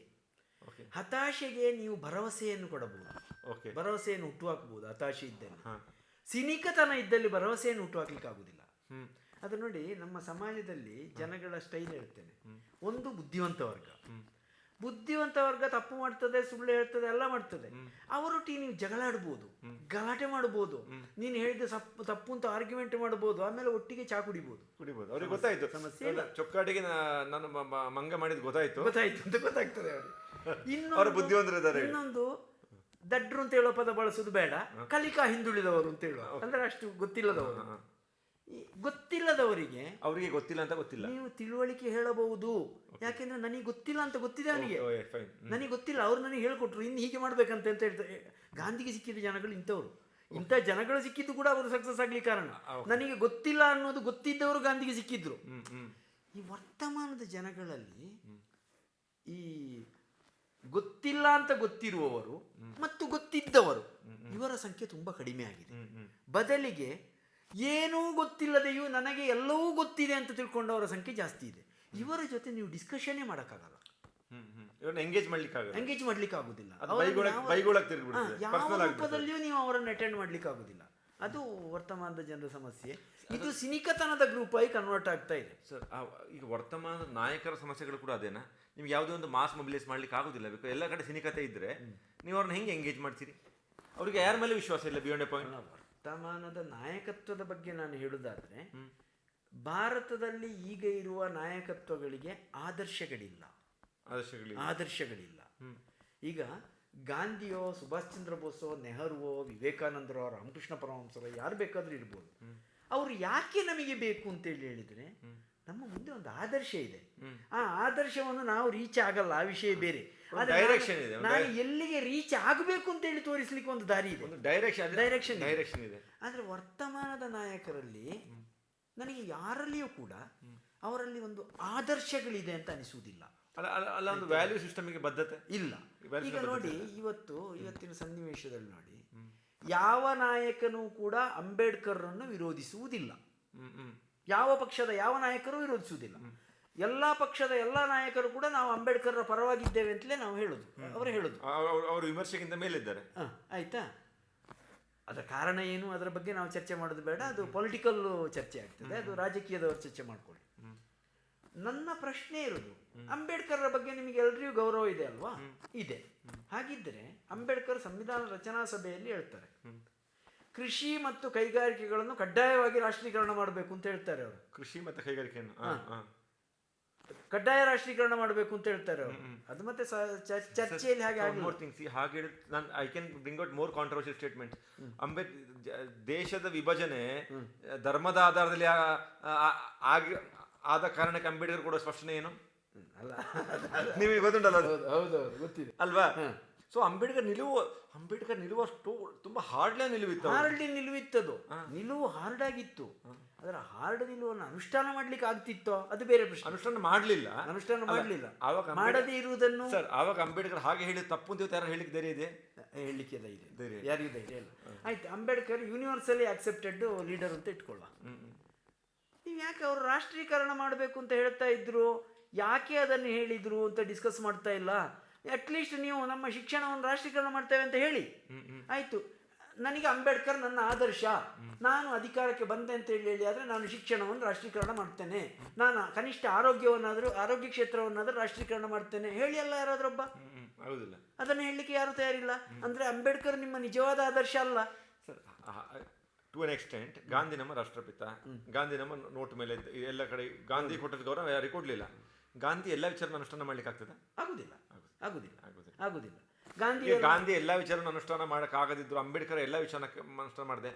ಕೋರ್ ಎಸೆನ್ಸ್ಗಳನ್ನು ನಾವು ತಗೊಂಡು ಕೂಡ ಒಂದು ರೀಸನಬ್ಲಿ ಫಾಲೋವರ್ಶಿಪ್. Okay, agreed. ನಿಮ್ಮ ಪ್ರಶ್ನೆ ನನಗೆ ಅರ್ಥ ಆಯಿತು. ನಾನು ಒಂದು ಉದಾಹರಣೆಯಾಗಿ ಹೇಳಿದೆ ಅಷ್ಟೇ. ಇದನ್ನು ನಾನು ಮತ್ತೊಂದು ಪ್ರಶ್ನೆಯಾಗಿ ಉತ್ತರ ಕೊಡಲಿಕ್ಕೆ ಪ್ರಯತ್ನ ಪಡ್ತೇನೆ. ಈಗ ಇಷ್ಟು ಜನ ಅಂಬೇಡ್ಕರನ್ನು ಹೊಗಳುವವರು, ಮೆಚ್ಚುವವರು ಇದೆಲ್ಲ ಇದ್ದಾರೆ. ಅವರಲ್ಲಿ ಅವರು ಯಾವ ಆದರ್ಶವನ್ನು ಅಂಬೇಡ್ಕರ್ರನ್ನು ಫಾಲೋ ಮಾಡಿ ತೋರಿಸ್ತಾ ಇದ್ದಾರೆ ಆಡಳಿತದಲ್ಲಿ ಅಂತ ಅಷ್ಟನ್ನು ಹೇಳಿದ್ರು ಸಾಕು ನನಗೆ. ಆಯಿತು, ನಾನು ಈ ವಿಷಯದಲ್ಲಿ ಅಂಬೇಡ್ಕರ್ ಆದರ್ಶವನ್ನು ನಾನು ಪಾಲನೆ ಮಾಡ್ತಾ ಇದ್ದೇನೆ, ಅಥವಾ ಅದನ್ನು ಮಾಡಲಿಕ್ಕೆ ನಾನು ಪ್ರಯತ್ನ ಪಡ್ತಾ ಇದ್ದೇನೆ. ಸರ್, ನಾನು ಅಂಬೇಡ್ಕರ್ ಬಗ್ಗೆ ಹೇಳೋ ಅಂತ ಆದರ್ಶ ವ್ಯಕ್ತಿ ಅಂತ ನಾಯಕರು ಸಿಗ್ತಾ ಇಲ್ವಲ್ಲ? ಸಿಗ್ತಾರೆ, ಬಿಡಿ. ನನಗೆ ಅಂಬೇಡ್ಕರ್ ವಿಚಾರಕ್ಕೆ ನಾನು ಡೆಪ್ತಲ್ಲಿ ಹೋದಾಗ ಪೊಲಿಟಿಕಲ್ ರೆಪ್ರೆಸೆಂಟೇಷನ್ ಬಗ್ಗೆ ಅಂಬೇಡ್ಕರ್ ವಾಸ್ ವೆರಿ ಫಿಯರ್ಸ್. ಅಂಬೇಡ್ಕರ್ಗೆ ಪೊಲಿಟಿಕಲ್ ರೆಪ್ರೆಸೆಂಟೇಷನ್ನ ಇಂಪಾರ್ಟೆಂಟ್ ಗೊತ್ತಿತ್ತು ಒಂದು. ಮತ್ತು ನಾನು ನೇರವಾಗಿ ಹೇಳ್ತೇನೆ, ದಲಿತರಿಗೆ ಪೊಲಿಟಿಕಲ್ ರೆಪ್ರೆಸೆಂಟೇಷನ್ ಸಿಕ್ಕಿದೆ. ಈಗ ಸಿಕ್ಕಿದ್ದನ್ನು ಎಷ್ಟು ಎಫೆಕ್ಟಿವ್ ಆಗಿ ಯುಟಿಲೈಸ್ ಮಾಡಿದ್ದಾರೆ, ಅಥವಾ ನಮ್ಮಲ್ಲಿ ಇದು SC ST ಪಾಪ್ಯುಲೇಷನ್ 2 ಕೋಟಿ ಇರ್ಬೋದಲ್ಲ ಕರ್ನಾಟಕದಲ್ಲಿ, ಆಲ್ಮೋಸ್ಟ್ ಇದೆ ಇಲ್ಲ. ಅವರಲ್ಲಿ ಯಾರೊಬ್ಬರು ನಮ್ಮ ರಾಜ್ಯದ ಮುಖ್ಯಮಂತ್ರಿ ಯಾಕೆ ಆಗಲಿಲ್ಲ ಹೇಳುದು ಅದಕ್ಕೆ ಅಂಬೇಡ್ಕರ್ ಸಮಸ್ಯೆ ಅಲ್ಲ. ಅಂಬೇಡ್ಕರ್ ಎಲ್ಲ ಅವಕಾಶ ಸೃಷ್ಟಿ ಮಾಡಿ ಕೊಟ್ಟಿದ್ದಾರೆ. ಅಷ್ಟು ಪಾಪ್ಯುಲೇಷನ್ ಇದೆ, ನಿಮಗೆ ಅಷ್ಟು ಶಾಸಕರು, ಸಂಸದರು ಎಲ್ಲವನ್ನ ವೋಟ್ ಎಲ್ಲವನ್ನ ಸೃಷ್ಟಿ ಮಾಡಿ ಕೊಟ್ಟಿದ್ದಾರೆ ಅಲ್ವಾ? ಆ ರೀತಿಯಲ್ಲಿ ನೋಡಿದ್ರೆ ಅಂಬೇಡ್ಕರ್ ಸಕ್ಸಸ್ಫುಲ್ ಆಗಿದ್ದಾರಲ್ವಾ? ಅಂಬೇಡ್ಕರ್ ಸಕ್ಸಸ್ಫುಲ್ ಆಗಿದ್ದಾರೆ. ಆದರೆ ನನ್ನ ಪ್ರಶ್ನೆ, ನನಗಿರುವ ಗೊಂದಲ ಎಲ್ಲಿ ಅಂತ ಹೇಳಿದ್ರೆ, ಮೀಸಲು ಕ್ಷೇತ್ರದಿಂದ SC ST ಆಯ್ಕೆ ಆಗ್ತಾರೆ, ಆದರೆ ಜನರಲ್ ಕ್ಷೇತ್ರದಿಂದ ಒಬ್ಬ SCಯನ್ನು ಆಯ್ಕೆ ಮಾಡಲಿಕ್ಕೆ ಸಾಧ್ಯ ಆಗ್ತಾ ಇದೆಯಾ? ಯಾಕೆ ಆಗ್ತಾ ಇಲ್ಲ? ಯಾಕೆ ಆಗ್ತಾ ಇಲ್ಲ ಅಂದ್ರೆ, ನಾನು ಹೇಳಿದ ಪ್ರಶ್ನೆ, ಅಂಬೇಡ್ಕರ್ ಆದರ್ಶ ಆಗಿಲ್ಲ. ನಿಜವಾದ ಅರ್ಥದಲ್ಲಿ ಆಗಿಲ್ಲ. ಆಲ್ ಹಿಂದೂಗಳಿಗೆ ಆರ್ ಅವರ ಜಾತಿ ಮತ್ತು ಸಮುದಾಯದವ್ರಿಗೆ ನಾಯಕರಿಗಾದ್ರು ಸರ್, ನಾಯಕರಿಗಾದ್ರು. ನಾಯಕರಿಗಾದ್ರು ಈಗ ನಾನು ಕೇಳೋದು, ಒಂದು ಜನರಲ್ ಕಾನ್ಸ್ಟಿಟ್ಯೂನ್ಸಿಯಲ್ಲಿ ನಾನು SC ಯನ್ನು ಹಾಕ್ತೇನೆ ಅಂತ ಹೇಳೋ ಡಿಸಿಷನ್ ತಗೊಳ್ಳುವಂತ ಯಾವ ನಾಯಕ ಯಾವ ಪಕ್ಷದಲ್ಲಿ ಇರ್ತಾರೆ ಅಲ್ವಾ? SC ಯನ್ನು ಹಾಕಿದ್ರೆ ಆ ಪಕ್ಷ ಅಲ್ಲಿ ಗೆಲ್ತದೆ ಅಂತ ಹೇಳಿ ಗೊತ್ತಿರ್ತದಲ್ಲ. ಈಗ ಒಂದು ಕ್ಷೇತ್ರದಲ್ಲಿ ನಿರಂತರವಾಗಿ ಒಂದು ಪಕ್ಷ ಗೆಲ್ತಾ ಇದೆ ಅಂತ ಭಾವಿಸಿ, ಅಲ್ಲಿಗೆ ನೀವು ಜನರಲ್ ಅಲ್ಲ, SC ಯನ್ನು ನಾನು ಕೊಡ್ತೇನೆ, ಕೊಟ್ಟರು ಅವ ಗೆಲ್ತಾನೆ ಅಂತ ಗೊತ್ತಿದ್ರೂ ನೀವು ಯಾಕೆ ಕೊಡುವುದಿಲ್ಲ? ಹೌದು ಅಲ್ವಾ? ಅಂದ್ರೆ ನಾಯಕರಲ್ಲಿ ಆ ಆದರ್ಶ ಬಂದಿಲ್ಲ. ಅಂಬೇಡ್ಕರ್ ಹೇಳ್ತಾರೆ ಟು ಅದರ್ ಎಕ್ಸ್ಟೆಂಟ್ ಹೇಳೋದಾದ್ರೆ, ಜಾತಿ ಈ ಅಂಡರ್ ಕರೆಂಟ್ ನಮ್ಮ ಸಮಾಜದಲ್ಲಿ ತುಂಬಾ ಸ್ಟ್ರಾಂಗ್ ಇದೆ, ತುಂಬಾ ಸ್ಟ್ರಾಂಗ್ ಇದೆ. ಅದನ್ನು ಡಿಲೇ ಮಾಡ್ಲಿಕ್ಕೆ ಆಗುದಿಲ್ಲ ಅಲ್ವಾ? ಇದು ಈಗ ನಂಗೆ ಅರ್ಥ ಇದೆ. ಯಾಕೆಂತ ಹೇಳಿದ್ರೆ, ಈಗ ಕೆಲವು ಇಂದಿರಾ ಗಾಂಧಿ ತುಂಬಾ ಸ್ಟ್ರಾಂಗ್ ಇದ್ದ ಕಾಲದಲ್ಲಿ, ಅಥವಾ ಈಗ ಮೋದಿ ಸ್ಟ್ರಾಂಗ್ ಇರೋ ಕಾಲದಲ್ಲಿ, ಎಲ್ಲಿಂದ ಯಾರು ನಿಂತರು ಕೂಡ ಗೆಲ್ಬಹುದು, ಕೆಲವು ಹಂತ ಇದೆ, ಅಲ್ಲಿ ಗೆಲ್ಬಹುದು. ಹಾಗೆ ನೋಡಿ, let's give credit to Modi. ಒಂದು SC ಮತ್ತೊಂದು ST ಅನ್ನ ರಾಷ್ಟ್ರಪತಿ ಮಾಡಿದಾರಲ್ಲ, ಅದಾಗಿದೆ. ಸೊ ಹಾಗಾದ್ರೆ ಟು ಅನ್ ಎಕ್ಸ್ಟೆಂಟ್ ಅಂಬೇಡ್ಕರ್ ನಿಲುವುಗಳು ಒಂದು ಹಂತದವರೆಗೆ, ಅಂದ್ರೆ ಈಗ ದೇಶದ ಸರ್ವೋನ್ನತ ಪದವಿಗಳನ್ನು SC ST ಗೆ ಕೊಡೋದು ಕೂಡ is it not A political representation ಅಲ್ಲ? ಅದು KR ನಾರಾಯಣನನ್ನು ಮಾಡಲಾಗಿದೆ. KR ನಾರಾಯಣನ್ ಅವರು ಕೂಡ ರಾಷ್ಟ್ರಪತಿಯಾಗಿ ಮಾಡಲಾಗಿದೆ, ಇಲ್ಲ ಅಂತ ಹೇಳಿಲ್ಲ. ಆದ್ರೆ ಪ್ರಧಾನಮಂತ್ರಿಯಾಗಿ ಮಾಡಲಿಲ್ಲ, ಯಾವ ಮಾಡಲಿಲ್ಲ. ಆಯ್ತಾ? ಒಂದು ಅಂಶ. ಇನ್ನೊಂದು ಅಂಶ, ಈಗ ಕೇವಲ ಆಯ್ಕೆಯೇ ಅಂಬೇಡ್ಕರ್ ಆಶಯವನ್ನು ಈಡೇರಿಸ್ತದ ಅಂತ ಆ ಪ್ರಶ್ನೆಯೂ ಕೂಡ ಇದೆ. ಈಗ ಒಂದು ಆಯ್ಕೆ ಮಾಡಿದ ಮೇಲೆ ಪವರನ್ನು ಎಕ್ಸಿಕ್ಯೂಟ್ ಮಾಡುವಂತ ಅವಕಾಶವನ್ನು ಎಷ್ಟು ಸೃಷ್ಟಿಸ್ತದೆ ಅಂತ ಹೇಳುವಂಥದ್ದು ಅಲ್ಲಿ ಒಂದು ಪ್ರಶ್ನೆ ಇರ್ತದೆ. ಇಲ್ಲದಿದ್ದರೆ ಏನಾಗ್ತದೆ, ಒಂದು ಆಯ್ಕೆ ಮಾಡಿದ ಒಂದು ಸಾಂಕೇತಿಕ, ಈಗ ಕೆಲವು ಕಡೆ ಎಲ್ಲ ಈ ಪಂಚಾಯತ್ ವ್ಯವಸ್ಥೆಗಳಲ್ಲಿ ಆಗ್ತದೆ ಅದು, ಮಹಿಳಾ ರಿಸರ್ವೇಶನ್ ಅಂತ ಹೇಳಿ ಇದು ಮಹಿಳೆ ಪಂಚಾಯತ್ ಪ್ರೆಸಿಡೆಂಟ್ ಆಗ್ತಾರೆ, ಗಂಡನೇ ಆಡಳಿತ ಪರಿಸ್ಥಿತಿ ಆಗ್ತದೆ ಸರ್ ಇಲ್ಲಿ. ಅಲ್ಲ, ಆದ್ರೂ ಇನ್ ಸಮ್ ಎಕ್ಸ್ಟೆಂಟ್ ಅದು ಆಗಿದೆ ಅಲ್ಲ ಸರ್. ಮತ್ತೊಂದು ವಿಚಾರ ನೋಡಿ, ಚಿಕ್ಕ ಚಿಕ್ಕ ಜಾತಿ OBC ಹಿಂದುಳಿದ ಜಾತಿಯಿಂದ ಬಂದವರನ್ನ ಹಿಂದೂ ಸಮಾಜ ಮುಖ್ಯಮಂತ್ರಿಯಾಗಿ, ಉದಾಹರಣೆಗೆ ಯುವರಪ್ಪ ಮೇಲೆ ಇರ್ಬೋದು, ಬಂಗಾರಪ್ಪ ಇರ್ಬೋದು, ಸಿದ್ದರಾಮಯ್ಯ ದೊಡ್ಡ ಸಮಾಜ ಇದೆ, ಮೋದಿ OBC ಚಿಕ್ಕ ಸಮಾಜ.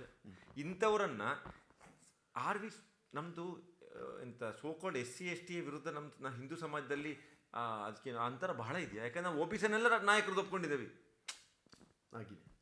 OBC ಏನು ಚಿಕ್ಕ ಪುಟ್ಟ OBC is A main stream Hindu, ಅದೊಂದು ಅಂಡರ್ ಕರೆಂಟ್ ಆಗಿ ಬಂದಿದೆ. ನೀವು ಒಪ್ಕೋಬೇಕು ಅಂದ್ರೆ ಸರ್, ಇದನ್ನ ಬೇರೆ ಯಾರೋ ನೀವು ಒಪ್ಕೊಳ್ತ ಅಂದ್ರೆ ಯು ಫೆಲ್ಟ್ ಇಟ್ ಆಗಿದೆ, ಅಂಡರ್ ಕರೆಂಟ್ ಇದೆ ನೋಡಿ. ನೀವು ಹೇಗೆ ಇದು ಮಾಡಿ ಬಾಯಿ ಮಾತಿಗೆ ಏನು ಬೇಕಾದ್ರೆ ಹೇಳ್ಬೋದು ಸರ್, ಸಾರ್ವಜನಿಕ ವ್ಯವಹಾರದಲ್ಲಿ ಯಾವ ರೀತಿ ಬೇಕಾದ್ರೆ ನಾವು ಕಾಣಿಸ್ಕೊಳ್ಬೋದು. ಆದರೆ ಅಂತರಂಗದ ಆಳದಲ್ಲಿ ಅಸ್ಪೃಶ್ಯ ಸಮುದಾಯವನ್ನು ನಮ್ಮದು ಅಂತೇಳಿ ಹೇಳಿ ಭಾವಿಸ್ಲಿಕ್ಕೆ ಬೈ ಅಂಡ್ ಲಾರ್ಜ್ ಎಲ್ಲ ಹಿಂದೂಗಳಿಗೆ ಸಾಧ್ಯ ಆಗಿದೆ ಅಂತ ನಾನಂತೂ ಭಾವಿಸಿದ್ದೀನಿ.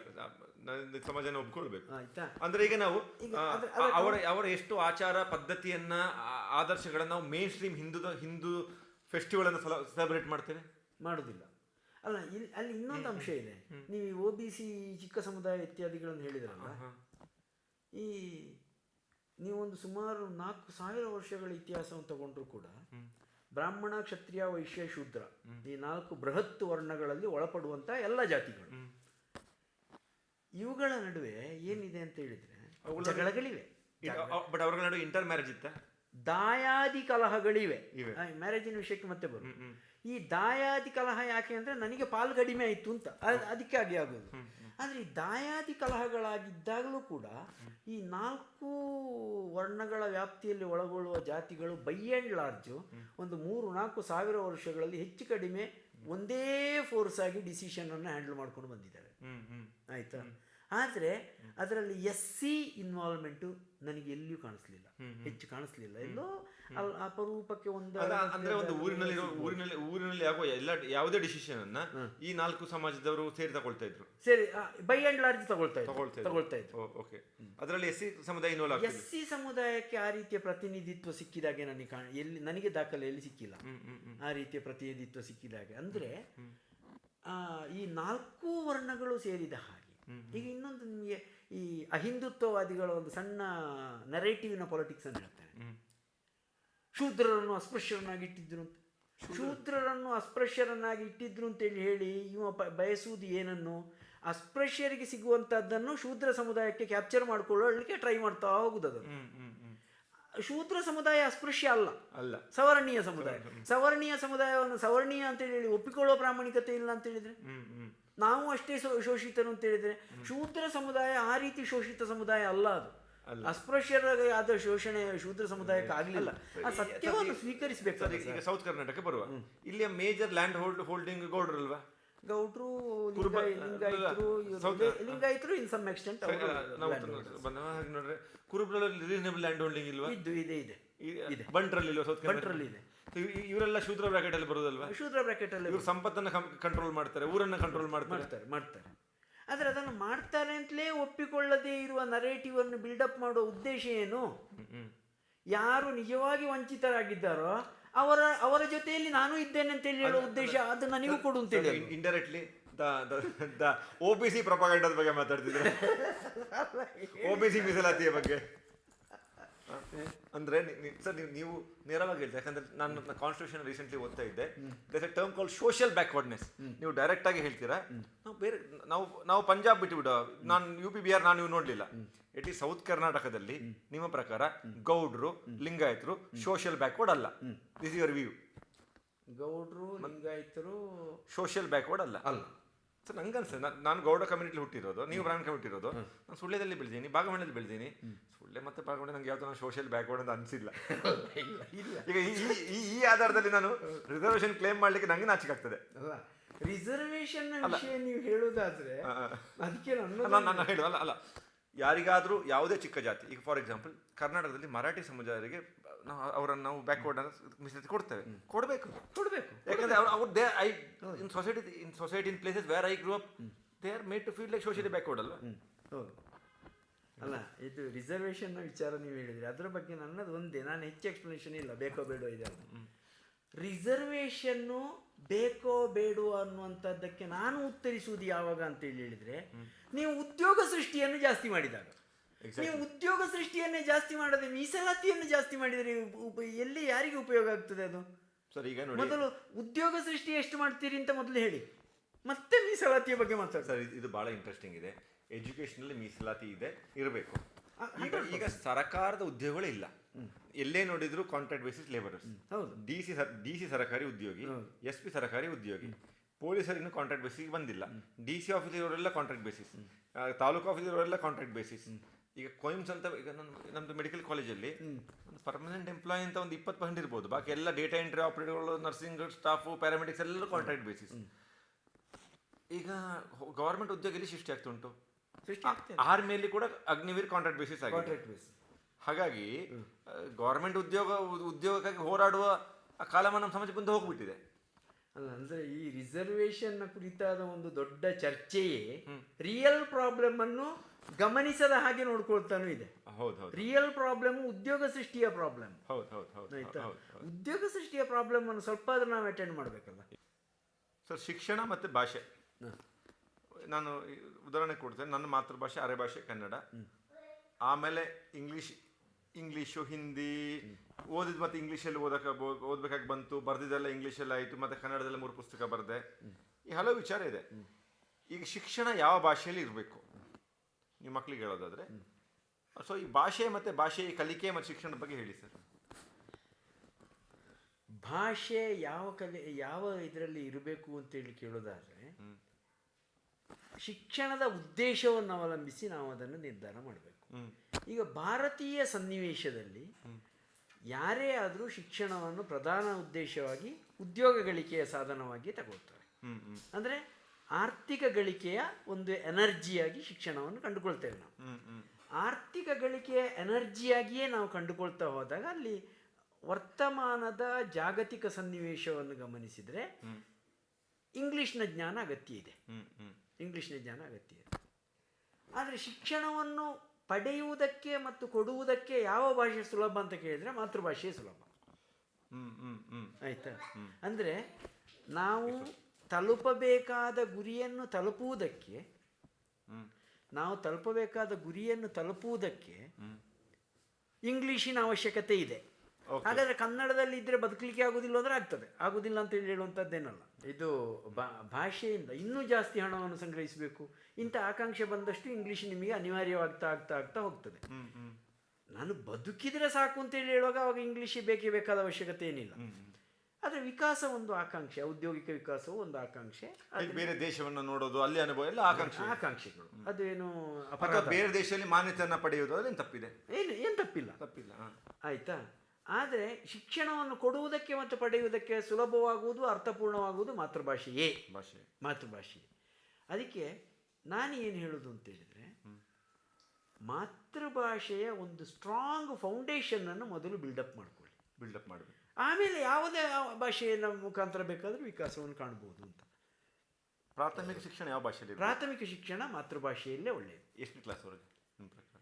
ನನ್ನ ಪ್ರಕಾರ 7ನೇ ಕ್ಲಾಸ್ವರೆಗೆ ವಿಜ್ಞಾನವನ್ನ ಮತ್ತೆ ಗಣಿತವನ್ನ ಕನ್ನಡದಲ್ಲೇ ಕಲಿಯುವುದು ಒಳ್ಳೆಯದು. ಆಮೇಲೆ ಶಿಫ್ಟ್ ಆಗ್ಲಿಕ್ಕೆ ಕಷ್ಟ ಆಗುದಿಲ್ಲ ಸರ್?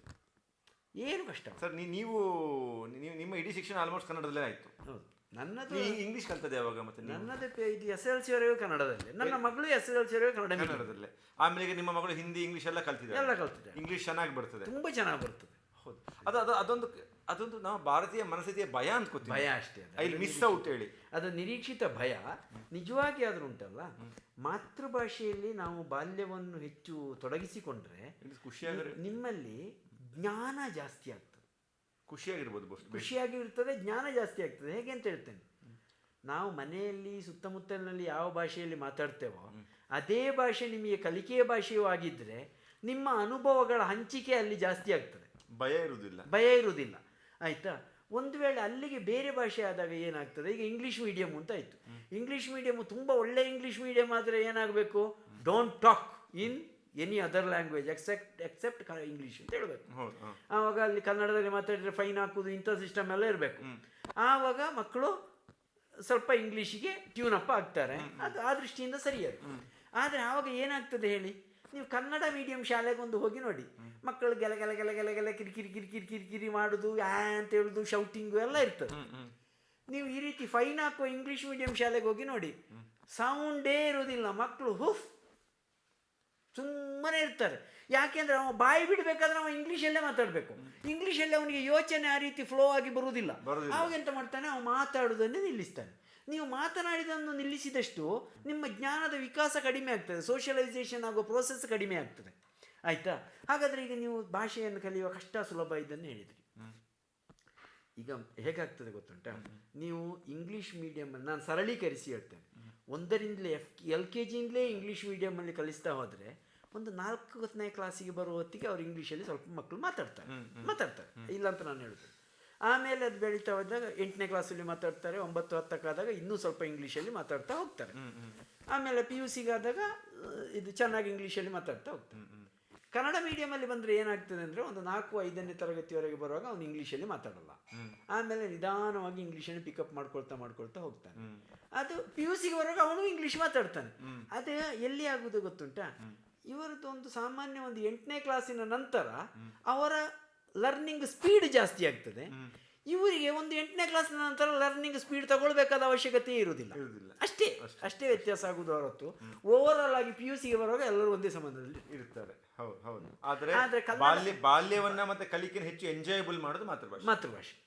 ಅವರ ಸರಿ ಮಾರ್ಕ್ ಮತ್ತೆ ಜ್ಞಾನ ಅಲ್ಲದೆ other aspects of human emotions, happiness, friendship, relationship, parents, teachers, ಅದಕ್ಕೆ ಮಾತೃಭಾಷೆ ಶಿಕ್ಷಣ ಬೆಟರು.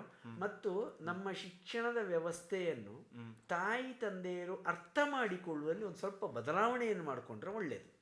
ಈಗ ಯಾವನೇ ಒಬ್ಬ ವ್ಯಕ್ತಿ ಅವನು ಜೀವನದ ಅತ್ಯುತ್ತಮ ಸಾಧನೆಯನ್ನು ಯಾವಾಗ ಮಾಡುವುದು ಅಂತ ಹೇಳಿದರೆ, ಆಯ್ಕೆಗಳು ಅವನದ್ದೇ ಆಗಿದ್ದಾಗ. ಎಕ್ಸಾಕ್ಟ್ಲಿ. ಆಯಿತಾ. ಆವಾಗ ಏನಾಗಬೇಕು, ನಮ್ಮ ಮಕ್ಕಳು ಅತ್ಯುತ್ತಮ ಸಾಧಕರಾಗಬೇಕಾದ್ರೆ ಅವರ ಆಯ್ಕೆಯನ್ನು ಅವರೇ ಮಾಡಿಕೊಳ್ಬೇಕು. ಅವರ ಆಯ್ಕೆಯನ್ನು ಅವರೇ ಮಾಡ್ಕೊಳ್ಬೇಕಾದ್ರೆ ಯಾವ ವಯಸ್ಸಿನಲ್ಲಿ ಅವರಿಗೆ ಅದನ್ನು ಮಾಡ್ಕೊಳ್ಳಿಕ್ಕೆ ಸಾಧ್ಯ ಆಗ್ತದೆ? ಅದನ್ನು ಮಾಡಬೇಕಾದ್ರೆ ಅವ್ರು ಹೆಚ್ಚು ಕಡಿಮೆ ಕಾಲೇಜಿಗಾದರೂ ಬರಬೇಕು. ತಕ್ಕ ಮಟ್ಟಿಗೆ ಅವರೊಂದು ಹೈಸ್ಕೂಲ್ ಕೊನೆಯ ವೇಳೆಗೆ ಒಂದು ಸಣ್ಣ ಕಲ್ಪನೆ ಬರ್ಬೋದು, ನಾನು ಈ ರೇಂಜಿಗೆ ಹೋಗ್ಬೋದು ಅಂತೇಳಿ. ಅಲ್ಲಿವರೆಗೆ ಏನು ಮಾಡಬೇಕು, ಅಲ್ಲಿವರೆಗೆ ಮಕ್ಕಳ ಪರವಾಗಿ ತಂದೆ ತಾಯಿಯೇ ಡಿಸಿಷನ್ ತಗೊಳ್ಬೇಕು. ಆವಾಗ ಹೇಗೆ ಡಿಸಿಷನ್ ತಗೊಳ್ಬೇಕು ಗೊತ್ತುಂಟ, ತಂದೆ ತಾಯಿ ಮಕ್ಕಳ ಬಗ್ಗೆ ತಗೊಳ್ಳುವ ಡಿಸಿಷನ್ನು ವೈಡ್ ಆಗಿ ಹೀಗೆ ಇರಬೇಕು. ಆಯ್ತಾ. ವಿಕಾಸಾತ್ಮಕವಾಗಿ ತೆರೆದ ಹಾಗೆ ಇರಬೇಕು. ಮಕ್ಕಳು ಅವರ ಆಯ್ಕೆಯನ್ನು ಮಾಡಿಕೊಳ್ಳುವಾಗ ಅದು ಕಾನ್ಸಂಟ್ರೇಟೆಡ್ ಆಗಿ ಹೀಗೆ ಇರಬೇಕು, ಸ್ಪೆಸಿಫಿಕ್ ಗೋಲ್ನ ಕಡೆಗೆ ಹೋಗಬೇಕು. ತಂದೆ ತಾಯಿಯದ್ದು ನಮ್ಮ ಆಕಾಂಕ್ಷೆ ಹೇಗೆ ಇದ್ದರೆ ಚಂದ. ನಾನು ನನ್ನ ಮಕ್ಕಳ ಬಗ್ಗೆ ತಗೊಂಡ ಡಿಸಿಷನ್ನು, ನಾನು ಇಲ್ಲ ಇದ್ದೆ ಮಾತಾಡೋದಿಲ್ಲ, ಇಲ್ಲ ಇದ್ರೆ ತುಂಬ ಕಷ್ಟ ಆಗ್ತದೆ ಅದು. ನೀನು ಕನ್ನಡ ಮೀಡಿಯಮಿಗೆ ಕಲಿಸಿದ್ಯಾ ಅಂತ ಪ್ರಶ್ನೆ ಬರೋದು. ನನ್ನ ಇಬ್ಬರು ಮಕ್ಕಳು ಕನ್ನಡ ಮೀಡಿಯಂನವರೇ, ಸರ್ಕಾರಿ ಶಾಲೆಯವರೇ. ಆದ ಕಾರಣ ನನಗೆ ಹೇಳಲಿಕ್ಕೆ ಏನು ತೊಂದರೆ ಇಲ್ಲ. ಆ್ಯಸ್ ಎ ಪೇರೆಂಟ್ ಆಗಿ ನಾನು ಬಯಸುವುದು, ನನ್ನ ಮಗ ಮತ್ತು ಮಗಳು ಅವರು ತಕ್ಕ ಮಟ್ಟಿಗೆ ಚೆನ್ನಾಗಿ ಬದುಕಲಿಕ್ಕೆ ಬೇಕಾದಷ್ಟು ಹಣವನ್ನು ಸಂಪಾದಿಸುತ್ತಾ, ಸುಖ ಸಂಸಾರವನ್ನು ನಡೆಸುತ್ತಾ, ಸಾರ್ಥಕವಾದ ಬದುಕನ್ನು ಬದುಕುತ್ತಾ, ಸಮಾಜಕ್ಕೆ ತಕ್ಕ ಮಟ್ಟಿನ ಉಪಯೋಗವನ್ನು ಮಾಡುತ್ತಾ, ನೀತಿವಂತರಾಗಿ ಮತ್ತು ಸಚ್ಚಾರಿತ್ರವಂತರಾಗಿ ಚೆನ್ನಾಗಿ ಜೀವಿಸಬೇಕು. ಇದು ನನ್ನ ಕಲ್ಪನೆ, ಬ್ರಾಡ್ ಕಾನ್ಸೆಪ್ಟ್. ಈ ಕಾನ್ಸೆಪ್ಟಿಗೆ ತಕ್ಕ ಹಾಗೆ ನಾನು ಅವರ ಸ್ಕೂಲಿಂಗ್ ಸಿಸ್ಟಮನ್ನು ನಾನು ಅಥವಾ ನನ್ನ ಹೆಂಡತಿ ನಿರ್ಧಾರ ಮಾಡ್ತೇವೆ. ಆಯಿತಾ? ಈಗ ನನ್ನ ಮಗಳು, ಅವಳು ಕ್ಲಿನಿಕಲ್ ಸೈಕಾಲಜಿಯಲ್ಲಿ ಮಾಸ್ಟರ್ ಡಿಗ್ರಿ ಮಾಡ್ತಾ ಇದ್ದಾಳೆ. ಅವಳು ಇದು ಸಾಮಾನ್ಯ SSLC ಹಂತಕ್ಕೆ ಬಂದಾಗ, SLC ಬಂದಾಗ ಅವಳು ಒಂದು ಮಾತು ಹೇಳಿದ್ಳು, ಅಪ್ಪ ಅಮ್ಮ ನನಗೆ SLC ಎಕ್ಸಾಮಿಗೆ ಓದು ಅಂತ ನೀವು ಹೇಳಬಾರ್ದು, ಓದ್ಕೊಳ್ಬೇಕು ಅಂತ ನನಗೆ ಗೊತ್ತುಂಟು. ಆಯಿತು, ಇಟ್ಸ್ ಓಕೆ ಅಂತ ಹೇಳಿದ್ರು. ನಿನ್ನ ಜವಾಬ್ದಾರಿ ನೀನೇ ತಗೊಳ್ಳೋದಾದ್ರೆ ನಾವು ಯಾಕೆ ತಲೆ ಕೆಡಿಸ್ಕೊಳ್ಳೋಣ. ಸರಿ, 96% ಮಾರ್ಕು ಬಂತು, ಏನು ಸಮಸ್ಯೆ ಇಲ್ಲ. ಆಮೇಲೆ ತಾನು ಸೈಕಾಲಜಿ ಏರಿಯಾದಲ್ಲಿ ಹೋಗಬೇಕು ಅವಳೇ ನಿರ್ಧಾರ ಮಾಡಿದ್ಳು.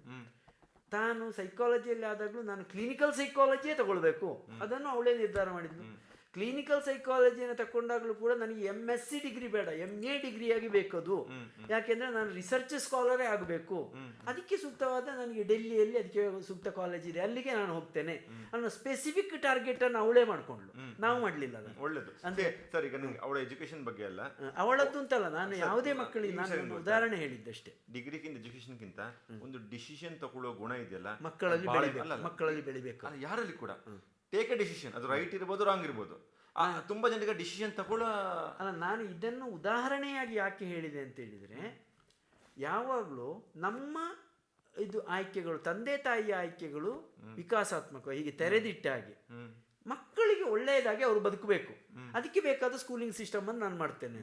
ಅದರಲ್ಲಿ ಸ್ಪೆಸಿಫಿಕ್ ಆಗಿ ಆಯ್ಕೆಯನ್ನು ಮಕ್ಕಳೇ ಮಾಡ್ಕೊಳ್ಬೇಕು. ಮತ್ತು ಮಕ್ಕಳಿಗೆ ಬೇಸಿಕ್ ಕೌಶಲಗಳ ಶಿಕ್ಷಣ ಅಗತ್ಯ ಇದೆ. ನಾವು ಶಿಕ್ಷಣ ಅಂತ ಹೇಳಿದ ತಕ್ಷಣ ಈ ಪಾಠಪುಸ್ತಕಗಳನ್ನು ಮಾತ್ರ ಯೋಚನೆ ಮಾಡ್ತೇವೆ, ಶಾಲೆಗಳನ್ನು ಮಾತ್ರ ಆಲೋಚನೆ ಮಾಡ್ತೇವೆ. ಒಂದು ಆಹಾರವನ್ನು ತಯಾರಿಸುವ ವಿಧಾನ, ಈಗ ಹುಡುಗ ಆಗಿರ್ಬೋದು, ಹುಡುಗಿ ಆಗಿರ್ಬೋದು. ಹುಡುಗ ಇಟ್ಕೊಳ್ಳುವ, ಹುಡುಗನಿಗೆ ನಾಳೆ ಮದುವೆ ಆಯಿತು, ಹೆಂಡತಿ ಮನೆಯಲ್ಲಿಲ್ಲ, ಅಥವಾ ಇದ್ರೂ ಕೂಡ ಅವರಿಗೆ ಏನೋ ಮಾಡ್ಲಿಕ್ಕೆ ಅವರೇ ಮಾಡಬೇಕು ಅಂತಲೂ ಇಲ್ಲ. ನಾನು ಒಂದು ಸಾಂಬಾರು ಮಾಡ್ತೇನೆ ಅಂತ ಹೇಳೋ ಕೆಪಾಸಿಟಿ ಒಬ್ಬ ಹುಡುಗನಿಗೆ ಬೇಕೋ ಬೇಡ? ಬೇಕಲ್ವ? ಆಯಿತಾ? ಒಂದು ಸಿಂಪಲ್ ಮನೆಯನ್ನು ಸ್ವಚ್ಛವಾಗಿ ಇಟ್ಟುಕೊಳ್ಳೋದು, ಒಂದು ಕಸ ಹೊಡೆಯುವ ಕೌಶಲ ಅಥವಾ ನೆಲ ಒರೆಸುವ ಕೌಶಲ, ಈ ಬೇಸಿಕ್ ಅವಶ್ಯಕತೆಗಳು ಗಂಡು ಮಕ್ಕಳಿಗಾಗಲಿ ಹೆಣ್ಣು ಮಕ್ಕಳಿಗಾಗಲಿ ಗೊತ್ತಿರಬೇಕೋ ಬೇಡ? ಇದು ಕಲಿಕೆ ಅಂತ ಹೇಳಿದಾಗ ಇದೆಲ್ಲವನ್ನು ನಾವು ಇದು ಅಟೆಂಡ್ ಮಾಡಬೇಕು. ಒಂದು ಯಾರೋ ಒಬ್ಬರು ಮನೆಗೆ ಬಂದಾಗ ಬನ್ನಿ ಕೂತ್ಕೊಳ್ಳಿ ಅಂತೇಳಿ ಕರೆಯುವಷ್ಟು ಮಕ್ಕಳಿಗೆ ಕಲಿಕೆ ಬೇಕೋ ಬೇಡ? ಅಂದರೆ ಈ ಎಲ್ಲ ಅಂಶಗಳನ್ನು ಕಲಿಕೆ ಒಳಗೊಳ್ಳಬೇಕು ಅಂತ ನಾನು ಹೇಳೋದು. ಇದೆಲ್ಲವನ್ನು ನೀವು ಸುಲಭವಾಗಿ ಕಲಿಸಲಿಕ್ಕೆ ಯಾವುದು? ಮಾತೃಭಾಷೆಯಲ್ಲಿ ಸುಲಭ. ಆಯ್ತು, ಇಂಗ್ಲೀಷ್ ಆಗಬಾರ್ದು ಅಂತ ಹೇಳುವಂಥದ್ದಿಲ್ಲ. ಆದರೆ ನೀವು ಇಂಗ್ಲೀಷ್ ಮೀಡಿಯಮನ್ನು ಆಪ್ಟ್ ಮಾಡಿಕೊಂಡಾಗಲೂ ಕೂಡ ಮಾತೃಭಾಷೆಯನ್ನು ಚೆನ್ನಾಗಿ ಕಲಿಬೇಕು. ಯಾಕೆ ಅಂದರೆ ಮಾತೃಭಾಷೆಯ ಸ್ಟ್ರಾಂಗ್ ಫೌಂಡೇಶನ್ ಇಲ್ಲದಿದ್ದರೆ ನಿಮಗೆ ಹೊಸ ಭಾಷೆಯನ್ನು ಕಮ್ಯುನಿಕೇಟಿವ್ ಲ್ಯಾಂಗ್ವೇಜ್ ಆಗಿ ಕಲಿಬಹುದೇ ಹೊರತು ಅದನ್ನು ಸಮಗ್ರವಾಗಿ ಕಲೀಲಿಕ್ಕೆ ಆಗೋದಿಲ್ಲ. ಈಗ ಇಂಗ್ಲೀಷ್ ಭಾಷೆಯಲ್ಲಿ 80 ಲಕ್ಷ ಪದಗಳಿವೆ. 300 ಪದಗಳು ಗೊತ್ತಿದ್ರೆ ಇಂಗ್ಲೀಷನ್ನು ಚೆನ್ನಾಗಿ ಮಾತಾಡ್ಬೋದು. ಆಯ್ತಾ? ಈ ಇಂಗ್ಲೀಷಲ್ಲಿ ಮಾತಾಡಿದ ತಕ್ಷಣ ಅವನು ಇಂಗ್ಲೀಷಲ್ಲಿ ಸಮೃದ್ಧವಾದ ಜ್ಞಾನವನ್ನು ತಗೊಂಡಿದ್ದಾನೆ ಅಂತೇಳಿ ಆಗುದಿಲ್ಲ. ಈಗ ಏನಾಗ್ತದೆ, ಮಾತೃಭಾಷೆಯ ಸ್ಟ್ರಾಂಗ್ ಫೌಂಡೇಶನ್ ಇದ್ದರೆ ಲ್ಯಾಂಗ್ವೇಜಿನ ರೂಲು ಅವನ ಪ್ರಜ್ಞೆಗೆ ಬಂದಿರ್ತದೆ. ಯಾವುದೇ ಲ್ಯಾಂಗ್ವೇಜನ್ನು 3-4 ತಿಂಗಳಲ್ಲಿ ಕಲೀಲಿಕ್ಕೆ ಆಗ್ತದೆ. ಕಲಿಸುವ ಮೆಥಡ್ ಇಂಪಾರ್ಟೆಂಟ್. ನಿಮಗೆ ಮೆಥಡ್ ಹೇಗೆ ಗೊತ್ತಾ? ಒಂದು ಲ್ಯಾಂಗ್ವೇಜನ್ನು ಕಲಿಬೇಕಾದ್ರೆ ಫಸ್ಟಿಗೆ ಲಿಸನಿಂಗ್, ಕೇಳಬೇಕು, ಆ ಭಾಷೆಯ ಶಬ್ದಗಳನ್ನು ಕೇಳಬೇಕು. ಕೇಳಿದ ಮೇಲೆ ರಿಪೀಟ್ ಮಾಡಬೇಕು. ರಿಪೀಟ್ ಮಾಡಿದ ಮೇಲೆ ಅದನ್ನು ಗ್ರಹಿಸಬೇಕು, ಅರ್ಥಗ್ರಹಣ ಆಗಬೇಕು. ಅರ್ಥಗ್ರಹಣ ಆದ ಮೇಲೆ ಅಕ್ಷರಗಳನ್ನು ಗುರುತಿಸಬೇಕು, ಆಮೇಲೆ ಬರೆಯಲು ಕಲಿಬೇಕು. ಆಯ್ತಾ? ನಾವು ಮಾತೃಭಾಷೆಯಲ್ಲಿ 4 ಪ್ರೋಸೆಸ್ ಮೊದಲೇ ಆಗುವುದರಿಂದ ರೈಟಿಂಗ್ ಇಲ್ಲೇ ಶುರು ಮಾಡ್ತೇವೆ. ನಮ್ಮಲ್ಲಿ ಇಂಗ್ಲೀಷ್ ಕಲಿಸೋದು ಹಾಗೆ. ಅಂದ ಮೇಲೆ ಅವನಿಗೆ ಬರುವುದು ಹೇಗೆ? ಅವನಿಗೆ ಇಂಗ್ಲೀಷ್ ಓದಲಿಕ್ಕೆ ಬರೀಲಿಕ್ಕೆ ಬರ್ತದೆ, ಮಾತಾಡಲಿಕ್ಕೆ ಬರುವುದಿಲ್ಲ. ಯಾಕೆಂದ್ರೆ ಕಲಿಸಿದೆ ಅಷ್ಟು. ಲಿಸನಿಂಗಿಗೆ ನೀವು ಇಂಪಾರ್ಟೆನ್ಸೇ ಕೊಟ್ಟಿಲ್ಲ. ಅವನಿಗೆ ಇಂಗ್ಲಿಷ್ ಭಾಷೆಯ ಶಬ್ದಗಳನ್ನೇ ಕೇಳಿಸಿಲ್ಲ. ನಾವು ಫಸ್ಟ್ ಮನೇಲಿ ಕೇಳಿಬಿಟ್ಟು ಕಲಿಯೋದು. ಸರಿ, ನಂಗೆ ಗೊತ್ತಿಲ್ಲ, ಇದು ನನ್ನ ವೃತ್ತಿಗೆ ರಿಲೇಟ್ ಆಯಿತು. ಒಂದು ಮಗು 3 ವರ್ಷ ಆದರೂ ಮಾತಾಡೋದಿಲ್ಲ ಅಂತ ಹೇಳಿದ್ರೆ ನಾವು ಫಸ್ಟ್ ಮಾಡೋದೇನು ಗೊತ್ತುಂಟಾ? ಹಿಯರಿಂಗ್ ಪರೀಕ್ಷೆ. ಕೇಳಲಿಕ್ಕೆ ಸರಿ ಉಂಟು, ಯಾಕಂದ್ರೆ ಇಲ್ಲಿ ಇನ್ಪುಟ್ ಇಲ್ಲ ಅಂದ್ರೆ ಔಟ್ಪುಟ್ ಇನ್ಪುಟ್ ಇಲ್ಲ ಇದ್ರೆ ಔಟ್ಪುಟ್ ಬರೋದು ಹೇಗೆ? ಇಂಗ್ಲಿಷ್ ಕಲಿಯುವಾಗ ಇನ್ಪುಟ್ ಇಲ್ಲದೆ ಡೈರೆಕ್ಟ್ ಬರಲಿಕ್ಕೆ ಶುರು ಯಾವಾಗಲೂ ಲಿಸನಿಂಗ್ ಇಂಪಾರ್ಟೆಂಟ್ ಅಂತ. ಯಾ ಇವತ್ತು ನಮ್ಮ ತುಂಬ ವಿದ್ಯಾರ್ಥಿಗಳನ್ನು ಅಥವಾ ನಮ್ಮ ಯಂಗ್ಸ್ಟರ್ ಜನ್ರೇಷನನ್ನು ನೋಡಿ, ಇವರೆಲ್ಲ ಹೇಳಲಿಕ್ಕೆ ತಯಾರು, ಕೇಳಿಸಿಕೊಳ್ಳಿ ತಯಾರಿ. ನಿಮ್ಮ ಪ್ರಶ್ನೆ ಕೇಳೋದಕ್ಕೆ ಮೊದಲೇ ನಾನು ಉತ್ತರ ಕೊಡು. ಈ ಸಮಸ್ಯೆ ಯಾಕೆ ಬರ್ತದೆ? ಲಿಸನಿಂಗನ್ನು ನೀವು ಕಲಿಸೇ ಇಲ್ಲ ಮಕ್ಕಳಿಗೆ. ಎಸ್, ಅಂದರೆ ನಮ್ಮ ಎಜುಕೇಷನ್ ಸಿಸ್ಟಮಲ್ಲಿ ಡೈರೆಕ್ಟ್ ಬರವಣಿಗೆಯಿಂದನೇ ಶುರು ಆಗೋದು. ಮನೆಯಲ್ಲಿ ಏನಾಗ್ತದೆ ಗೊತ್ತುಂಟಾ? ನಾನು ಹೇಳ್ತೇನೆ, ನೀನು ಕಲಿ. ಆಯ್ತಾ? ಮಕ್ಕಳು ಹೇಳಿದ್ದನ್ನು ಕೇಳಿಸ್ಕೊಳ್ಳಿ ಅಪ್ಪ ಪೇರೆಂಟ್ಸು. ಅವರು ಏನೋ ಎಲ್ಲ ಹೇಳ್ತಾರೆ, ಅವ್ರ ಹತ್ರ ಎಂಥದೋ ಅಲ್ಲ. ಈಗ ನನ್ನ ಮಗ ಇದ್ದಾನಲ್ಲ, ಅವ ಕತೆ ಹೇಳ್ತಾನೆ ಅಮ್ಮನಿಗೆ ಅವ ಕತೆ ಹೇಳ್ತಾನೆ ತುಂಬ ವಿಷಯಗಳನ್ನು. ಅಮ್ಮ ಹೇಳೋದಕ್ಕಿಂತ ಅವ ಹೇಳ್ತಾನೆ. ಇದನ್ನು ನಾವು ಕೇಳಿಸಿಕೊಳ್ಳಿ ಸಾಧ್ಯ ಆಗಬೇಕು. ತಂದೆ ತಾಯಿ ಕೇಳಿಸಿಕೊಳ್ಳೋದನ್ನು ಕಲ್ತ್ರೆ ಅದನ್ನು ನೋಡಿ ನೋಡಿ ಮಕ್ಕಳು ಕಲಿತಾರೆ. ಮಕ್ಕಳು ನಾವು ಹೇಳಿದ್ದನ್ನು ಮಾಡುವುದಿಲ್ಲ, ನಾವು ಮಾಡಿದ್ದನ್ನು ಮಾಡ್ತಾರೆ. ಆಯ್ತಾ? ಶಾಲೆಯಲ್ಲಿ ನೋಡಿದರೆ ಎಕ್ಸಾಮಿಗೆ ಪ್ರಿಪೇರು ಮೇಷ್ಟ್ರು ಹೇಳಲಿಕ್ಕೆ ಇಲ್ಲ, ಮತ್ತೆ ಇವು ಕೇಳುವುದಿಲ್ಲ. ಸಮಸ್ಯೆ ಅದಾಗ್ತಾ ಇದೆ. ಲಿಸನಿಂಗ್ ಅನ್ನು ನಾವು ಒಂದು ಕಲಿಕೆಯಾಗಿ ಕೊಡಬೇಕಾದ ಅವಶ್ಯಕತೆ ಇದೆ. ಲಿಸನಿಂಗಿನಿಂದಲೇ ಆಮೇಲೆ ಸ್ಪೀಕಿಂಗ್ ಡೆವಲಪ್ ಆಗೋದು. ಬೇಸಿಕ್ ಇದು ಲಿಸನಿಂಗ್ ಇಂದ ಶುರು ಮಾಡಬೇಕು. ಹಾಗೆ ಮಾಡಿತ್ತು ಅಂತ ಹೇಳಿದ್ರೆ ಒಳ್ಳೆಯ ಶಿಕ್ಷಣವನ್ನೇ ಕೊಡ್ಬೋದು. ಸರ್, ಈ ವಿಚಾರದೊಂದಿಗೆ ಮೇಜರ್ ಕುಶನ್ ಸ್ಟುಡಿಯೋಸ್ಗೆ ನೀವು ಬಂದಿದ್ದೀರಿ. ಬಂದು ನಾವು ಗಾಂಧಿ ಬಗ್ಗೆ ಮಾತಾಡಿದ್ದೇವೆ, ನಮ್ಮ ಸಮಾಜದ ಬಗ್ಗೆ ಮಾತಾಡಿದ್ದೇವೆ, ದೇಶದ ಬಗ್ಗೆ, ದೇಶದ ಹಲವು ನಾಯಕರ ಬಗ್ಗೆ, ಜಾತಿ ವ್ಯವಸ್ಥೆಯ ಬಗ್ಗೆ, ಸಂವಿಧಾನದ ಬಗ್ಗೆ, ಸ್ವಾತಂತ್ರ್ಯ ಹೋರಾಟದ ಬಗ್ಗೆ, ಕೊನೆಗೆ ನಿಮ್ಮ ಕ್ಷೇತ್ರವಾದ ಶಿಕ್ಷಣ, ಭಾಷೆ ಎಲ್ಲ ವಿಚಾರವನ್ನು ನೀವು ಮಾತಾಡಿದ್ದೀರಾ. Sir, actually major Kushan studios ತಂಡದ ಪರವಾಗಿ ನೀವು ಮಡಿಕೇರಿಗೆ ಬಂದಿದ್ದಕ್ಕೆ, ನಮ್ಮ ಜೊತೆ ಚರ್ಚೆಯಲ್ಲಿ ಭಾಗವಹಿಸಿದ್ದಕ್ಕೆ ನಾನು ನಿಮಗೆ ಧನ್ಯವಾದಗಳನ್ನು ಹೇಳ್ತೇನೆ. Sir, thank you so much. ಹೇಗೆ ನಿಮಗೆ? ನಾನು ಈ ಮೇಜರ್ ಕುಶ್ವಂತ್ ಸ್ಟುಡಿಯೋಕ್ಕೆ ನೀವು ಕರೆದದ್ದು ನನಗೆ ಬಹಳ ಸಂತೋಷ. ಅದು ಇದನ್ನೆಲ್ಲ ನೀವು ರಾಜ್ಯದ ಅತ್ಯಂತ ಗಣ್ಯ ವ್ಯಕ್ತಿಗಳನ್ನೆಲ್ಲ ಕರೆದು ಸಂದರ್ಶನ ಇತ್ಯಾದಿಗಳನ್ನೆಲ್ಲ ಮಾಡ್ತಾ ಇದ್ದೀರಿ. ಒಂದು ಡಾಕ್ಯುಮೆಂಟ್ ಆಗುವಂಥ ಇದು.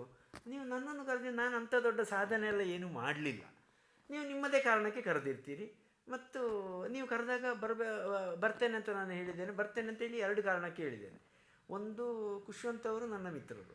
ಎರಡನೇದು ಮಾಲಕ್ಕನ ಮಗ, ಬರದಿರ್ಲಿಕ್ಕಾಗೋದಿಲ್ಲ. ಬಂದಿದ್ದೇನೆ. ಇಲ್ಲಿ ಚರ್ಚೆ ಅನ್ನೋದು ನಾವು ತುಂಬ ಚಂದದ ಸಂವಾದವನ್ನು ಮಾಡಿದೆವು. ಈ ಸಂವಾದ ಯಾಕೆ ತುಂಬ ಚಂದ ಇತ್ತು ಅಂತ ಹೇಳಿದರೆ, ಜಡ್ಜ್ಮೆಂಟ್ ಬರಬೇಕು ಅಂತ ನೀವು ಆಲೋಚನೆ ಮಾಡಲಿಲ್ಲ. ಯಾವಾಗಲೂ ಸಂದರ್ಶನ ಮಾಡುವವರಿಗೆ ನಮ್ಮ ಡಿಸ್ಕಷನ್ ಒಂದು ಜಡ್ಜ್ಮೆಂಟಿನ ಕಡೆಗೆ ಲೀಡ್ ಆಗಬೇಕು ಅಂತೇಳಿ ಹೇಳಿ ಬಂದರೆ ಮಾತಾಡ್ಲಿಕ್ಕೆ ಕಷ್ಟ ಆಗ್ತದೆ. ಸರ್, ನನಗೆ ನಿಮ್ಮನ್ನು ಚರ್ಚೆಯ ಉದ್ದೇಶ ಚರ್ಚೆ, ಜಡ್ಜ್ಮೆಂಟ್ ಅಲ್ಲ. ಸರ್, ನನಗೆ ನಿಮ್ಮನ್ನು ಪ್ರೋ ಮೋದಿ, ಆ್ಯಂಟಿ BJP, ಆ್ಯಂಟಿ ಕಾಂಗ್ರೆಸ್ ಯಾವುದೇ ಬ್ರ್ಯಾಕೆಟ್ಗೆ ಹಾಕೋ ಇಂಟ್ರೆಸ್ಟ್ ಇಲ್ಲ. ಎಲ್ಲಿ ಬೇಕಾದ್ರೆ ಆರಾಮಾಗಿರಿ. ಅಲ್ಲ, ನನಗೆ ಅದರಲ್ಲಿ ಇಂಟ್ರೆಸ್ಟ್ ಇಲ್ಲ. ಯಾವ ಬ್ರ್ಯಾಕೆಟಲ್ಲಿ ಗುರುತಿಸಿಕೊಳ್ಬೇಕು ಅಂತ ಹೇಳೋ ಇಂಟ್ರೆಸ್ಟ್ ನನಗೂ ಇಲ್ಲ. ಅದು ಒಳ್ಳೆ. ಅದಕ್ಕೆ ಸರ್ ಕರೆಯೋ ಒಂದೊಂದು ಮೂಲ ಉದ್ದೇಶ ಅದೇನು ಗೊತ್ತುಂಟಾ? ನೀವು ಯಾವ ಬ್ರ್ಯಾಕೆಟಲ್ಲಿ ಫಿಟ್ ಆಗಿದೆ ಕೂಡ ನೆಮ್ಮದಿಯಾಗಿದ್ದೀರಿ. ಮನುಷ್ಯನ ಉದ್ದೇಶ ಏನು? ಸಂತೋಷದಿಂದ ಬದುಕು. ನನ್ನ ಹತ್ರ ತುಂಬ ಜನ ಕೇಳಲಿಕ್ಕೆ ಉಂಟು, ನೀವು ಯಾಕೆ ಹೈಸ್ಕೂಲ್ ಮಾಸ್ಟರ್ ಆಗಿದ್ದೀರಿ, ನೀವು ಯೂನಿವರ್ಸಿಟಿಗೆ ಹೋಗ್ಬೋದಿತ್ತಲ್ಲ, ಅದು ಮಾಡ್ಬೋದಿತ್ತಲ್ಲ, ಇದು ಮಾಡ್ಬೋದಿತ್ತಲ್ಲ. ಅದು ಎಲ್ಲವನ್ನೂ ಮಾಡ್ಬೋದಾಗಿತ್ತು. ಆದರೆ ಮಾಡೋದರ ಕೊನೆಯ ಉದ್ದೇಶ ಏನು? ಸಂಬಳ ಜಾಸ್ತಿ ಬರ್ತದೆ, ಫೈನ್. ಮತ್ತೆ ದೊಡ್ಡ ಮನೆ ಕಟ್ಬೋದು, ಫೈನ್, ಎಲ್ಲ ಸರಿ. ಅದೆಲ್ಲ ಆಗಿ ಖುಷಿಯಲ್ಲಿರ್ಬೋದು. ಆಲ್ರೆಡಿ ಇದ್ದೇನಲ್ಲ ಖುಷಿಯಾಗಿ, ಅಲ್ಲೆಲ್ಲ ಯಾಕೆ ಹೋಗೋದು? ಭಾಳ ಚೆನ್ನಾಗಿದೆ ಸರ್. ನನಗಂತೂ ತುಂಬ ಸಂತೋಷ ಆಯಿತು ನಿಮ್ಮ ಜೊತೆ ಮಾತಾಡಿದ್ದು. ಮತ್ತು ನಿಮ್ಮ ಮಗ, ನಿಮ್ಮ ಮನೆಯವರು ಎಲ್ಲ ಒಂದು ಆಪ್ತವಾದ ವಾತಾವರಣದಲ್ಲಿ ತುಂಬ ಸಂತೋಷ ಆಯಿತು. Thank you sir. ಈ ಕೊನೆದಾಗ ಹೇಳಿಬಿಡ್ತೇನೆ, ನಿಮ್ಮ ಕಡೆಯೋ ಅರವಿಂದ ಚೊಕ್ಕಾಡಿಯವರು ಈಗಿನ ಸಮಾಜದಲ್ಲಿ ಯಾಕೆ ಪ್ರಮುಖರಾಗ್ತಾರೆ ಅಂತ ಹೇಳಿದರೆ, ಸರ್ ಈಗ ನೀವು ನಾವು ಒಂದು ಎಡ ಮತ್ತು ಬಲ ಚರ್ಚೆ ಮಾಡಿದ್ರಿ ಸರ್. ನೀವು 2 ಕಡೆಯವ್ರನ್ನ ಜಾಡಿಸ್ತೀರ. ನೀವು 2 ಕಡೆ ಸೋಗಲಾಡಿತನವನ್ನು ಜಾಡಿಸ್ತೀರ. ನಾನು ಎಡ ಬಲ 2 ಸಿದ್ಧಾಂತವನ್ನು ಜಾಡಿಸೇ ಇಲ್ಲ. ಮತ್ತೆ ಎರಡೂ ಕಡೆಯಲ್ಲಿ ಇರುವ ಸಚ್ಚಾರಿತ್ರ್ಯವುಳ್ಳ ವ್ಯಕ್ತಿಗಳು ನೀವು ಒಳ್ಳೆ ಸಂಪರ್ಕದಲ್ಲಿದ್ದೀರಿ. ತುಂಬ ಒಳ್ಳೆ ಸಂಪರ್ಕ ಇದೆ ಅಲ್ವಾ?